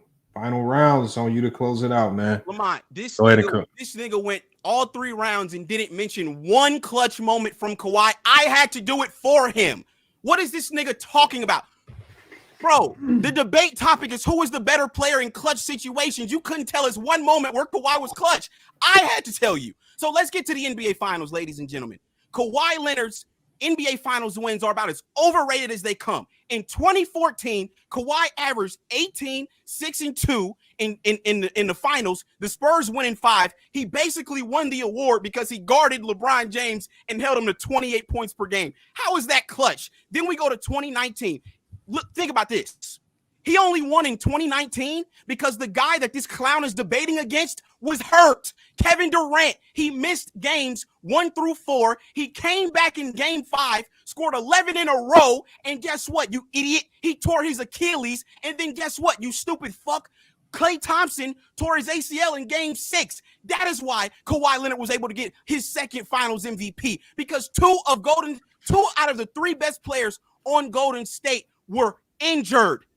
That's how he got his second MVP. Ain't because he's clutch. What are you talking about? Now let's look at KD. Who remembers in the finals in 2017 when Kevin Durant hit one of the clutchest shots in NBA history over LeBron James to seal a 3-0 lead, to seal a 3-0 series lead in Cleveland? The Warriors eventually won the series 4-1, and KD won his finals MVP, his first one. So then, like I said, he won another one too, by the way, in 2018. Kevin Durant and Kawhi Leonard both have 2 finals MVPs. Ladies and gentlemen, but here's the difference, though. When Kawhi Leonard wins, his averages are 20, 10, and 2. When KD wins, his averages are 38 and 5 in the NBA Finals. So, once again, how in the fuck is Kawhi Leonard more clutch than Kevin Durant? All right, that's time right there, man. Intense debate. Let me start this poll in the chat, man. You guys start getting y'all votes in. We're gonna do our thing up here on the panel, man. Get everybody thoughts on this. So let me let everybody back up. And I'm curious to see how this one goes. We got Nahari. What are your thoughts on this debate? Who you got winning and why? I mean, this was just like an easy 3-0.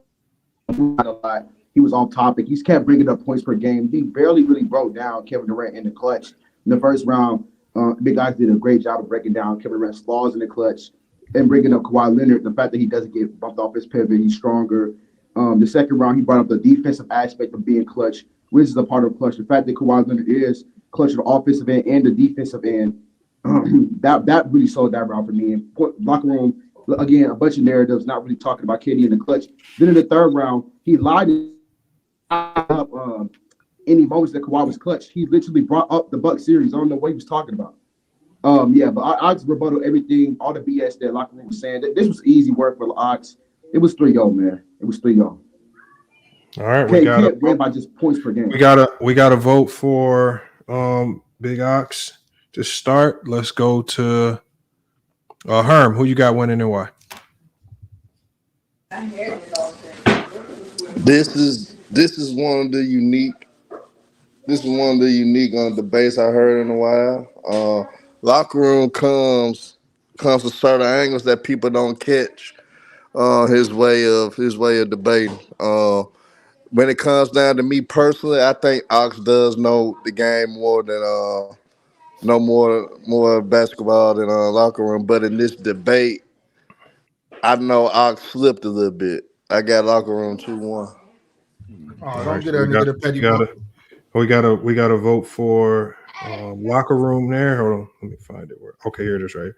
All right, let's get to Can Herm at least say how I slipped? At least do me that side. We'll get to that. We'll get to that. Hold on, Herm. We can't do much taking there. I mean, you made your vote. It is what it is. We'll talk about it here in a second. Big Fan Breezy. Who you got winning and why?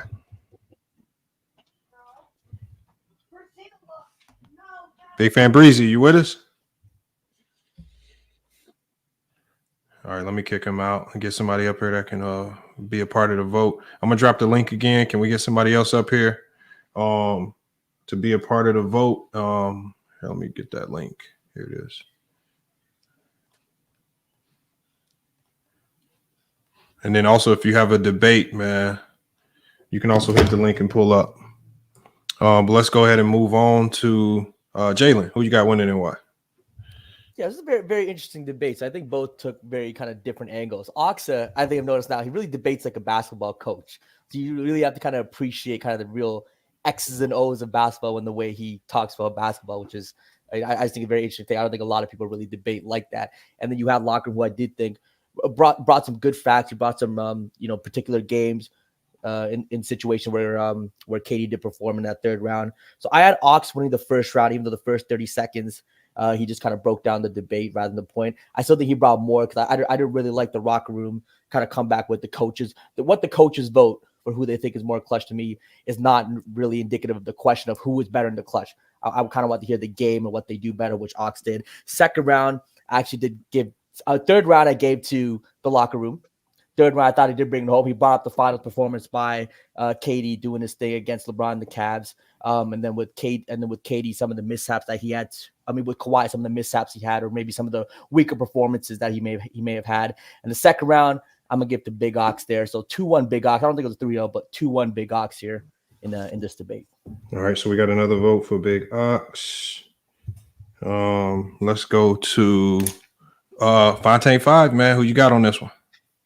Like I said, Lamont, like what I try to do is I try to remove any, anything that I'm going to think or any opinion I have. And I just like to count the key points from each person. So like if somebody's making 10, 12 key points and another person really isn't making a lot of key points, I'm going to lean heavy towards, the person who's making the points and defending their argument. I just like, if I just came to the earth and I didn't know who was clutch, I'd never seen a game of basketball in my life. I don't have any narratives. I felt like Locker Room made a lot more points for his player. Like he said it in the debate, the one time that, was brought up about Kawhi being a clutch was brought up by him. I appreciate him having a bunch of facts, even if the facts weren't in line with what you believe clutch was. If you're just being an objective person and saying his facts aren't lies, these facts are adding to the process of why he believes him to be clutch. I think he won every single round. That's just my opinion. I had Locker Room winning 3-0. All right, so we got another. This nigga wasn't even listening. Hold on, yeah. We got to vote for Locker Room. All right, so let's go to H30, man. Who you got winning and why? I agree with her, man. This was a unique debate, and I think the only lopsided round was the second round, in my opinion. I think the fact that Reggie spent half your round explaining Kawhi's greatest plus moment, that did not help you. It helped Ox, and Ox did a great job explaining the defensive side. So I'm gonna edge it 2-1 Reggie, because I got him winning the first round. In the third round, I thought he came with more moments for KD. And that's what the rounds like. I noticed that 2-1 Reggie because he came with more rounds. He came with more evidence of Kevin Durant being more clutch. All right, we got Big Art Sports, man. Big Art Sports, man. Who you got winning that one and why? I got 3-0 Big Ox. You can't get points for saying somebody else's points. I don't know where they do that at, right? Because it's not like people didn't know that moment happened. And it's not like he might not have said that in his next round. So I don't give nobody credit for that. And then the moment that he brought up, right, in Toronto against Philly is a bigger shot than the one Kevin Durant hit. It was more clutcher. How about that? No, I think one for the finals, one Hold for on, the y'all. Let him get his takeoff. Yeah, let me get my takeoff, nigga. Let him get his takeoff. Hey, but like I was saying, bro, yeah, in my opinion, that shot was bigger, was more clutch, right? So I gave it 3-0 to Big Ox, bro. Yeah, go ahead. All right, so hold on. We got Ralph. You got it. We got a tie on the panel right now, Ralph. Man, who you got winning this one and why? Easily 3-0 Big Ox because he didn't just talk about points. He talked about how this guy is a two-way player, clutch both ways, meaning defensively clutch, meaning he can be versatile and be offensively as clutch. He's a 50-50 player, Kawhi. He does both things clutch. All right. That's why I got Big Ox, man. All right, so we got Big Ox. He wins 4-3 on the panel. Let's close the poll out and see what we got. Give me 1 second. I'm just waiting for it to calculate the totals. All right, and in the chat, we got the locker room winning 51% to 48%. So we still have a tie. So damn, that's close. It's going to be on Tracy Steele. Tracy Steele, man, he's the special guest judge. Tracy Steele, it's on you, man, to go ahead and just break this tie for us. Give us who you have winning and just a short paragraph as to why you have that person winning. We need you to again to break a close voting process that's going on here. So we're waiting on Tracy Steele to gather his thoughts, man, and get it together, man. Good debate, though. Good debate. Yeah. Good debate. Good debate. Hey, Ox. The reason why I say you slipped a little bit, I think that if you would have stayed on the defensive point, because the nigga won a Finals MVP because the defense alone, I think that's all you had to stay on for the rest of the debate, just strictly defense.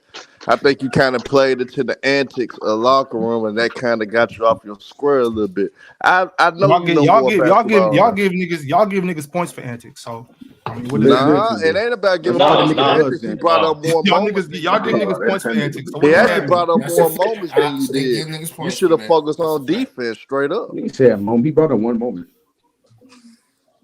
Waiting on Tracy Steele. One moment. He also, like I said, just being objective. He set up being clutch not just in moments, also your overall performance in the finals. That's what people do consider that. And he brought that up with the moments.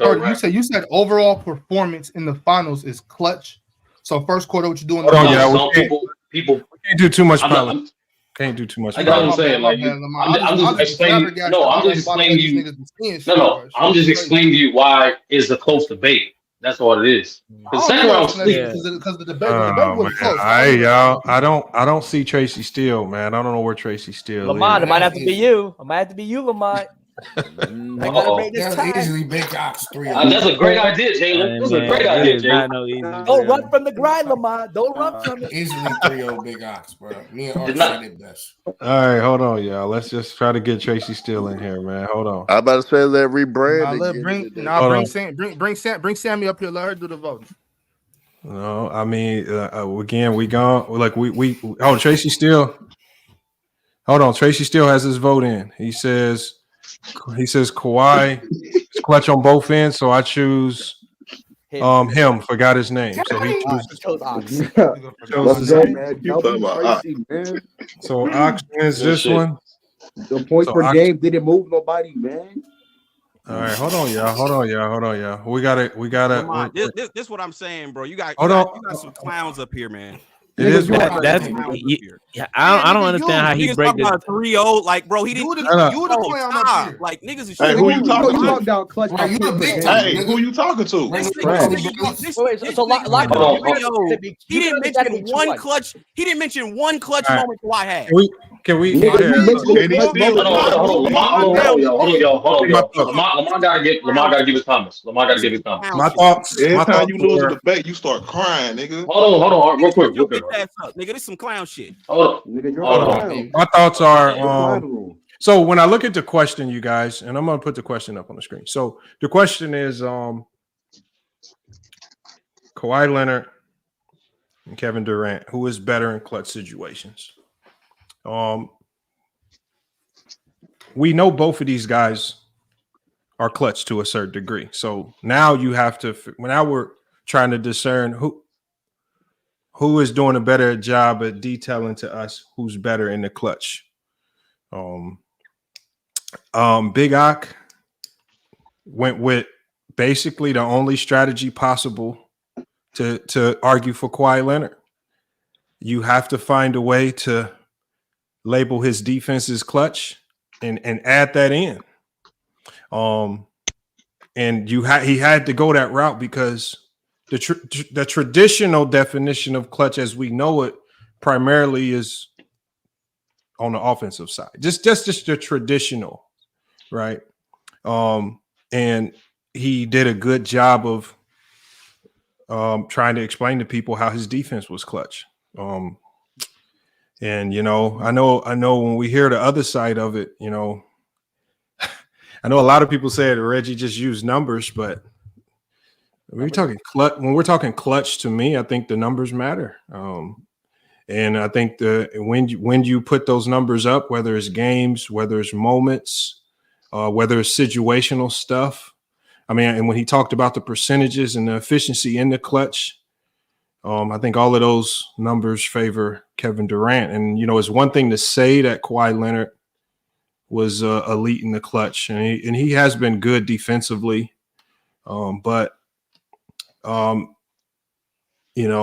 it's hard for me as far as some of his defensive outings to credit a lot of his defensive clutch to him alone when, he has the best defensive team and coach behind him to help him out in that aspect. So the question is, who's better in those clutch situations? I think my vote would have been for Reggie. I think he did a better job of. I think Ox was fighting an uphill battle in this one, and he, just like we saw last week, you have to try to throw a finesse out there to get people on your side. I think he did a good job of that, but I just don't think he did a good job of explaining that Kawhi Leonard was a more clutch player than Kevin Durant, and that's what he would have had to convince me of. And I don't think he convinced me of that, not with his arguments and without any supporting numbers or analytics to support it. Maybe if he has some defensive analytics or some type of running measurement that really showcased how impactful that defense was in the clutch, maybe. But without that, I think he fell short to me. So my vote would have been it would have been 3-0 for the locker room. That's fair, Lamar. That's fair. Then that's what I was going to say, Big Ox. Like, you didn't Lamar, even give a Lamar. Sturdy. It's okay. Don't matter. I already won. Hey, Sturdy lost, right, Lamar? Yeah, Sturdy lost. So what? So that means I'm number one now? Who number one now? Lamar, gotta be me, right? That's not. Hey, it's gotta be me, right? Lamar, go ahead. Gotta be me, right? Hey, nigga, Sturdy lost. This nigga lost. H brand, nigga, I smacked this. All right, hold on. Hold on. Big Ox. Who's number one now? Hold on. For powder room. Let me get locker room. Wait, get up on please, for the powder room, nigga. Hold on, y'all. Hold on, y'all. With no preparation. What's up with that? Fresh out the museum, nigga. Hold on. This nigga's pitiful, and y'all be up here capping for this nigga. Nigga don't know no basketball. Nigga, you lost the debate, nigga. You don't know nothing about no basketball, nigga. You don't know shit about basketball. Stop being your friend. Hold on, y'all. Let me let locker room get his take on. You lost the debate. Like, stop it. Go ahead, Go ahead and cook locker room. Okay, this is the second week in a row that I've usually been robbed. Actually, I got robbed. Oh no, man. The topic was the topic was how to build a championship team. Low didn't mention championship not one time in the debate. Then you got this clown, Lil Oxtail, come on the panel. He admits he didn't even do no homework. He didn't mention not one clutch moment Kawhi Leonard had. And then he got his friends on the panel talking about they beat me in the debate. And stop it. This some clown shit, Lamont. I'm gonna be real with you, bro. This some clown shit. What are we doing here? Niggas is eating on the panel. What are we doing? He was 3 hours late, then came on the panel eating. What are we doing? Niggas don't even take this shit seriously, Lamont. I got research. I got talking points. I put up the GM survey. I pulled up the statistics, the stats, the finals, everything. And y'all say I lost the debate to a nigga who didn't even mention nothing in the whole debate. Man, Lamont, I'm gonna be real, bro. This starting to lose a little bit of credibility, bro. I'm not gonna lie to you. This is losing credibility, man. All right, look, man. Hey, y'all, hold on. Now, look, the beautiful thing about this whole process is that ultimately, when we just like last week, ultimately when we put all these elements into Chat GPT, it ultimately decides how to place people. And the crazy thing is as much as you might not like the fact that you lost to Low last week, you still went up in the rankings because Chat GPT favored some of the things that you did. So we just have to see how ChatGPT weighs Lamont, this and how much credibility it gives it. Lamont, you just said it was a 3-0 sweep. How is niggas on the panel? That's just my opinion. No, Lamont, stop it. You my know these opinion. niggas on the panel is being biased, Lamont. Stop. They're not being That's because it's 3-0 love. You gotta give Ox a moment, Lamont. Gotta give Ox a moment, Lamont. Hold on, locker room. Come on, Jay. It's on Big Ox. Hold on. Ox. And let the champ talk. It's clown. He's a clown. Champ. He got a Keegan Murray on his wall. He's a clown, man. What are we doing? All right, go ahead. Let me go.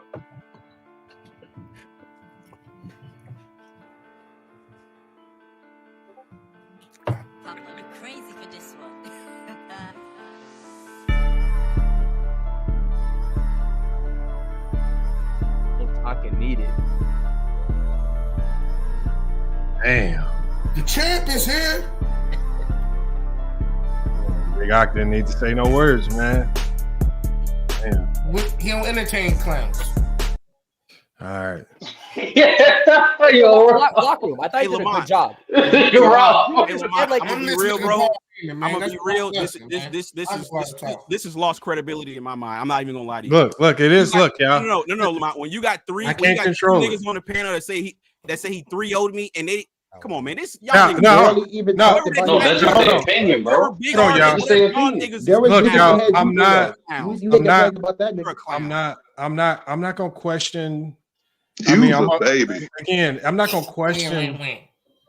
I'm not gonna question people's votes because again, it's all good. I can't. I mean, I could easily, but the thing is, there's been a lot of debates where I could have questioned people's votes, and if I didn't do it then, it's hard for me to just up and do it now. I always say the vote is the vote, and no. You know, Lamont, all they got to do is just re-listen to the debate and be objective. Hell no, man! If you don't take this L and go home, listen to the debate. No, Reggie, it's all good. Nigga, it was a close debate. I think y'all both did good. I was entertained. Go home, man. Hold it. Don't get big on starter, man. Don't get big on starter. By just breaking up points per game, nigga. Locker room. Do you understand? Wait, locker room. Do you understand if it could be 2-1 either way? Man, tuck your skirt, nigga. Also, locker room. Do you think it could be 2-1 either way? Like, what do you think it'd be? Do you think Big all you crazy to the motherfucker? He spent the first round defining what the topic was.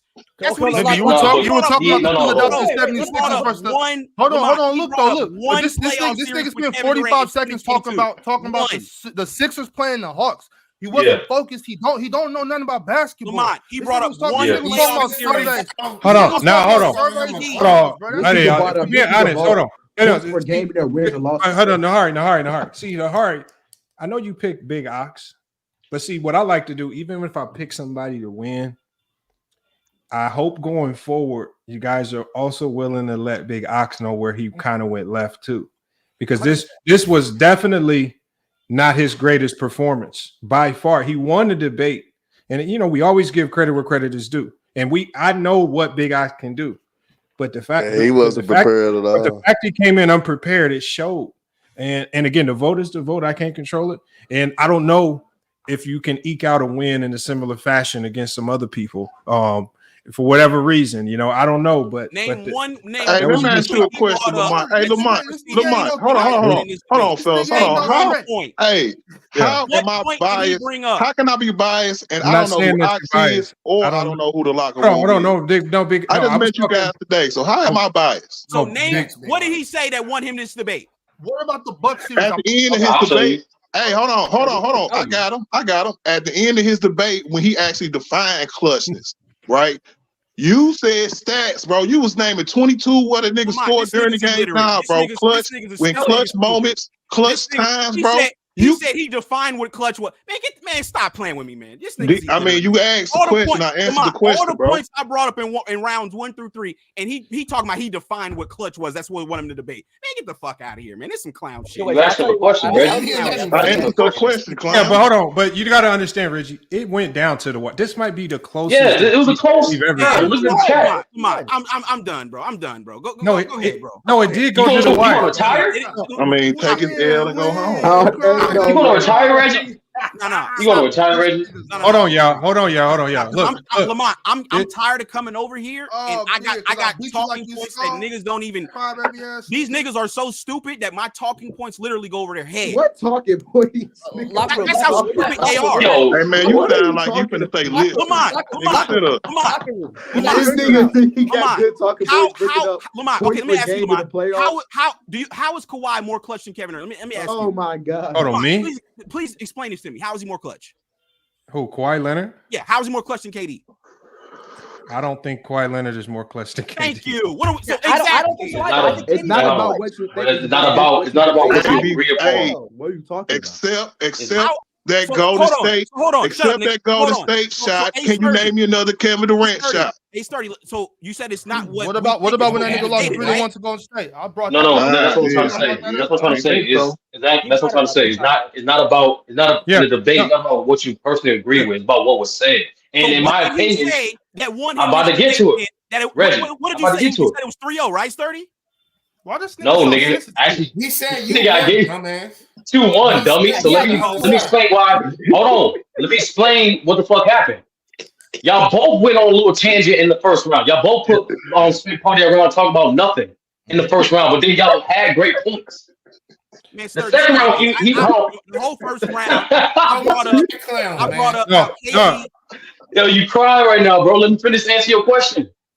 The second round, he watched you, bro. You helped him out. I don't know what to tell you. And the reason why I get you explain it. Bro, you literally spent half your round. You spent arguing. I'm explaining it. I'm explaining it, bro. You only said 3 things.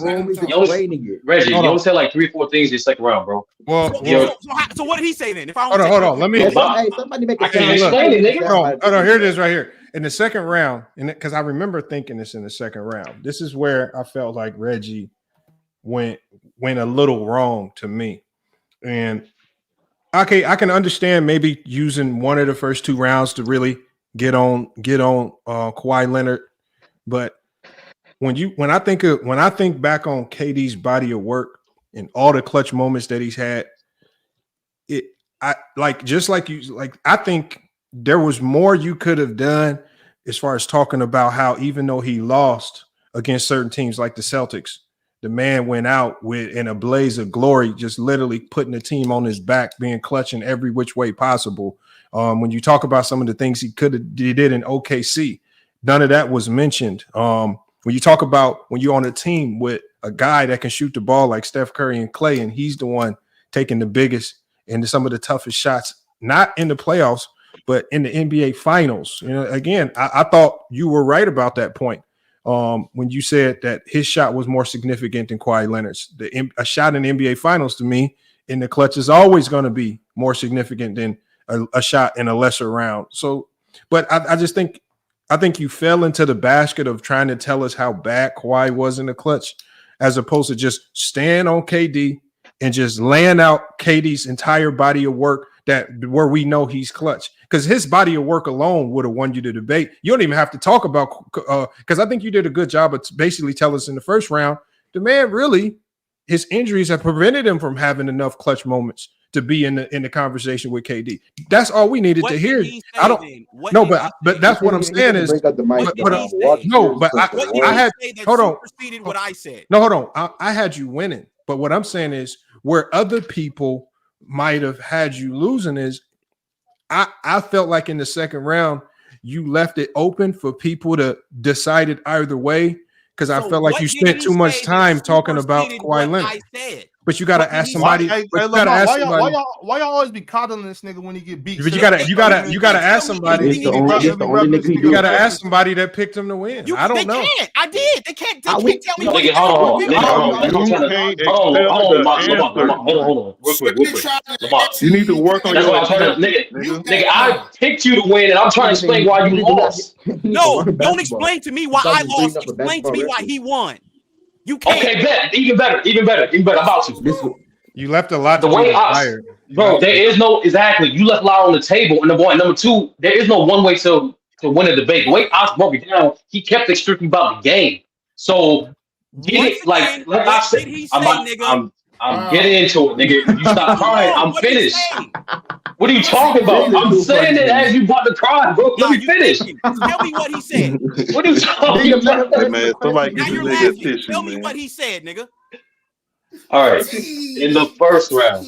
No, in the second round. What did he say? Okay. In the second round, Ox was explaining how Kawhi's defensive impact helped him beat Clutch. Clutch isn't just what you do on the offensive, it's also due to the other side of the ball too. Ox explained that. That's what he said in the second round. That doesn't supersede what I said, goofball nigga. That's opinion. And what I'm trying to explain to you, Reggie, and what I'm trying to explain to you, Reggie, if you calm down just for a quick second, nigga, if you didn't spend half your second round talking about Kawhi and the 76ers, you would have beat him. Round defining the debate. You didn't say shit about that. Cheers. Nigga, I gave you the first round, dummy. Locker room. You spent a lot of time saying why Kawhi Cheers. isn't. Look, you spent a lot of time saying Kawhi isn't clutch, and that was fine. But more time should have been put towards why KD is clutch. That's the thing. That's what I'm saying. Hey, locker room. Locker room. I was the only person that gave you the 3-0. I gave him 3-0 too. Hold on, Jalen. So what Y'all did he crazy. say? So Jalen, what did he say that made it clear that Kawhi is clutch or more clutch than KD? Which round? Which round do you want? First round, second round, or third round? I had you. Jalen, you just don't know basketball, Jalen. Look, even the first round, I thought Ox left the door open for you to win that. But when he said that Kawhi could get to his spots better, he could get off dribble, all that. Like as a coach, he was explaining the things he can do on the court. You came back with the coaches took a survey. KD's more clutch. What are we talking about? Da-da-da. If you stuck to the facts, that would have been an easy win for you. Yeah, KD's height alone. I brought up. KD's height alone makes it better. Hold on. Jalen, greatest scorers ever, and got you spot in the first round, I brought up how KD is third amongst active players in clutch field goals made. Shut the fuck up. What about D? Why y'all letting this nigga talk to you? Hold on. Wait a second, y'all. Hold on. Real quick, Jalen. On some real shit, let's relax though. Let me just say this to locker room. I understood that point. That was a good point as far as points and shit.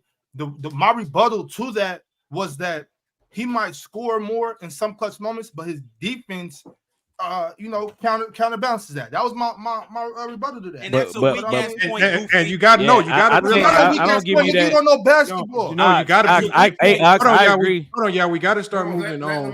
But all I'm saying is with Big Ox. That's a smart debate strategy because he took one of Kawhi Leonard's greatest strengths and turned it into clutch. When traditionally defense isn't looked at as clutch, but he was able to he was able to convince enough people, even the special guest voter, which Tracy Steele has really done a good job of being non-biased. He made it confusing, and I just think that. Who is better in clutch situations? No, but I think Leonard has one clutch moment. Nigga. No, but you left the door open because you just did not give us enough about KD in the clutch. Man, you gave us the numbers. You gave us the numbers. You gave them the numbers, and I heard the numbers. Which is cool. And I didn't side with Big Ock on the defensive stuff. I coach too. I don't look at these like nobody looks at Scottie Pippen or some of these guys but I think when you spent so much time really trying to tell us how bad Kawhi Leonard was, I think you could have spent that time telling us about the moments where we all know it, where we all know in our minds why KD is more clutch. But if you remind us of the biggest moments, he don't know ball. Let's say in the third round, you won locker room because you mentioned the LeBron thing. You mentioned the and you know what's so crazy? When Big, I want to say when Big, hey, locker room, the biggest opportunity that you left on the table. The biggest opportunity you left on the table, locker room, was when Big Ox said that KD wasn't clutch because of how he fell apart. What's bigger than not being clutch than Kawhi having 3 opportunities to close out the Nuggets and not being able to do it? That's so unclutch. You should have came back with that. Hey, Fontaines. You can say the same thing about the Warriors, right? In OKC, right? Round, bro. I brought up a bigger moment when he had an opportunity to win a title in 2013, and he goes to the free throw line and misses a clutch free throw. What are we talking about? I mean, but I had you winning. What are we talking about? I had you winning. I had you winning. Hold on, y'all. Look, Lamont, do we have other You gotta go to the next one. I'm sorry, y'all. Hold on. Has anybody heard from Low? Yeah, Low Armor with Low. Where's P5 and Dev? I know they were gonna. Yeah, what do you? Low is doing a playback show right now. He said there was one more. P5 and Dev. I'm trying to stall out. I haven't seen Dev in the chat, so I don't know where Dev is. Discord for a little bit. I know that Jason the Kid said he has a debate. Who's debating Jason the Kid? I think Mac Def. Who? Yeah, Mac Def. Okay, so Mac Def and Jason the Kid got a debate. If I don't want to have to hold Low in them off, but we coming up on the 4-hour mark and we still don't have Low in here. We really touching at the border. Dev's in the chat. Oh, Dev is in the chat. So who is Dev debating? Who is Dev debating? He's supposed to be debating P5. But P5 isn't here. Yeah, I don't know what P5 is at. Well, and I haven't. Dev got one. You know what you should do, Lamont? Yeah. After locker room changes his tampon, he could go ahead and debate the Dev. Nah, he's probably not. I mean, look, man, look. No, hold on. No, Dev, if P5 doesn't show, that'll be a forfeit win for Nahari and a forfeit win for Dev. But I haven't even heard forfeit win, man. Well, unfortunately, you just got to take it. It is. If he doesn't tell me that he's going to be a no-show, it has to be a forfit. You can't talk all that and get ducked. Like this niggas are some clowns out here, man. Niggas out here really ducking, man. Yo, what up, locker room? Crazy. I'm being honest, Lamont. This is the second week. This is the second time in a row where I've debated a nigga who wasn't even prepared on the topic. I'm done doing this, bro. If niggas aren't even gonna be prepared coming up here with these bogus talking points, listen, I'm done, bro. This is the second time in a row. Low did it, and now this clown nigga did it. This is the second time in a row.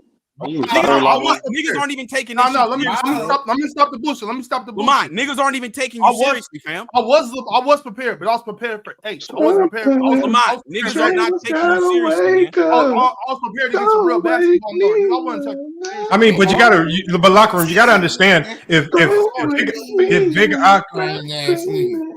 Big Ox wasn't prepared, he did still do a hell of a job. Like I ain't gonna lie. I mean, look. I mean, you can't say like I said. Big Ox is this guy's been through a lot of debates on multiple platforms. Like he's not a slouch, man. His basketball coach stuff helps him If get it away with wasn't not for this being goofy ass panel, it was a 3-0 sweep. You're a goofy. You're the goofy, bro. You barely broke down clutch. Nahari, See, Nahari, you say stuff like that because you know that's not true. Nah, nigga, it is true. Tell me what he broke down. Nahari, but Nahari, the problem is I know what your vote was, but you can't say he didn't break down clutch because when you say that and you just obviously lying, it makes it sound like your vote was biased. Like we all know it was. Like what we doing? How was my vote biased? How was my vote biased? No. Nahari, I'm not saying. Hold on, Nahari. I'm not saying your vote was biased. All I'm saying is we all heard him talk about clutch. So you can't lie and say he didn't just to like your vote is your vote. Just let your vote be the vote. You don't. I mean, I'm not tripping on it. But what do you think about him bringing up the Sixers versus? Lamar, we need space for Mac Devin. Yeah, we got to create some space, y'all. Hold on. I guess clutch is just numbers, man. I guess let's break it down, clutch, man. All right, no, it's not. It's definitely more than that. But you know, again, I think Big Ock did some things where he could have maybe made some improvements. I think Reggie could have made some improvements. But the vote is the vote. We leave it at that. I'm not tripping on it. And you know, we've seen ChatGPT. You know, it respects the tough topics and the tough when you take on competition. So I don't expect anybody to face repercussions from ChatGPT too much, man. It's good comp both ways. Great debate. Lamar, this is easily the closest debate we've ever had. The closest debate we've ever had. Say one more thing. Hold on, let me go. For educational purposes, because I think I want to jump in here and possibly get in a debate too. So I kind of want to know. So like, if just from everybody's voting standpoint, if a person brings up a fact and the fact is good enough, that person don't need to give examples of those facts. They can just say that fact and get all the brownie points for it. Is that what we doing as far as like? No, it depends. It depends on the fact. It depends on the fact. So like, I think bring it up. Go ahead, Sturdy. Go ahead. The reason I asked that goes 30. My bad. Go ahead. I got to create a spot for Mac Def and I was saying Sturdy. The reason I asked that though was because I feel everybody on the defense opinion. I agree that was a good fact to bring up. But he didn't give one example of how Kawhi Leonard was clutching the defense. Like if I brought that up for LeBron, I got multiple examples of block shots. What are you talking about? You didn't give one example. He gave a moment. He gave a moment. That's what I'm trying to tell you. What was that? That's on me then. I would have gave you a round had you done that. I would have gave you the second. Next time, listen. What was that? Listen, I'm asking you a question, my nigga. Chill out, relax, bro. I'm trying to ask about Kawhi and Giannis. Yeah, he talked about the Giannis. He talked about Giannis. Yes, I did, I didn't hear that. That's what I'm saying. What was that? You mentioned. Hold on. But if you're being fair, I didn't hear it either, though. Look at Lamar. Boom. So that's all. Okay. It ain't no boom. No, it ain't no boom, nigga. That means you wasn't listening and you need to do better, and Lamont wasn't listening and he need to do better too. Exactly. No, it just means. Hold on. It just means people. It means if you niggas want to judge, you need to pay attention, nigga. That's what it means. No, it means you didn't go enough detail. If you mention it, you just. I just think that. If you're gonna. No, my whole thing is if you're going to try to convince us that Kawhi's defense makes him a better, because if you're going to try to convince us his defense makes him a better or more clutch player than KD, I think you were kind of general about it, but I think what Fontaine is saying, like we can talk about very specific moments with KD or games. I think you kind of danced around the moments. You kind of gave a series where he showed up. And you kind of gave us time frames when he might have did well defensively, but you didn't. I don't think you did a good job of defining how those moments were clutch. You said that his defense was so good that it got him a Finals MVP, and I understand that. Just like it's just like no, that's what you said. No, he didn't say that. I brought up that he could have used that. I brought up that he could have used that, Lamar. Hold on. It's just like, but no, he's all right. Well, when we play it back over here. I just didn't hear enough. For me, the reason why I didn't vote your way, I didn't hear enough about his defense that superseded AD as a clutch player. I'm not even tripping. I won. I'm not for sure. You got the dub, but that's all I'm saying is I was to answer your question. Talking about the Sixers versus the Hawks. This nigga over here talking about. Right, y'all. Can we move on, y'all? Look, we can talk about this after the debate, man. I told y'all the vote is the vote, man. We can talk about it all day. It's not going to change the results. It is what it is, y'all. I can't. No, but let me just answer the brother's question real quick, and then like as you still have to make room, Lamont, for Jason Kidd McDuffie. Yeah, I know. To answer your question, it just depends on the fact. So, like Lamont alluded to, a lot of people don't see defense as clutch, right? So sometimes you have to supply more evidence to that fact, and that's what I mean by it depends on how the fact is interpreted by the masses. To be honest with you. No, and but I think we can all agree. Well, I think we can all agree that the weakest part of Ox's debate this time was the specific examples. Like there was no game he brought up or kind of specific examples, stat lines, whatever the case of things. Yeah, that was the weakest part. And that's what I was trying to ask, though. That's what I was trying to ask. And actually, the thing with Ox, though, I think his ability is he can get away with it or sound more like he's right or making good points because I think of his experience as a basketball coach. He's kind of able to break it down and explain it where it makes for a good debate sound. You know what I mean? Like it sounds right. It works in that in kind of the format. Now, obviously, the flaw, like I said, was the specific examples. But he was able to skirt around it today because one, I don't think locker room did a good enough job of bringing more to the table. But two, also because of his coaching experience, he can make it sound. Nah, you niggas need to stop playing 2K. I don't play 2K. That's why. I know, boy. I don't play 2K. Y'all need to stop playing 2K. That's why. I don't play no fucking video games. That's how come. Lamont. The dude literally, we just heard Fontaines ask him. He deflected and said, y'all need to go listen to the debate again. He literally didn't bring up one example. In 3 rounds, not one. I brought up KD in the finals. This dude is a clown, man. I mean, look. I won, nigga. You just gotta take it for what it is, though, bro. Just move on, man. It's all right. It ain't gonna affect me in the rankings. I'm good. You know what I'm saying? I mean, that's what you got to do. Like, I mean, it's just like I just feel like, look, man. Especially if you can look back and you be like, dang, I should have said this. Or if there's things you can look back and you could be honest and be like, damn, I left this on the table. Then I mean, unless you can say you debated perfectly and lost, which I don't think you did. I think you left some stuff out there. I'm just room for improvement. Like I said, I don't think it's gonna kill you. Big Ox is a solid debater, man, and he's moving up the rankings. So, you know, it is what it is, man. It is what it is. And Sturdy on the panel. You know, Sturdy ain't never voted for me. That's not true. I voted for you twice. I voted for you twice, my nigga. I voted for you twice. We also learned again the contrast in what people value. So Lamont, he's a big numbers guy. Like he's really into big numbers, where they're quantifying stuff, big examples. But then what's the guy underneath Ox? Guy name? What's your name? Big Arc. Big Arc, yeah. But Big Arc, I've noticed he's not. He more so quote unquote more kind of wants just with basketball talk without the numbers. He's not Big Arc both of them though. I know, but I'm just saying. All I'm saying is that clown, man. All I'm saying is that different people value. All I'm saying is you just mad you left it on the table. He snatched your plate. Name people on the table. He snatched it like a buffet. Lamont, you gotta make room for Mac Dev. All right, yeah, hold on. Let me drop Ralph. I'm gonna drop you, and then No, I was about to tell you to drop me anyway. All right. I'm sorry, Ralph. You can come back up later as soon as we get back to the chat.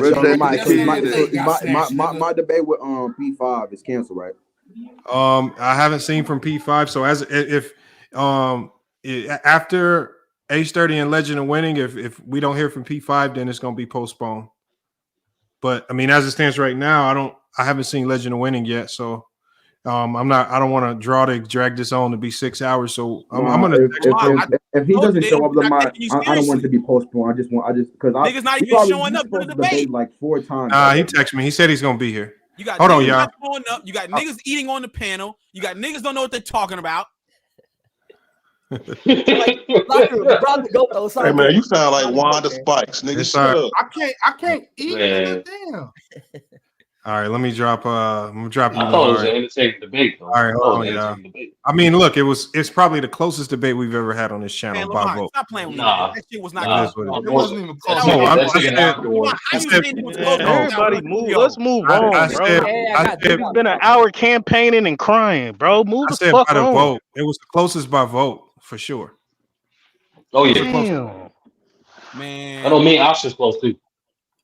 No, but percentage-wise, it was close. On the panel, it went down to 4-3, and then it came down to that. Like, really came down to the special guest judge, like, because it was close. It's still top 10. Nigga. We've had it really close on the panel, but then like a huge disparity in the chat. Like, it's rare that we have it that close in the chat and this close in the panel all at the same time. But Lamont, you can also agree too, right? That I am the most hated over here on FYF. I don't know if you know what's hated. Nigga, because you a nerd, nigga. You don't know nothing about no basketball. Nah, they hate you more. I know. I hate you. I know. I hate you. You have a Keegan Murray jersey. Damn, box. Your I head. know, nah, nigga, I know I hate you. Friends. This dude's a clown. Y'all was wild, Hey, man. hey, That's shout out all I know, hey, nigga. Nigga, I know I hate you, and I know when next time I catch up with Sturdy, he gonna have some problems on his hand. Hey, listen, shout out to Lil Oxtail, man. Damn. Congratulations on the debate, thought it was man. cool. You got it. But Lamont, we all know, man, this is some bullshit. We all know it. Lamont, All right, you know it. Hey, Lamont, you know how we do. We'll recap it on the channel, Lamont. You know how we do. I blame rap music for all this hate. All right, well, I'll be there. Hey, let me give a salute to Bees, man. Bees, man. I haven't seen Bees in a couple weeks, man. Salute to Bees, man. Pulling up, man. Man, fuck Bees. Man, hey, what's wrong, man? What's wrong with Bees? What's wrong with Bees? Roger just hates everybody now. T Street still owe me $50. T Street's a hoe. Tell him I said it. Oh, he's not good in that. He's a hoe. Oh my God, man! You got to stop these beefs, man. Now you didn't have that. Big Ox makes it beef number 21. Up, man. People gotta listen more like Usher and Chris Brown, not these. No, ain't no beef. This nigga ain't no threat, Lamont. I can't beef with niggas. Hey, I'm gonna be honest, bro. I didn't even know who you were. I don't even know. Jason the Kid is here. I still don't know who you are, nigga. What are you talking about? How are you supposed to know me? How am I supposed to know you? What are you talking about? How can we possibly know each other, nigga? Is that supposed to be a diss or something? Fucking dweeb ass nigga. You don't see me as a dweeb, nigga. Locker room, bro. Everybody get robbed, bro. Everybody, you feel me? Yeah, I'm still top 10, nigga. Move on, bro. That's the truth. Nah, I can't lose to this goofball looking nigga, man. That's an insult to me. Yo, come on, nigga. It happened. Nah, I'm not. I You ain't got no just, choice. I can't just take a loss to this goofball. You gotta learn basketball. I can't take a loss to a nigga with a Keegan Murray jersey on his wall. When you learn some basketball, you'll be okay. I go, hey, Keegan Murray probably come to Toronto a little bit. Not gonna lie, Keegan Murray. What is wrong with this dude, man? What is wrong? That nigga need to change his tampon. You know, you keep your tampon in too long, you get blood poisoning. That nigga's delusional. Nigga, I get more hoes than you. Fuck are you talking about? Goofball? Nigga, what the fuck, nigga? You get more hoes than me? How old are you? 18, nigga? I get more hoes than you, nigga. Shut your bitch ass up, nigga. You ain't getting no pussy, nigga. You sound like you 5'2", nigga. Bro, shut up, nigga. Just go do some push-ups or something, nigga. Go look in the mirror, nigga. That's all I got. Shut up. Go look in the mirror, nigga. What are we talking about? Look in the mirror, nigga. Shut up, nigga. Let's go out right now. Let's go out right now. More hoes, nigga. Let's go out right now, nigga. See who's come in. I'm on a tampon. All right, can we get to Jason the Kid, man? Clown ass goofy. I'm gonna get to Jason. You sound like a nigga that ain't have a stitch of pussy in at least a couple months. You sound like a nigga. You out here paying for pussy. You sound like a nigga that ain't had a stitch of pussy. You sound like a nigga who ain't had a stitch of pussy. You paying for pussy. What's wrong with y'all? Wow, bro. You paying for pussy, nigga. Oh my God. Nigga. This nigga, all right, out of here, man. All right, y'all. Hold on. Hey, y'all. Look. Mac Def and Jason the Kid been waiting a long time, so I don't want to hold them up too much longer, man. And then we still got to get Low and Ace Sturdy, man. Those are gonna be the last two to go for the night, man. So hopefully Low. Pussy, please. All right, y'all. Hold on. And if y'all do struggle with that department, hit me up, man. You know, we do a little nightlife host and everything. We'll get you right. If y'all get the fuck out of here, man. We really do that. You know what? You could go check my Instagram. We really like that. Don't get it twisted. Man, unless you're Chris out or something, you ain't on my level with that. I promise you. You can check my. Are you serious? Check my. This nigga is. Are you serious about the receipt? Where's Jason the Kid? Man. I know. That nigga Jalen stupid. Jalen was seeing the hoes to pull him though. It kind of hard to compete with singles, man. The Jason the Kid fell out again, y'all. Jason the Kid he got 15-minute Wi-Fi, man. So you know. Hey, yeah, man, bro. Yeah, that is true. Come on, y'all got to get Jason the Kid out the way, man. He got to keep paying $1.99 for 15 more minutes, man. Come on, man. Hey, y'all wild though, man. This shit funny as hell. Yo, man. Hi, baby. I just want the record show that you can check my receipts. They go crazy. I'm telling you. Get the fuck out of here. It's different. I promise you. Out of here, man. I promise you. I'm your girlfriend. Hey, Jalen, where you from, Jalen? Toronto. We out here. Toronto. All right. Toronto. I'm gonna Pull up. pull I'm up, telling Jalen. you. Pull up. I got a pull up Jalen. locker room. I'm telling you. Pull up. I'm gonna pull up. I'll show you. I'm gonna take Pull over up. your city, nigga. You roll with me. I'm gonna I can take put you in over the right Toronto, spot. nigga. You definitely ain't Stop no playing takeover. with me, nigga. Ain't no takeover. He You said pull a up, man. ladder. I promise you. It'll be a life-changing night for you. It'd be life-changing. Yo, what's wrong with you? Hey, Big Ox, where you from, man? Nigga, you see that Keegan Murray jersey, nigga? Are you from Sac? Yeah. From that No, you don't get 916. You from north or south? Shit from Northside. Where you from North Sac too? Sac. Okay. No, I All know right, about y'all. it. I'm from Vallejo. Mac I'll be out there. you ready for Jason the Kid, man? I was out there in Oak Park. All right, Jason the Kid is here. Let's get to it, y'all. Let's just get to it, y'all. I'm gonna just drop y'all down. We got Mac Def, we got My Jason pops the in Kid. Vallejo High Apache. And salute to for Big sure, Eye. for sure. Y'all can do the West Coast connection. We're going here to in a speak on little bit, that after I smack Jason the Kid, man. I know. It's Get him not out of here. not that impressive, Mac Def, if you can. All right, look, let's just go ahead. Lamont, you owing me 200 is not impressive. I sent man. you. I'm sending you your monthly installment today. Whatever, bro. We can move on. That's how much sports you know. You lost to. Can you please send me your cash app, Mac Def? I forgot what it was. Let's go, man. I put you on a 4-month deferment. Now I got to start my payments back up, man. It's all right.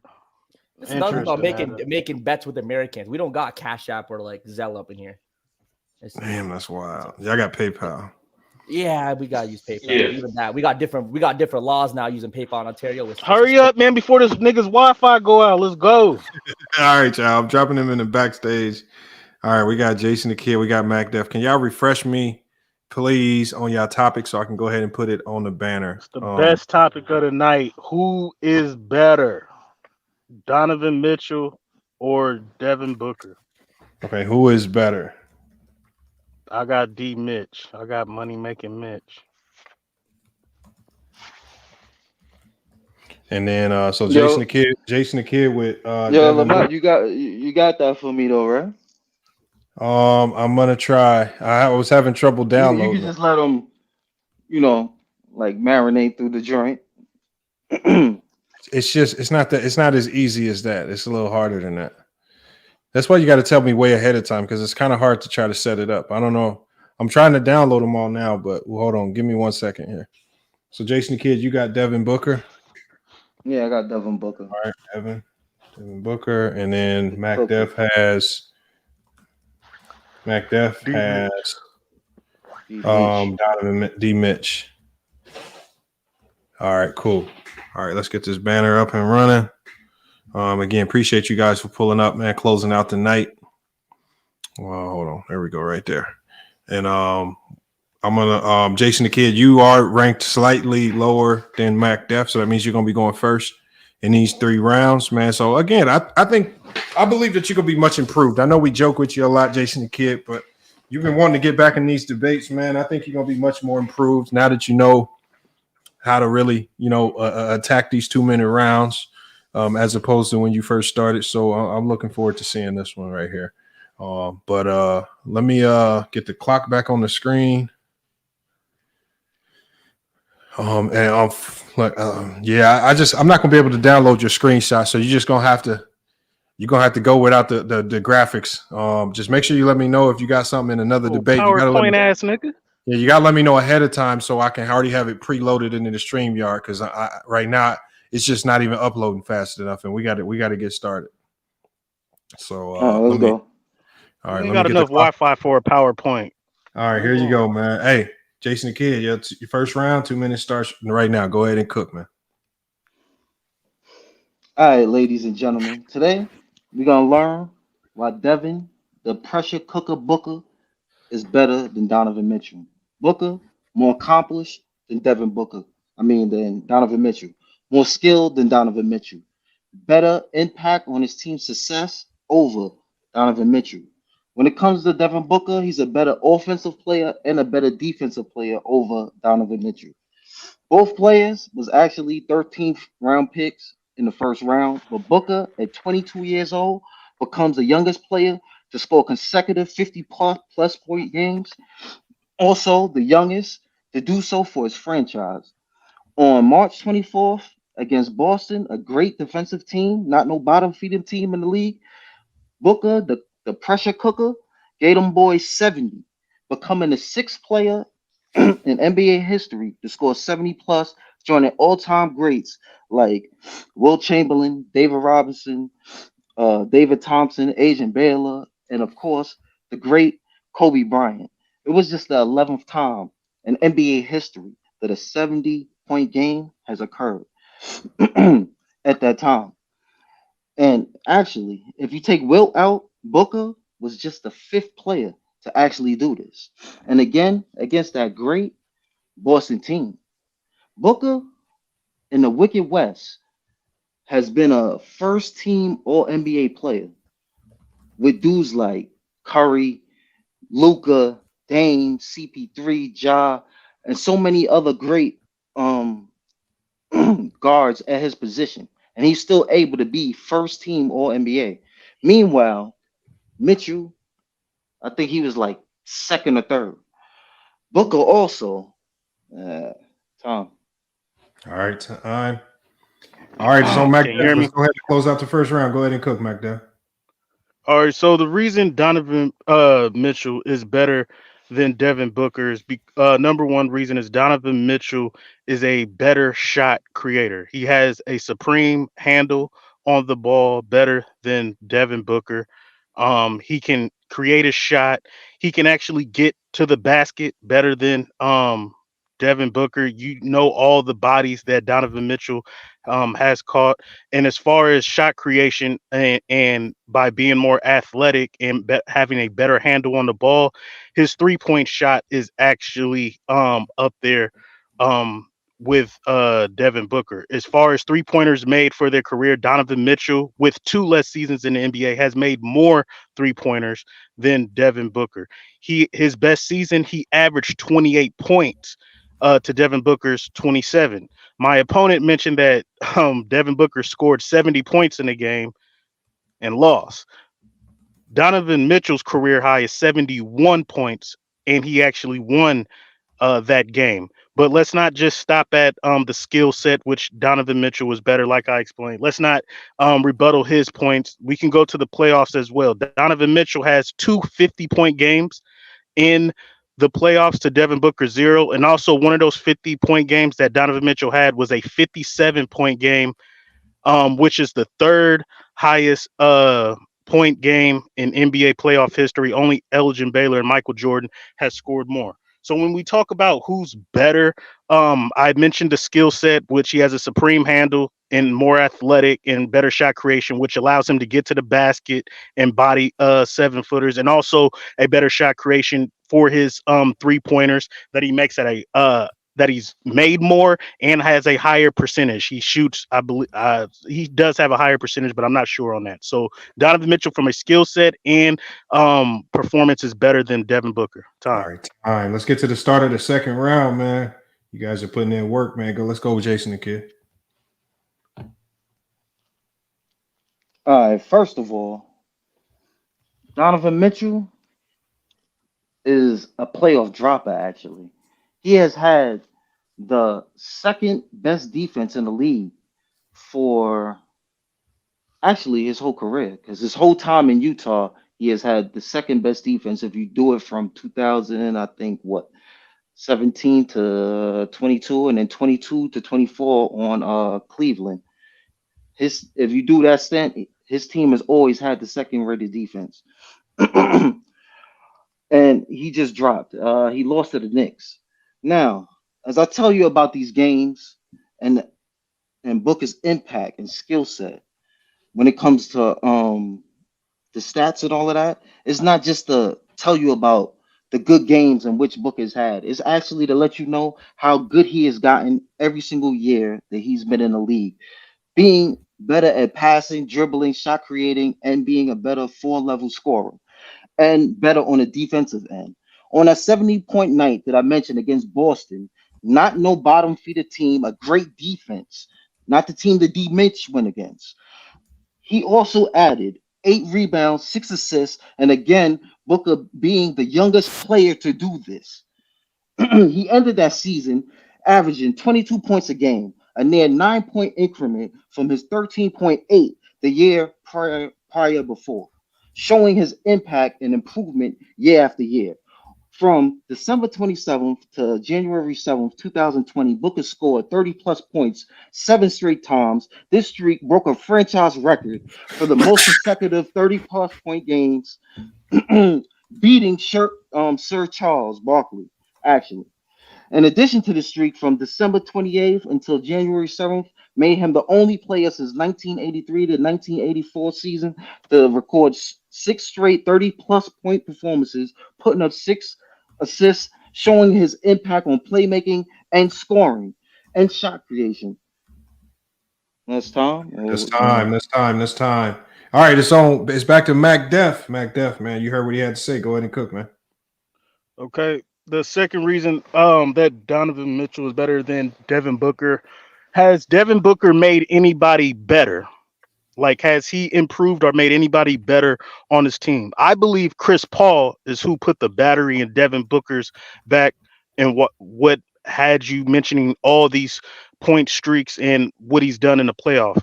Chris Paul made Devin Booker a better player. Those are just facts. When Devin Booker had the chance to make DeAndre Ayton better, I don't think he improved DeAndre Ayton, and we see where DeAndre Ayton is now. Mikal Bridges, who was on that Suns team with Devin Booker, I think he was a good player, but we see what he's doing now with Brooklyn, where he's playing at an all-star level and looking like their franchise player.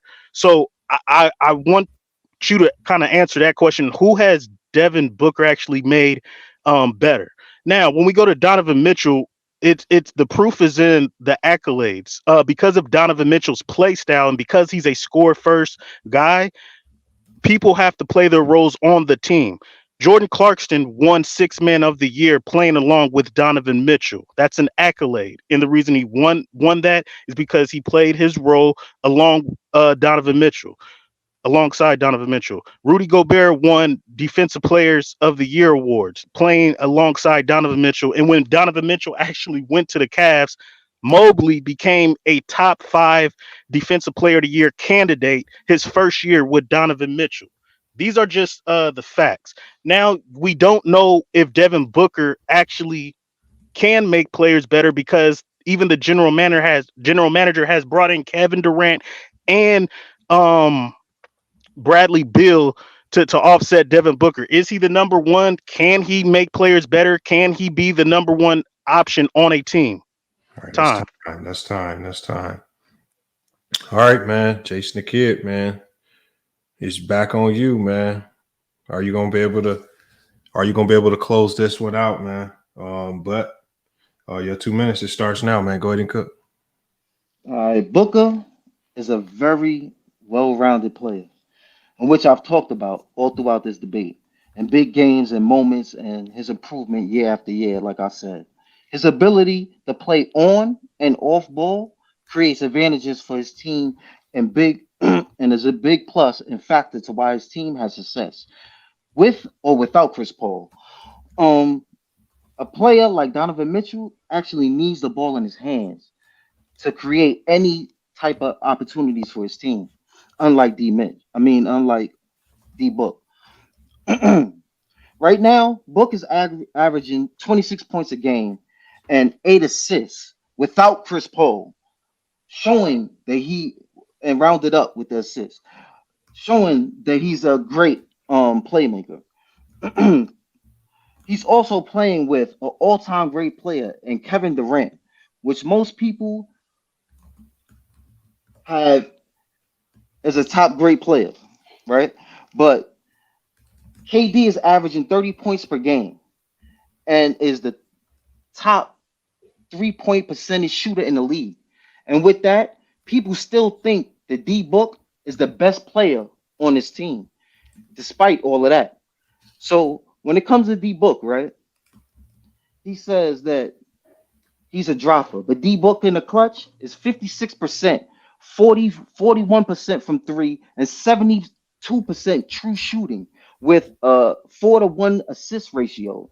D Mitch, who always basically chokes in the playoffs when it counts the most. It has a usage rate of 42.9 and uses that many clutch possessions, which is obviously a good enough attempts, and shoots a horrendous 38% true shooting. All right, that's So how does time. B Mitch? That's time, Jason the Kid. All right, MacDef, man, it's on you to close it out, man. All right. Let's All hear right. it. So the first thing that you kind of lied about is you said we believe that Devin Booker is better than Kevin Durant. Really?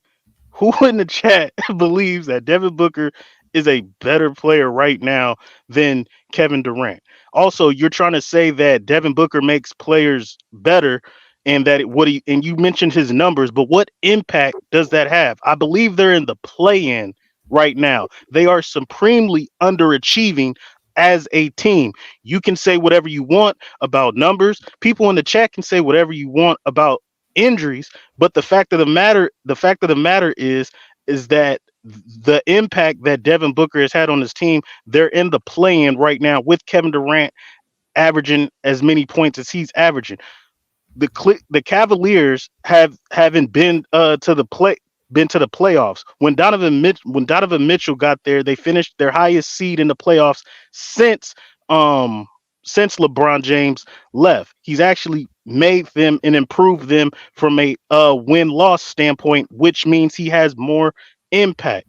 And like I said, Devin Booker has played with star player after star player. He has not made people better. Also, Chris Paul put the battery in his back and made players better. Now, Devin Booker's play style. Is he a point guard? Is he a two guard? Can he make people better as a point guard playing now? That is yet to be determined, but right now you're in a play-in. Because Donovan Mitchell's play style, which he's a scorer first, he's gonna have the ball in his hands. We know what type of player he is, so it's easier to build around him. We know we're going to need a defensive team. We're probably going to need a point guard to facilitate, but also we know with Donovan Mitchell, we're going to have a player that's going to be a great shot creator. He averages over 5 assists for a shooting guard as well, which means he can play make. So to me, being a better skilled player, making players around him better, and being a more impact on his team makes him a better player. That's time. All right, man. Let's get the poll started, man. Jason the Kid and Mac Def, man. Much improving performances, man. From both. Let's get everybody back up here. Just to get this voted on. And then two players very similar in nature, man. Two players that are very similar in nature. So this could definitely go either way. Let's start with Herm. Who you got winning that and why? Damn. I actually got Jason the Kid in the upset 2-1. I think he been in the lab. He worked on some things, did a lot of research. I think Mac Dev took him a little light. I got Jason the Kid 2-1.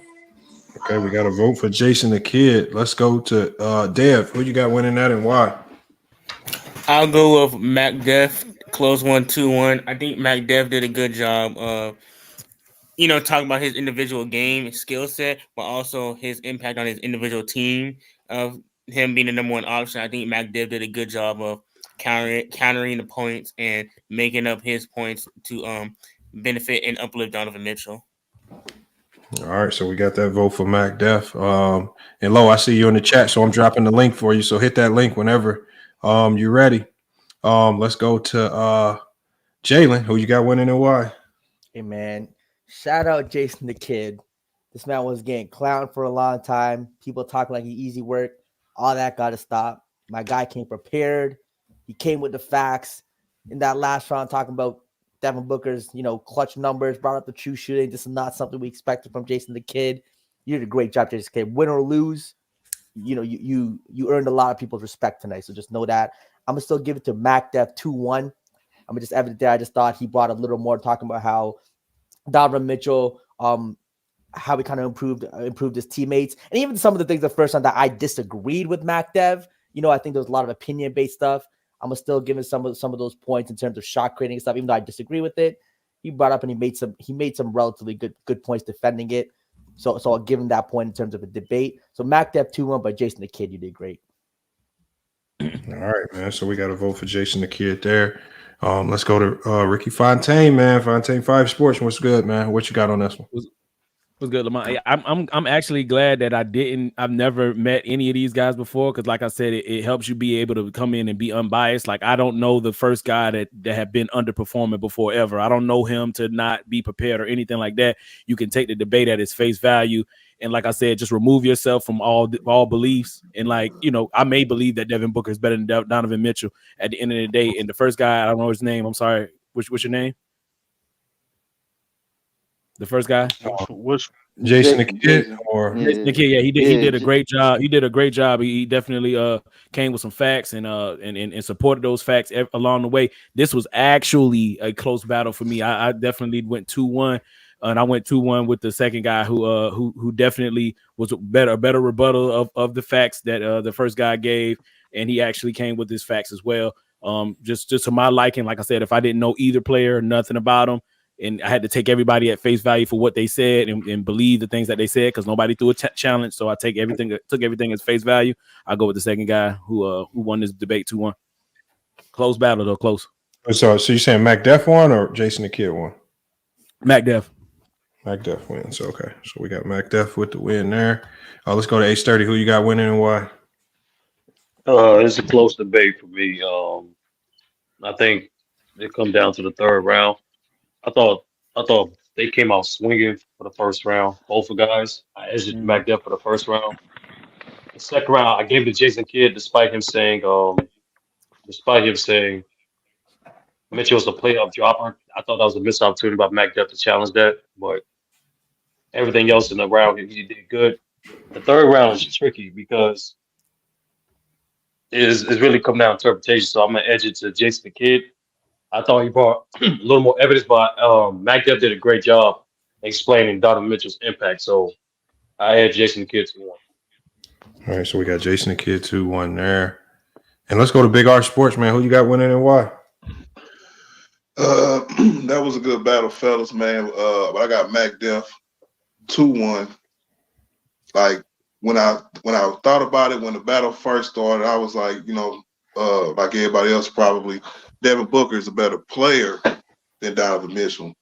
But just how Mac Def came with the impact that he has on his team, I was like, wow, you know what I'm saying? He broke it down. So I gave it to him, man, 2-1. All right, hold on. That puts us at a tie. Lo, you didn't happen to hear the debate, did you?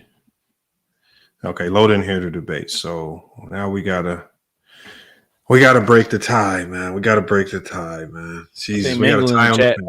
Mangle's in the chat, Lamont. If you want to ask Mangle, did he listen to it? Or was the special judge not here anymore? Well, no. The special judge is separate. We need one more panel vote. We need one more panel vote because we're tied. That's why I was saying Mingle was on the panel almost all day, except for like the last two battles. Where is Mingo? Is Mingo still there? Mingo, tell us who you thought won. Mingo, let us know in the chat.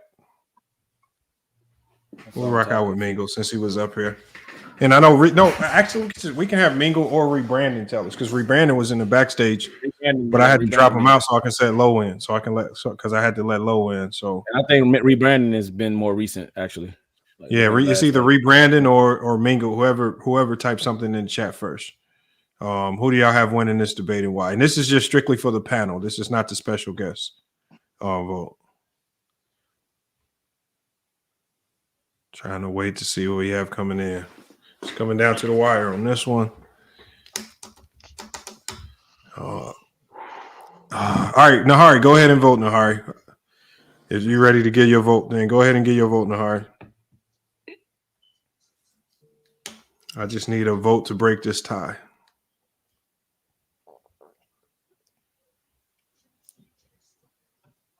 Both guys definitely improved. Real talk. Oh, they did a hell of a job.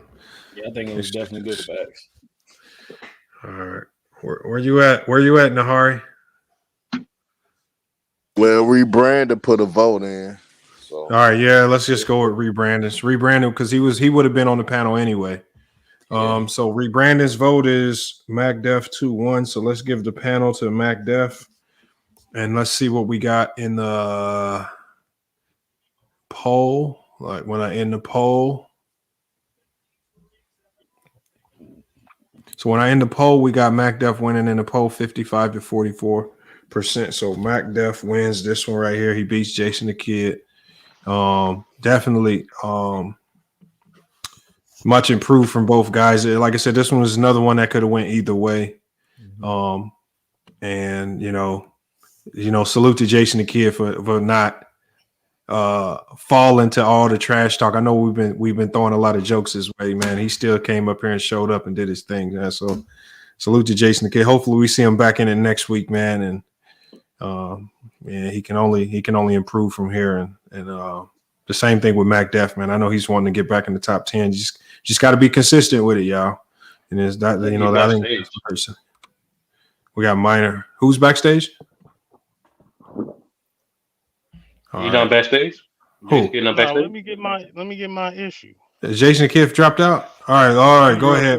All right, Mac Def. Since before we go to the last debate of the day, we got Low and H30. I'm gonna let Mac Def get his last say. So, what you got for? Obviously, I get robbed. I got robbed versus True the King. That man threw a challenge flag and said, "I said Russell Westbrook," which is a blatant lie. And then all of a sudden, he gets to pick back up his flag and take a vote on his flag as no, I didn't mean that. I meant something else. I get robbed in these debates back to back. I am the best debater on here. I'ma leave this motherfucker with a dub. It shouldn't even been that close. Shout out to Jason the Kid. You getting better. Shout out to FYF and the panel and the chat. The chat is the king. Y'all, and I'm the people's champ. We can end it right there. Bay Area stand up. All right, man. Mac Def, man. Gets his win, gets back on the winning track. Salute to Mac Def. But we got the last debate of the day, man. We got Ace 30 and we got the Legend of Winning, man. This is one of the headliners, man. One of the headliners. They're going to be talking about a topic that I've been interested in. I've been waiting for this one. It's the impact of social media on NBA players and their performance. And Ace 30 is arguing that social media has a positive impact. And Legend of Winning, he's going to be arguing that social media has been having a negative impact, man. So, man, this one's going to be a good one right here. But let me drop everybody down. I'm going to vote on this one. Yeah, I know. I'm just dropping everybody down. I'm not kicking nobody out. We just got to keep the contestants up here. And we got Low and we got Ace 30. Obviously, Ace 30, again, this is another week where Low, you are the lower ranked debater, but like ChatGPT said, more consistency and it's gonna shoot you to the top. So let's see if Low can come with another great performance, and we'll see how he does in the vote. Quick question. Yeah. Can I share screens of articles of proof or no? Yes, you can. Perfect. Yeah, so I see it right there. So as soon as it's your turn to go, I'm gonna share your screen. Let me go right now. I'm gonna type the topic in the chat for a banner, so people know exactly the topic and who's debating what side, and then we're gonna get started here. So let me hide this and just the effects of social media on NBA players and their performance. I'm negative and Sturdy's positive. Yeah, the impact of social media on NBA players and their performance. NBA players. Not just their performance, but also NBA players. It says the impact of social media on NBA players and their performance. Perfect. Yeah, for this debate, I got to get my PowerPoints ready, nigga. No, Sturdy, nah. No, Low. You should have known I'm coming with articles, nigga. You should have known I'm coming with articles. And then versus Sturdy. All right, there we go right there. All right. Okay, now we got the topic on the screen. Let me get the clock back in here.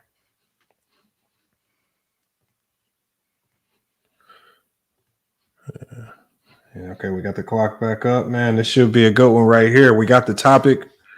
We got Low here. Low, you want me to go ahead and share the screen now?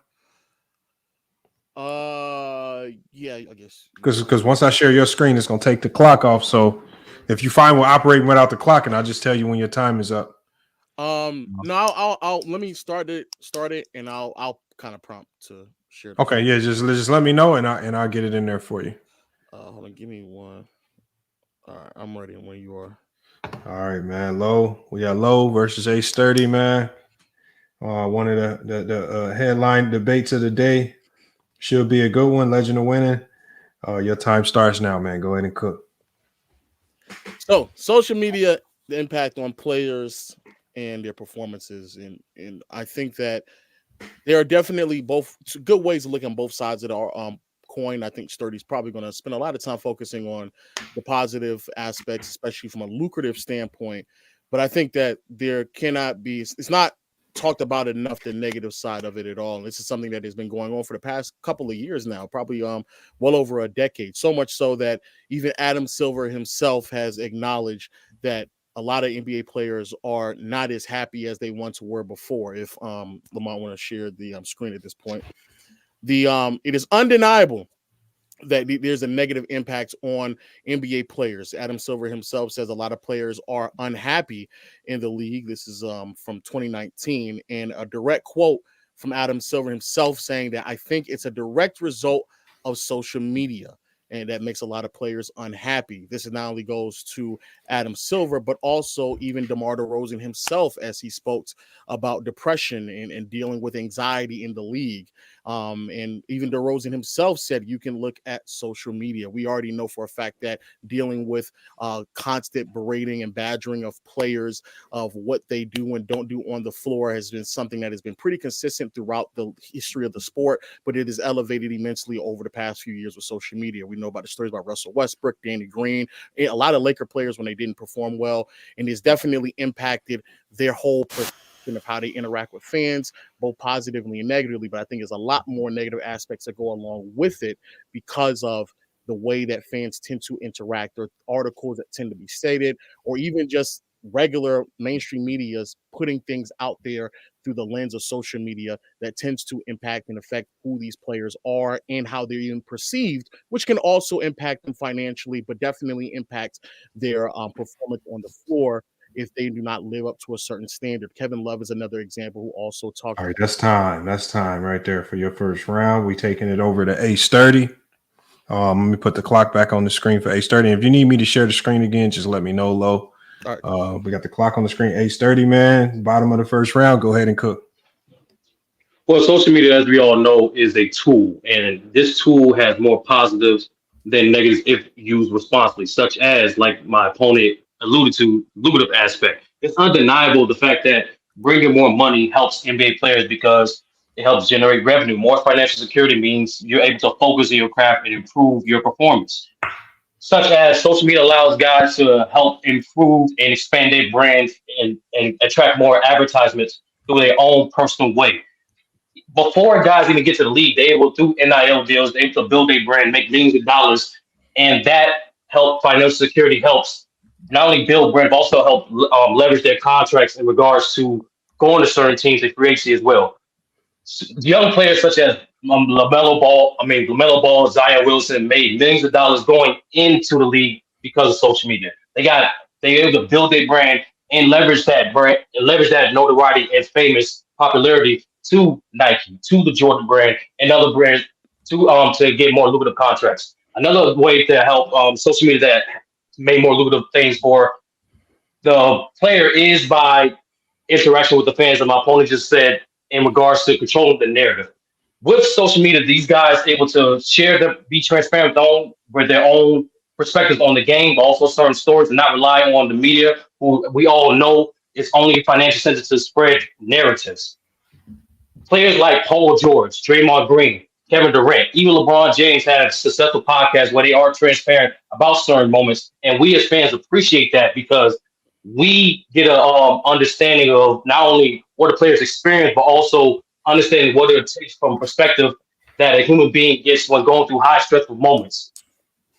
It brings the close.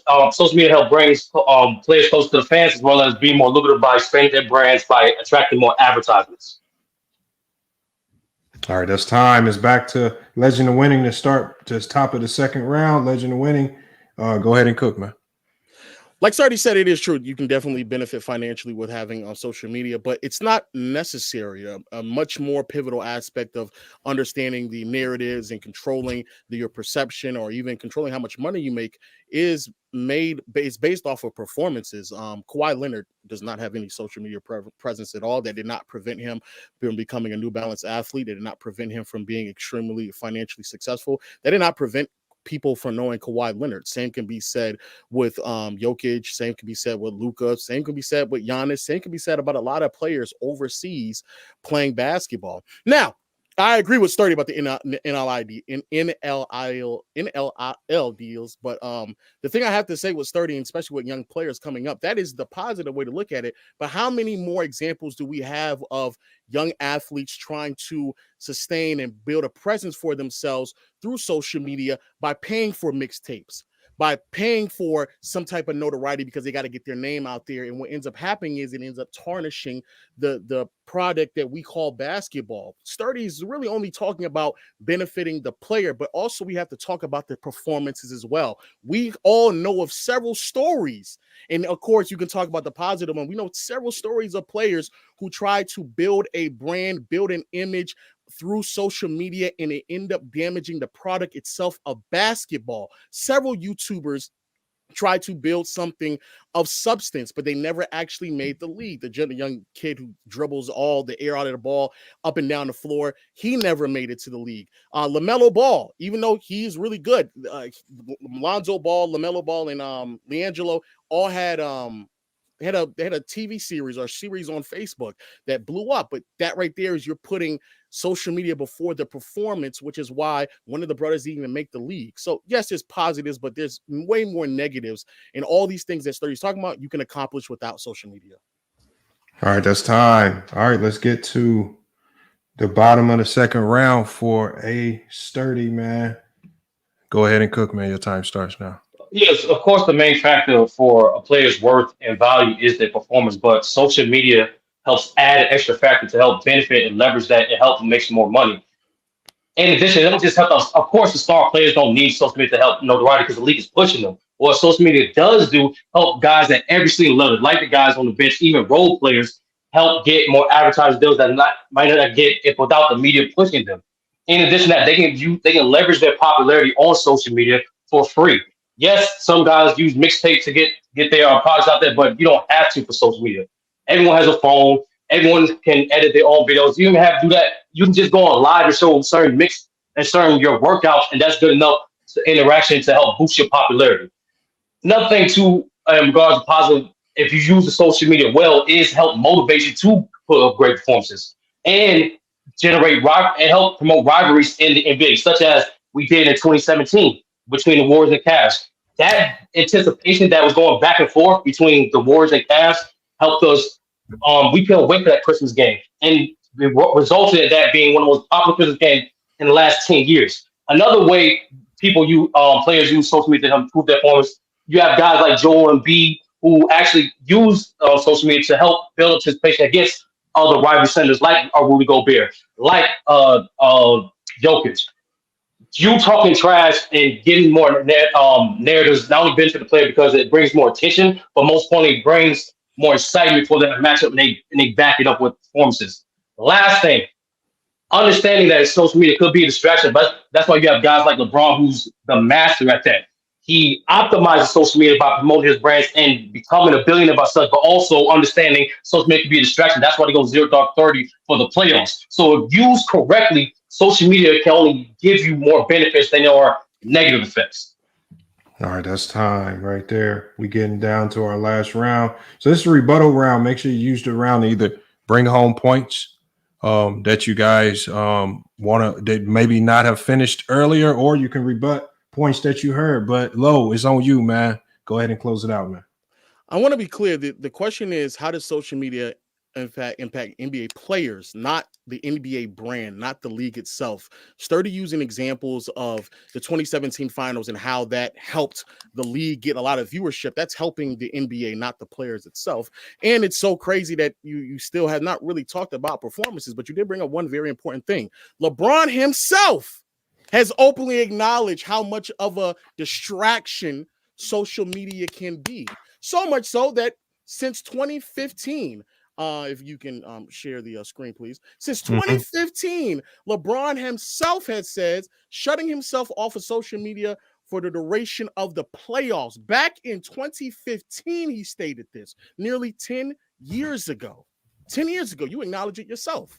Another great example of how social media is a detriment, Ja Morant. My goodness, how often he's gotten in trouble recently because of social media. Yes, social media is a tool that can be used correctly, absolutely, but it's still a tool that can also be a detriment to you. LeBron does not use social media incorrectly, and he's still one of the greatest players of all time. Many of us believe at best, at worst, second. He still understands how much of a distraction it can be, and he uses it better than anyone else.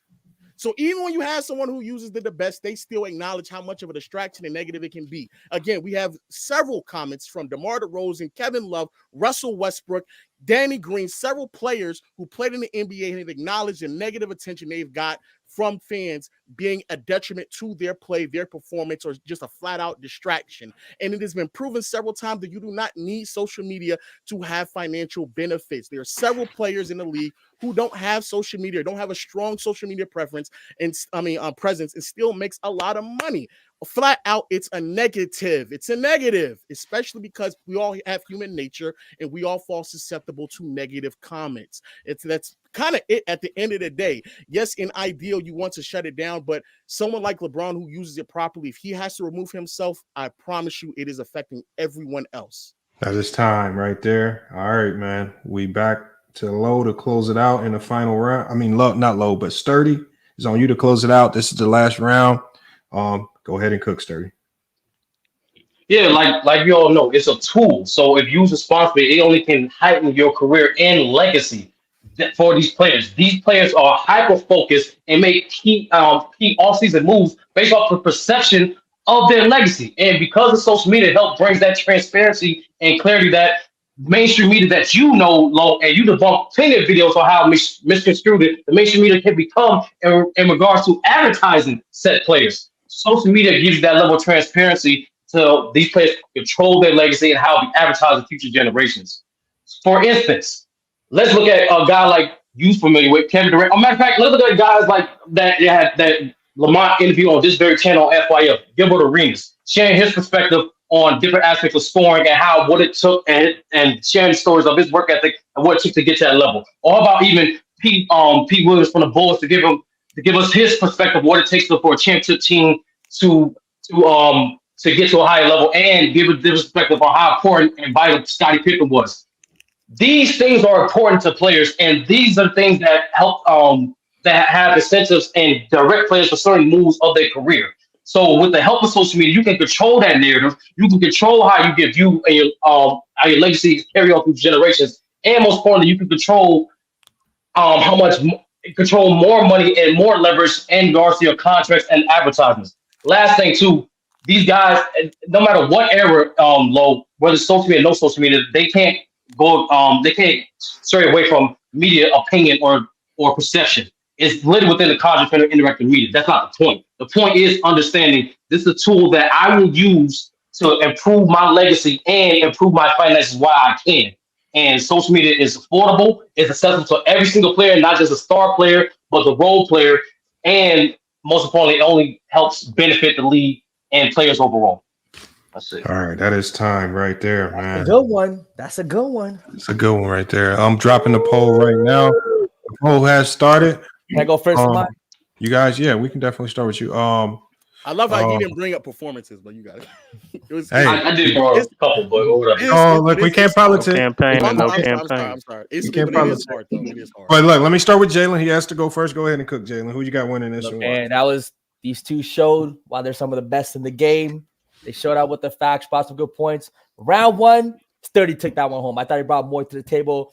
I thought Lowe just maybe kind of spent a little more time being a little too general in that first round. And I think he knew it too, because the second round, he came back with a different type of energy. You know, articulated himself well, bringing up specific instances of players, how it's negative for them, countered a little bit with the impact of the financial, how Kawhi Leonard can still make money without being big in social media. So I got Lowe round two. And in round three, it was a great round by Sturdy.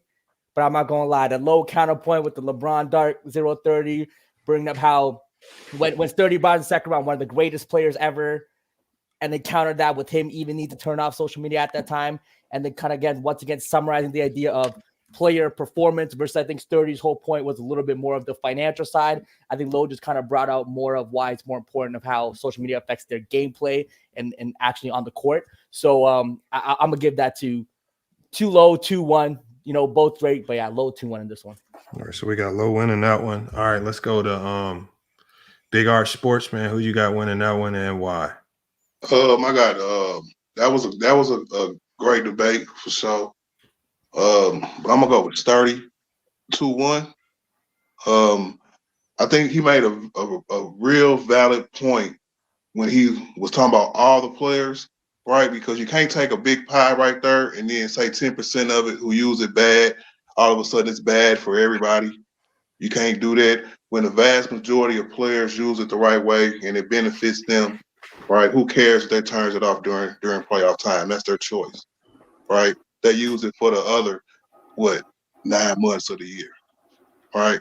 And even Brian tweets recently during playoffs. So it has to be, you know what I'm saying, looked at like that because when it benefits the whole, you know what I'm saying, the bad apples can't ruin it for everybody. All So right, yeah, so 32-1. It's 32-1 for that one. All right. Let's go to Ricky Fontaine, man. Fontaine 5 Sports, man. Hey, who you got winning this one and why? Man, it was a good one, man. I definitely appreciated Low adding a little new dynamic. I hadn't seen anybody come with the visual aids yet. I don't know, maybe I was missing that. I could definitely appreciate the visual aids because it definitely helps you to drive home a point. I definitely enjoy what you did in that third round, driving home that point, using a visual aid and using it as a point to rebuttal and making emphasis on that. Other than that, I had it going 1-1 into the third, and doing that, adding that special effect to the end and driving home your point Low. I definitely edged you on the third. I edged Low 3-1. So 2-1. I'm sorry, my bad. You must have missed H to the UK's visuals. Yeah, H to the UK. I'm pretty new. Let's go to Mac Def, man. Who you got winning and why? I had Low winning this 2-1. I think Sturdy won the first round. Definitely, he hit all his key points. Low's point with the Adam Silver was great, but I think Sturdy had more bullets for him, more artillery for him in the first round. The second round, I believe it went to Low. He countered Sturdy's points a little bit. Also mentioned the performances and everything, and Sturdy kind of didn't have no comeback for that. He was on the ropes. And then third round, This nigga putting coconut oil on the LeBron. Damn. Stay Nigga getting moisturized. moist on Pause. I don't know what y'all talking about, but don't interrupt me with that, please. My bad. Hold on. So the third round goes to Low. His rebuttal with the LeBron James was sort of the nail in the coffin. And correct me if I'm wrong, Sturdy. Did you say I thought a good point you could have brung up was the social media could helps the players interact with their fans, but with their fan base to make them Yeah, I did said you say that. anything about that? Okay. Yeah, I said that. I didn't. Okay, but I still got Low 2-1. I thought you could have emphasized a little bit more. If you said that, it still didn't resonate. I guess with me, so you didn't bring home the point on that. But close rounds, Low 2-1 though. All right, let's go to Locker Room, man. Locker Room, who you got winning and why? Yeah, man. I got Low 2-1. I just think that last round, even the first round when he brought up the point of the league and he brought the point up of Kevin Love and guys like DeMar DeRozan. I think social media definitely does more negative with these players today than it does positive. He brought the point up. I thought it was a good point. He brought Kawhi too, how Kawhi doesn't have any social media and has really no impact on him. He's still able to go out there and succeed and do his thing. And then the last round when he brought up LeBron going 0 dark 30, he's kind of stopped it recently.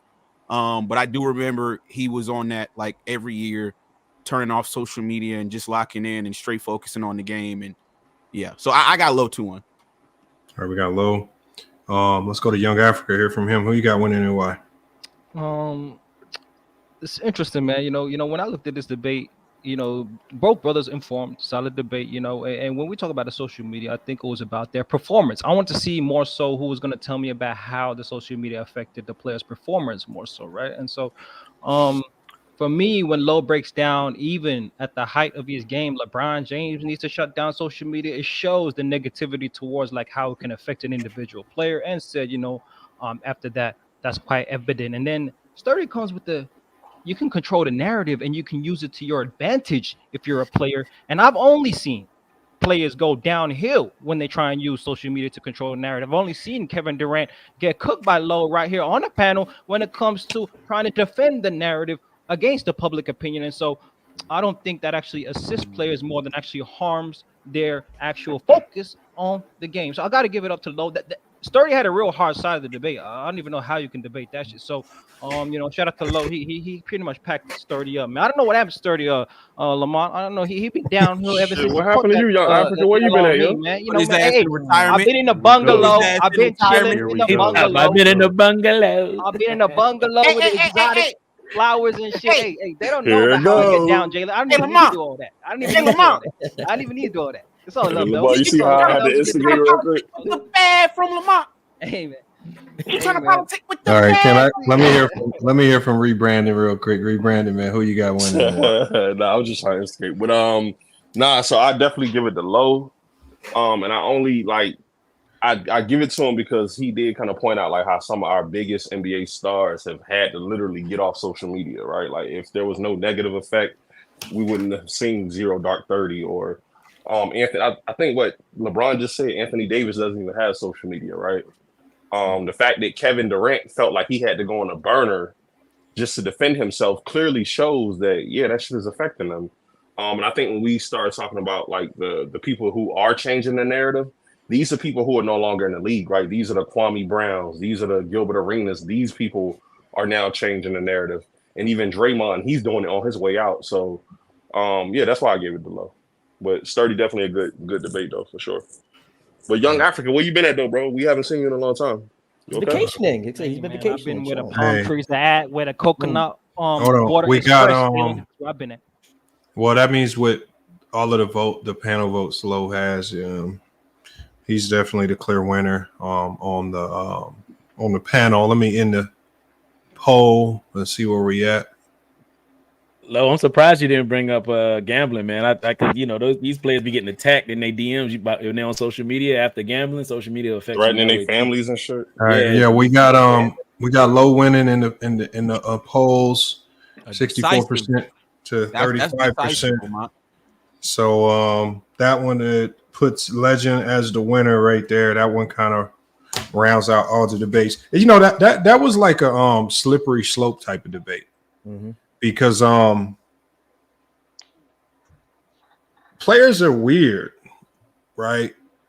Players will say social media is bad when it doesn't benefit them, but then we see a lot of players. And if you're talking about the majority of players, we see a lot of players using social media to really get their bag up, get their brands up, promote, do things like that. So they find ways to use it to their benefit. So it's just hard because you see players kind of toe the line. And it's really not too many players that are just completely off social media like a Kawhi Leonard. Most of them see the value in it from personal stuff, whether it's their only avenue to go get females, to monetizing their pages, to representing brands, or whether it's kind of like how, because locker room, he's had his interactions with Kevin Durant online, and Low, who's also had his interactions. Sometimes they use it to reach out to the masses, whether it's through burners or whether it's directly through their own profile. So I know you see NBA players trying a lot to play both sides of it. And Lamont, real quick. What it is, Reggie. What it is, Lamont. As I was researching for this topic, it was like I couldn't find evidence of like social media being linked to performances. The only thing I could do is give motivation to it. Like that's what it is. It's like yeah. You had the hardest side. It's tough. Right, you had the hardest side. I don't think. Low was smart in like trying to emphasize the fact that I didn't have no direct performances. Only thing I could do was imply it because like that's ain't nobody like tweeted out, yo, I'm gonna drop 50 tonight, and they got 50. I couldn't find nothing like that. Low was hitting open layups, man, wide open layups, man. The only time Sturdy, to your point, even if you would have brought up the fact that like how LeBron said, all right, we're gonna find out, it always affects them negatively. Like those situations, the player never comes out and do playoff mode activated and shit. Yeah, what you got, locker room? Real quick. So I gotta call Sturdy out, right? Real quick. Sturdy. Yeah. You know, you seem like a nice guy, but you know, your whole, you know, slogan, I guess, whatever you want to call that shit, was you don't lose 2 in a row. Now today we proved that to be a lie. This is your second consecutive L of the day. So I'm gonna go ahead and just take over that slogan for you, bro. Yeah, this nigga kicking. I appreciate you, man. Thank you, man. Talk to you like that. Appreciate that, Sturdy. Hey, what's happening, bro? Hey, we let the locker room talk wild. Yo, Africa, ain't that your Africa, you the reason why you the reason why this nigga talk greasy. Hold up, though. Well, actually, Lamont. Put young Africa on the big screen, yo. Hey, Lamont. What happened? Hey, Sturdy, do you got anything to say, man, for the big screen? Or you gonna pass it up? We let locker room talk crazy, Lamont? Nah, I thought it was a good debate, but I did my best I could. Low, you want the big screen, or you good? Put him on the big screen and play the music. What the hell? No, he gotta walk the plate, yo. He gotta walk the plate, man. What's going on? He wants to see Sturdy. No, not me. Man, this nigga Lamont. You getting soft, man. All right. Hold on. I'm trying to protect Sturdy. I'm trying to protect him. Hold on. So you say Sturdy, they forcing you, man. You gotta. Wow. You gotta walk the play. Play the music, bro. Play the music. Go ahead, man. Hey, man. I tried, my nigga. I tried. But, real talk, no matter what, put up good debates today. Shout out to everybody that performed. Shout out to everybody that actually showed up, did their thing. But, and most important, shout out to Low, bro. Like, I did what I could. Ain't no evidence out there, bro. But it is what it is, man.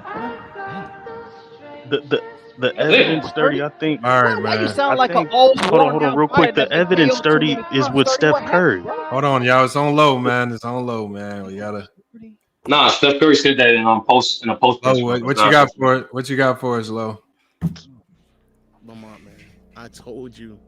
There is no comp over here. There's none. No, you about to get cut. No, stop. That's number one. That's who y'all had at number one. And he's been at number one for now. How was it possible? Because I got robbed. I not only beat him in the chat, but I basically in two matchups. Only one panelist voted for the other person. Only one in 2 attempts. How is that possible?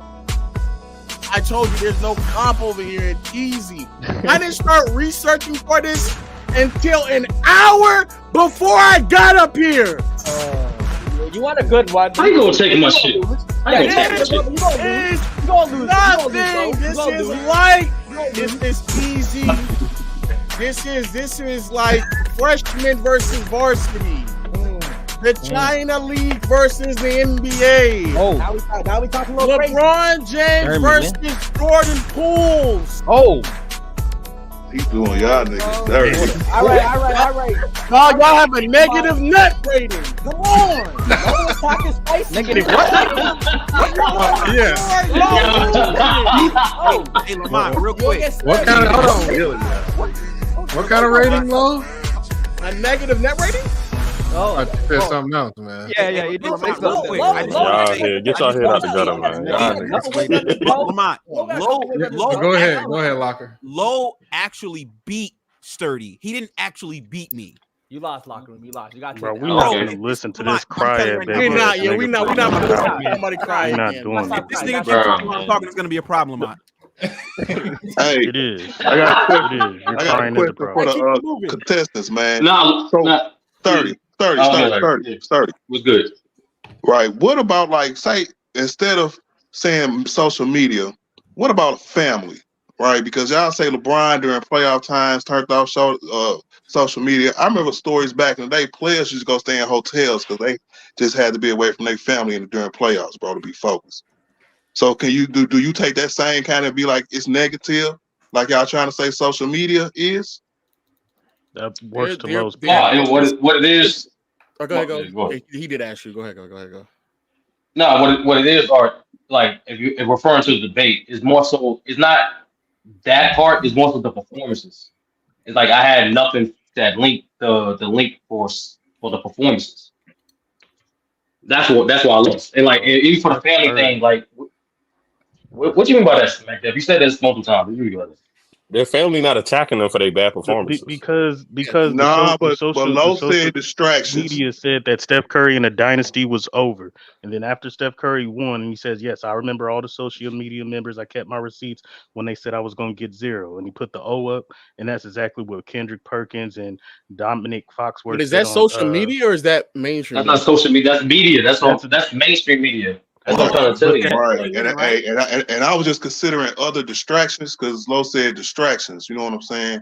As far as social media, but hey, players recorded history said sometimes their family is a damn distraction. But so they got to what is the distraction? They just did that so they can cheat, man. Trust me. Hold on. But what is the distraction on social media that they're running from? Is the negative comments that they're running from on social media? That's the distraction. No, it's just what social media is in general. Like social media is a distraction for everybody. No. Like, So getting love. Hey, Lamont, you had Low winning, right? No, my question for Lamont is like, how would you approach my side of the debate? Like, It's almost impossible, to be honest with you. It's kind of impossible. You had the harder one. You had the harder side, Sturdy, for sure. No, Well, man. No, because like all the performances ones was only links to like mainstream media. That's the ones I couldn't find anything for social. You should have finessed that, Sturdy. Mainstream media is a part No, of social media. I was already prepared. It's not. Yes, it is. No, it's bro. not. What you say in the press conference is not the same as what you say on There is Facebook. not a difference between. Hold on. There is not a difference. There's not a difference between Gilbert Arenas podcast and what Stephen A is doing. They're both talking sports. They're still part of the media. For you guys to say that there's a difference between that.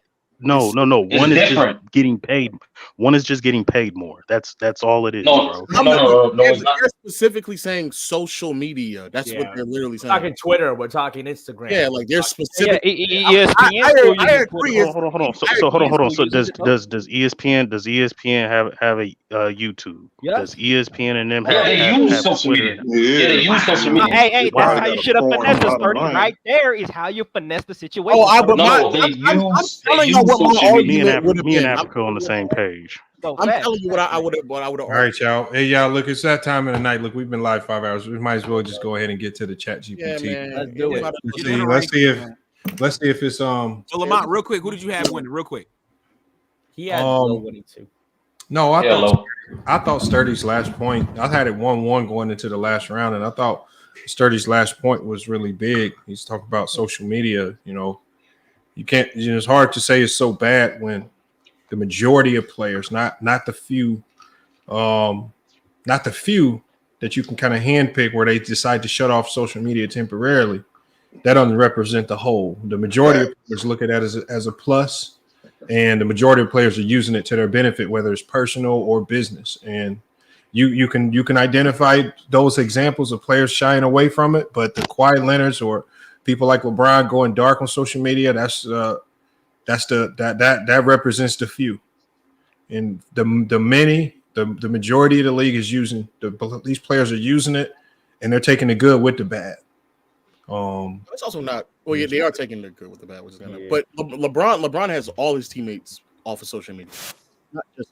I mean, if you take that whole team, it's a very small percentage of NBA players off social media, and even when you do that, it's still short term.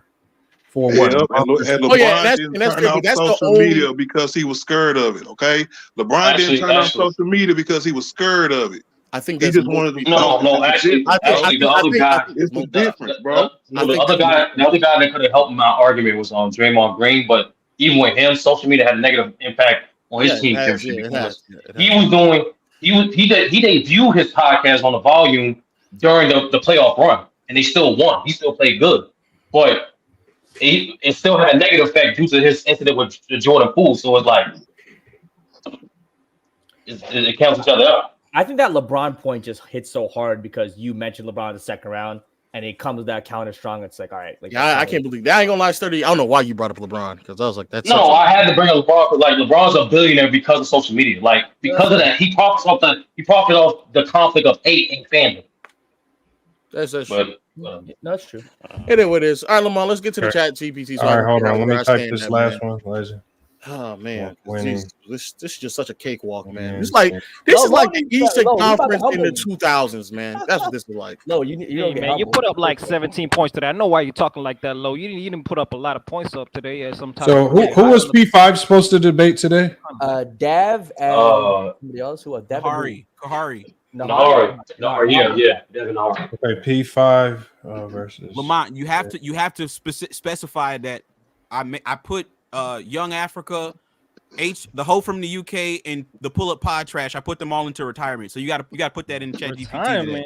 That's some bullshit right there. Keep it moving. Yes, keep it That's moving. some bullshit right there. Hey, I better be on these rankings, Lamont. You better not have Africa, you're not. Africa, you've been Africa. You've been out for a while, Africa. What you mean? I've been out for a while. You haven't been debating. So ChatGPT. What? ChatGPT kicked you out a long time ago. Activity means more than wins and losses. Activity means more now. Yeah. Okay. Activity means activity. Activity means activity. Africa means more than wins and losses. Okay. Africa, We sent you to China, man. You come We back sent you next week. home. Okay. We sent you home, Africa. We sent you to the Chinese league. Bro, you just caught a mad L, bro. What you talking about, man? Nigga, the last time you debated, you caught a mad talking to L. a former champion up in this bitch, nigga. Who you talking to, man? Who you talking to, man? Shut Can we get to the Shut Can we that get to shit the up. chat GPT, man? All right, about to add this. Hey, let's get to it, man. Shut that shit No, you type it. All You right. type it, low. Okay, so yeah, this is what. So look, remember last week? Decisive fashion. I like that. I like that terminology. Lamont, you better put hoe from the UK. This nigga adding forfeit. shit. He quit. I'm not adding shit. You lost decisively, my nigga. What do you want me to say? I'm talking about. No. You don't know, man. This nigga. Okay, hold on, y'all. Hold on. Let me zoom in so y'all can see it. Nigga, I won decisively, Sturdy. I'm not fighting that, nigga. I'm not fighting that, but trust me, like you'll see. No, he needs to say it, nigga. You lost decisively. No, I'm not fighting that part, nigga. Calm down, nigga. You're gonna lose in the rematch. I promise. I promise. Oh, I promise. Okay, so hold on, y'all. So you got all these dudes out of nerdy. hold on. So last week the rankings were A Sturdy at 1, Locker Room at 2, H from the UK at 3, Big Ox Bob, Casual, Herm, Dev cracked in the top 10, Jalen P5, and then Nahari.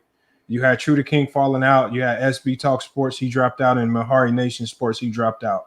And then it says right here, as you know, last week it said as a new debater and an experience one on YouTube, his victory in the headline debate, it was significant, shows significant potential, strong candidate or contender for future rankings. So this week, this is what I typed in. We'll go over it. If I need to add anything or take anything out, y'all let me know. All right. You should say a Mac Def won convincingly. Huh? That was a split No, decision, nigga. I said we have I just won had on the another panel round of and the debates. motherfucker- and on the panel and the chat. Hey, mute up, nigga. Shut up. Hey, if you cry for an hour in campaigning, you shut up. If That'll you're in the make G sense. League, shut up, man. Okay, so we just had You another round of campaigned for an debates. hour. Mac Def, hold on, Mac Def. Come on, y'all. We're just trying to get through this so we can finish it up. Need to update the rankings based on this week's results. Just as a reminder, this is similar to a regular season for debates and the cumulative debates over time matter. H from the UK has decided to retire and forfeit his debates this week as that he wished. Fortified. Retire. Just spell check it. Yeah, just spell check. Oh, my bad.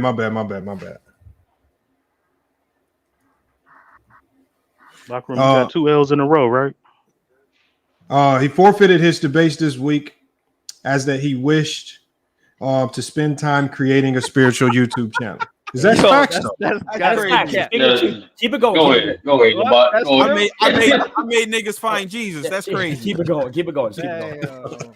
All right, Big Ox Bob versus the Locker Room. Topic: Kawhi Leonard versus Kevin Durant. Who's the better player in the clutch? Big Ox Bob wins. by an extremely small margin in a hot. What is this extremely small margin language? Hold on. Just say split decision, bro. No. Just say split decision, my nigga. Actually, that's Hold what on, keep going, man. You had it right. You got it right, Yeah. man. Keep going, man. It was right. Keep going. It was right. Extremely finish. small. Oh my god! Can I finish? Hold on. Pull up the language, but okay. So Go he ahead. says- Keep finessing. Okay. Okay, so Big Ox Bob won by an extremely small margin in a hotly contested debate where some felt the final decision was look at this boy. controversial. What the fuck? What? That was not a controversial. That was not controversial. Man. Hey, controversial out. That's You have crazy. never written that Y'all shit down boy, for y'all anybody boy else. is crazy, man. Oh, so really, why don't you just write down locker room really wrong, even though Big Ox won? Hold Locker room won. on. Guys, That's what listen. you It came down Mom. to the special vote. Big Ox won. It was very close. That's exactly what happened.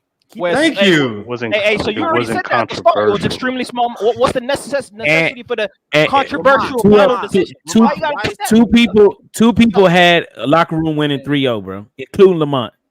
That was the extremely Yeah, but controversial decision. people had me winning 3-0 too. So what about Yeah, that? you won. Yeah, Ox your won. homeboy. Exactly. That's what. Hold on, but this is what I said. It said it was hotly we not contested. gonna Yeah. Where That's some felt the final. bro.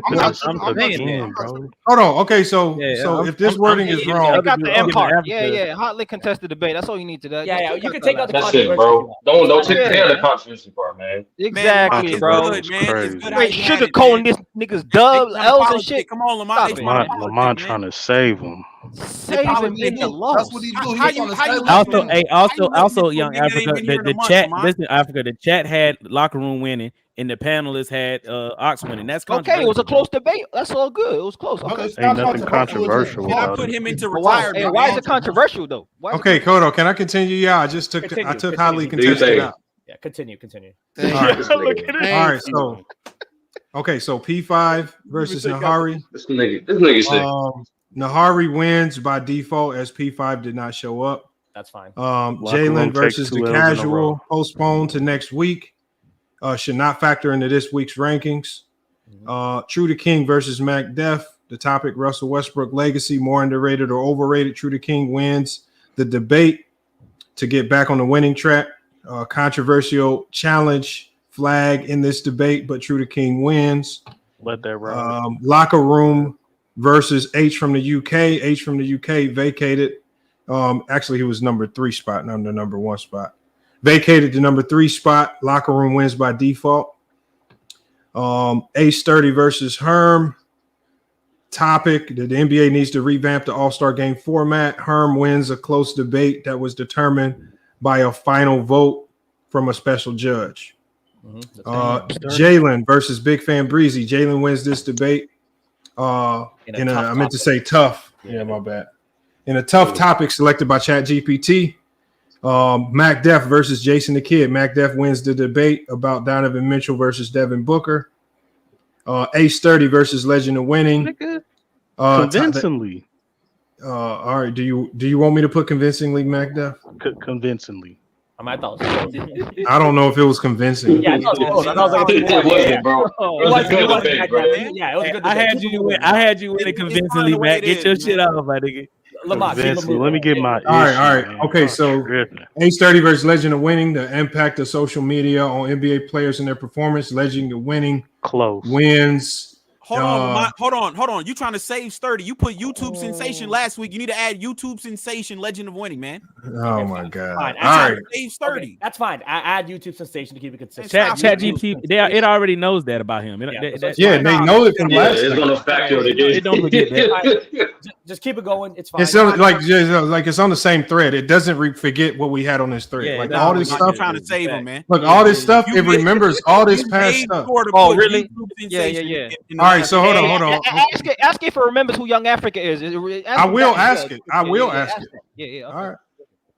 Okay. I'll ask it after we do this. No, I'll put it in this. I'll put it in this thread. You might as well just throw it in there. Okay. No, you gotta do it after. You gotta do it after. No, P5 versus Dev and P5 versus Nahari.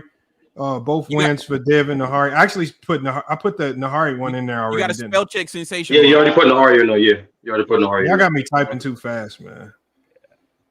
All right. Let me take this out. P5 versus Dev. Take that whole sentence. YouTube sensation is wild. P5 versus Dev. So Deuce be getting wins off of no action, bro. No, like, Dev. Only when they don't let me know that they're not going to be here. Yeah. Yeah. If you don't That's get weak prior concept. warning, if you don't get prior Out warning, here risk- getting dubs with no game played, bro. I mean, wow. it won't be valued that much. It doesn't give you that much value for it, though. Oh. All right, hold on. Let's say also, please. Hold on. Also, in a separate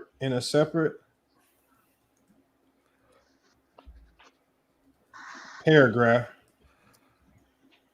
please explain to young Africa why he is no longer in the top 10.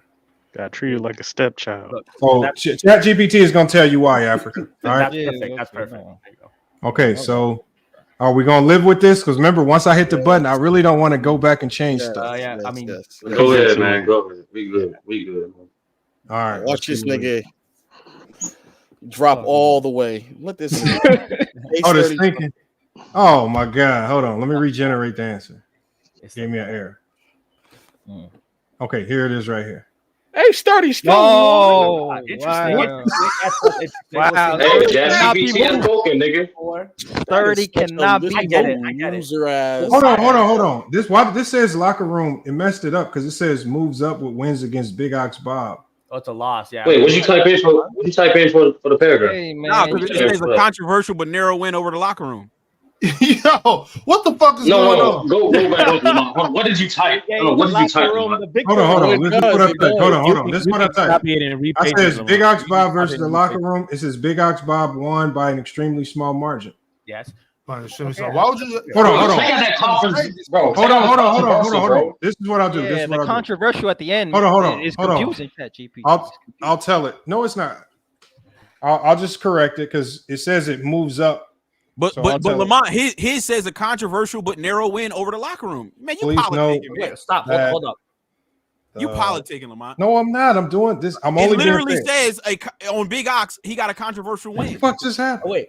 On yours, it Nah, says man, this nigga you Lamont beat Big politicking Ox, now, though. man. It says hold on. you beat You Big Ox. trying to protect Lil Oxtail now? That's what we doing. I also think the Herm loss. I don't need no protection. I don't 30 even got versus to Herm study wasn't and I written down smacked right. us already. Hold on. Herm at 30, I don't think was accounted for because they did not mention their match in any of those. So I think that match might have been forgotten too.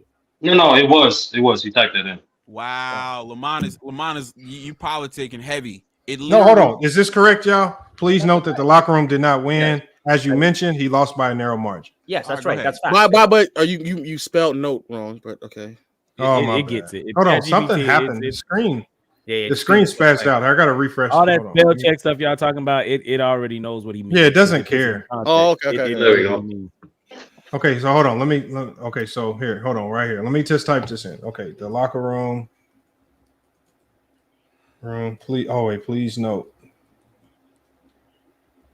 The locker room lost narrowly to the clown. The locker room lost his last 2 debates. To the clown. Nigga, I beat her. Nigga, shut up. Nigga, man, stop playing with Mac. Lil Mac. Ox. That's fine. Yeah. If this. All right, let's see. Send that in. Yeah. Jalen said he gets more hoes than locker room. This is fact. I mean, I'll probably get. Cap. Up here. That's just man, Lamont. There it is. Lamont. That makes more sense. That makes more sense. Yeah. Hold on, I have to, we did this last week when we noticed inaccuracies. I have to. Now you politic like a motherfucker, Lamont. Because when we made corrections last week and it bumped you up to number 2. Nah, you didn't have a problem. You politic with that one, man. No, I'm not. All right, bro, let's read it out, bro. Here's the ranking right here. We got this nigga Sturdy lost twice and still won. That's what I'm saying. How? Why you hating, my nigga? Hold on. Can he get to the rankings? How was that? Can he get to the rankings, my nigga? Hold on, we'll tell you why. So Sturdy lost twice today? Yeah. 30 lost twice today, but Hold on. Can the man read the rankings? Can I read it? Can the man read the rankings? I'm sorry. Lamont, Ace 30. It only shows 1 loss to Legend of Winning, man. What are we doing? Can the man read the rankings? He only got 1 loss. What about the Sturdy's other loss? record. He didn't get the lost second twice one. today. It's standing. Look at number 3 and rise in ranking. Let the nigga read the shit. Go back in and say, please note Sturdy lost twice Nigga, today. they notice it right there. It says it right there in number 3. Rise in rankings following a close win over Ace 30, dummy. Look at Herm, I'm not dummy. tripping. Can you read? Listen, Lamont, go back to let's Lamont, let's get through this shit, my nigga. Damn. Herm got to win. Herm got to All right, win. can I get to it, please? Yes. Man, Bro, Lamont, damn. take like a motherfucker, man. Can I get to this, please? Yes. You gotta get to matchups. Shit. All right. Ace 30. Despite a recent loss to Legend and Winning, remains highly ranked due to strong cumulative performances and a history of consistent debating success.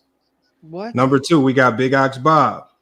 Climbs the rankings with a narrow, albeit controversial win over the Locker Room, demonstrates competitive strength and resilience. I really should have dropped even debating that bum. We got Herm. Rises in the rankings following a close win over Ace 30, showcases strong debating skills and the ability to handle high-profile topics effectively. We got the Locker Room. Drops slightly due to the narrow loss to Big Ox Bob, but maintains a high position due to past performances and overall debating skills. We have Jalen. Holds strong position, supported by cumulative performances, despite this week's debate being postponed. We have Nahari, moves up with a default win over P5, reflecting consistent participation and benefiting from the inactivity of others. Oh, this is crazy. We have True to King. This is great. True to King improves with the win over Mac Def, despite the controversy around the challenge flag in the debate. Dev still around, rises in the rankings with a default win over P5, demonstrating readiness and regular participation. He didn't even debate. See, hey, hold on. It considers past things. Oh man, yeah. I should be all up in here, but go ahead. Hold on. Legend of Winning. I'm about to get you, Africa. Hold on. Legend of Winning breaks into the top 10 with a decisive victory over Ace 30, showcasing impressive debating potential. That's and Mac Def is back in the top 10 with a win over Jason the Kid, reflecting ongoing improvement and engagement. So it says H from the UK exits due to retirement. P5 falls out the top 10 due to recent no-shows. And it says it didn't even tell us about Africa. It did in the last one. It did in the last one. That's what I'm Go saying. back to the last thread, Lamar. Okay, hold on. And the last one is what did Right it there. say? Right there. Right there. This Right no, here. One more. Oh, Man, okay. Lamont, you Oh, can okay. shit, man. So it says Young Africa, you're currently not in the top 10 due to a combination of factors. Ranking in the debate league like this are dynamic and based not just on one's debating skills, but also on recent activity, consistency, and the outcomes of recent debates. Your absence from recent debates and the strong performances and consistent participation of others have impacted your ranking. Remember, rankings are reflective of current momentum and activity in the debate league, and a return to active participation with strong performances can quickly change the status. Your past performances have been noteworthy, and re-engagement in the debates could see you climb back into the top ranks. Into the top. Hey, okay, man. Hey, look, I don't get how activity overtakes the performances, but that's cool, man. It evidently you don't even have to perform. I just need to set up a match and just somehow have that guy not turn up, and I'm gonna rise up the ranking slowly and surely. Evidently, that's how it's going down. You can get an easy win against me, Africa. I'm gonna be. Hey man, look. I'm gonna roll back. I'm gonna roll back in, and I'm gonna get to the top. I actually want to meet Low at the top. on the same day and still be number one. It's okay. You'll be back. Yeah. You can take 2 L's and still slide down. That's crazy. All you need to do is stay active, bro, and that's all you need to do. But hey, I want to rise up. I want to meet Low at the top. I thought Low should actually risen up a little higher than he did. He only just entered the top 10. He should have been at least in the top 5 for what he has already done. But I'm gonna see you at the top, and everybody knows how I get down. And Lamont, I've been watching the debates today, right? Are you quoting? Hey, Lamont, I left you at the top. Let's get to the battles and challenges, man. Let's get to the call out. Subscribers, right? You just got to the top of your game, and I feel like the quality is kind of going on a downhill trajectory. I don't know if it aligns with us about the same time when the bathroom turned up, but at that point in time, your credibility has been in question. Facts. You kind of been questioned about your rankings, about the language in which you Like the view of the rankings, the locker room performances. I saw a debate where he got cooked by Low, and you out here debating for the man, tagging in like you it's a tag team handicap match. I don't like the way you've been moving recently. I think you need to really check yourself. And you really need to understand that there's a lot more at stake than one man's pride, Lamont. There's a lot more at stake than one man's emotions called the locker room. And that's the whole credibility of your whole platform, Lamont. So think about the bigger picture before you sell your soul to the bathroom, bro. You better. All right, can we get to the call? Let's get to the call. Lamont, I know you're not going to sit here and take that disrespect from young Zimbabwe, man. Look, man, it is what it is, man. No way. Zimbabwe. Look, I got Lamont, you getting soft, man. You getting soft, Lamont. All right, Sturdy, you number one. You got any call outs? Ain't no way he'll talk to you like that. Oh, hold on, let's get to the call outs. I've been talking to you like that. What you talking about? Yeah. Okay. Been talking to you like that. Let's do it. Fruity room ass nigga. Shut up. You got packed out the last time, Zimbabwe. All right, Big Ox, you got any call outs? What's the Hey, line me up with whoever, man, just to make me show an example.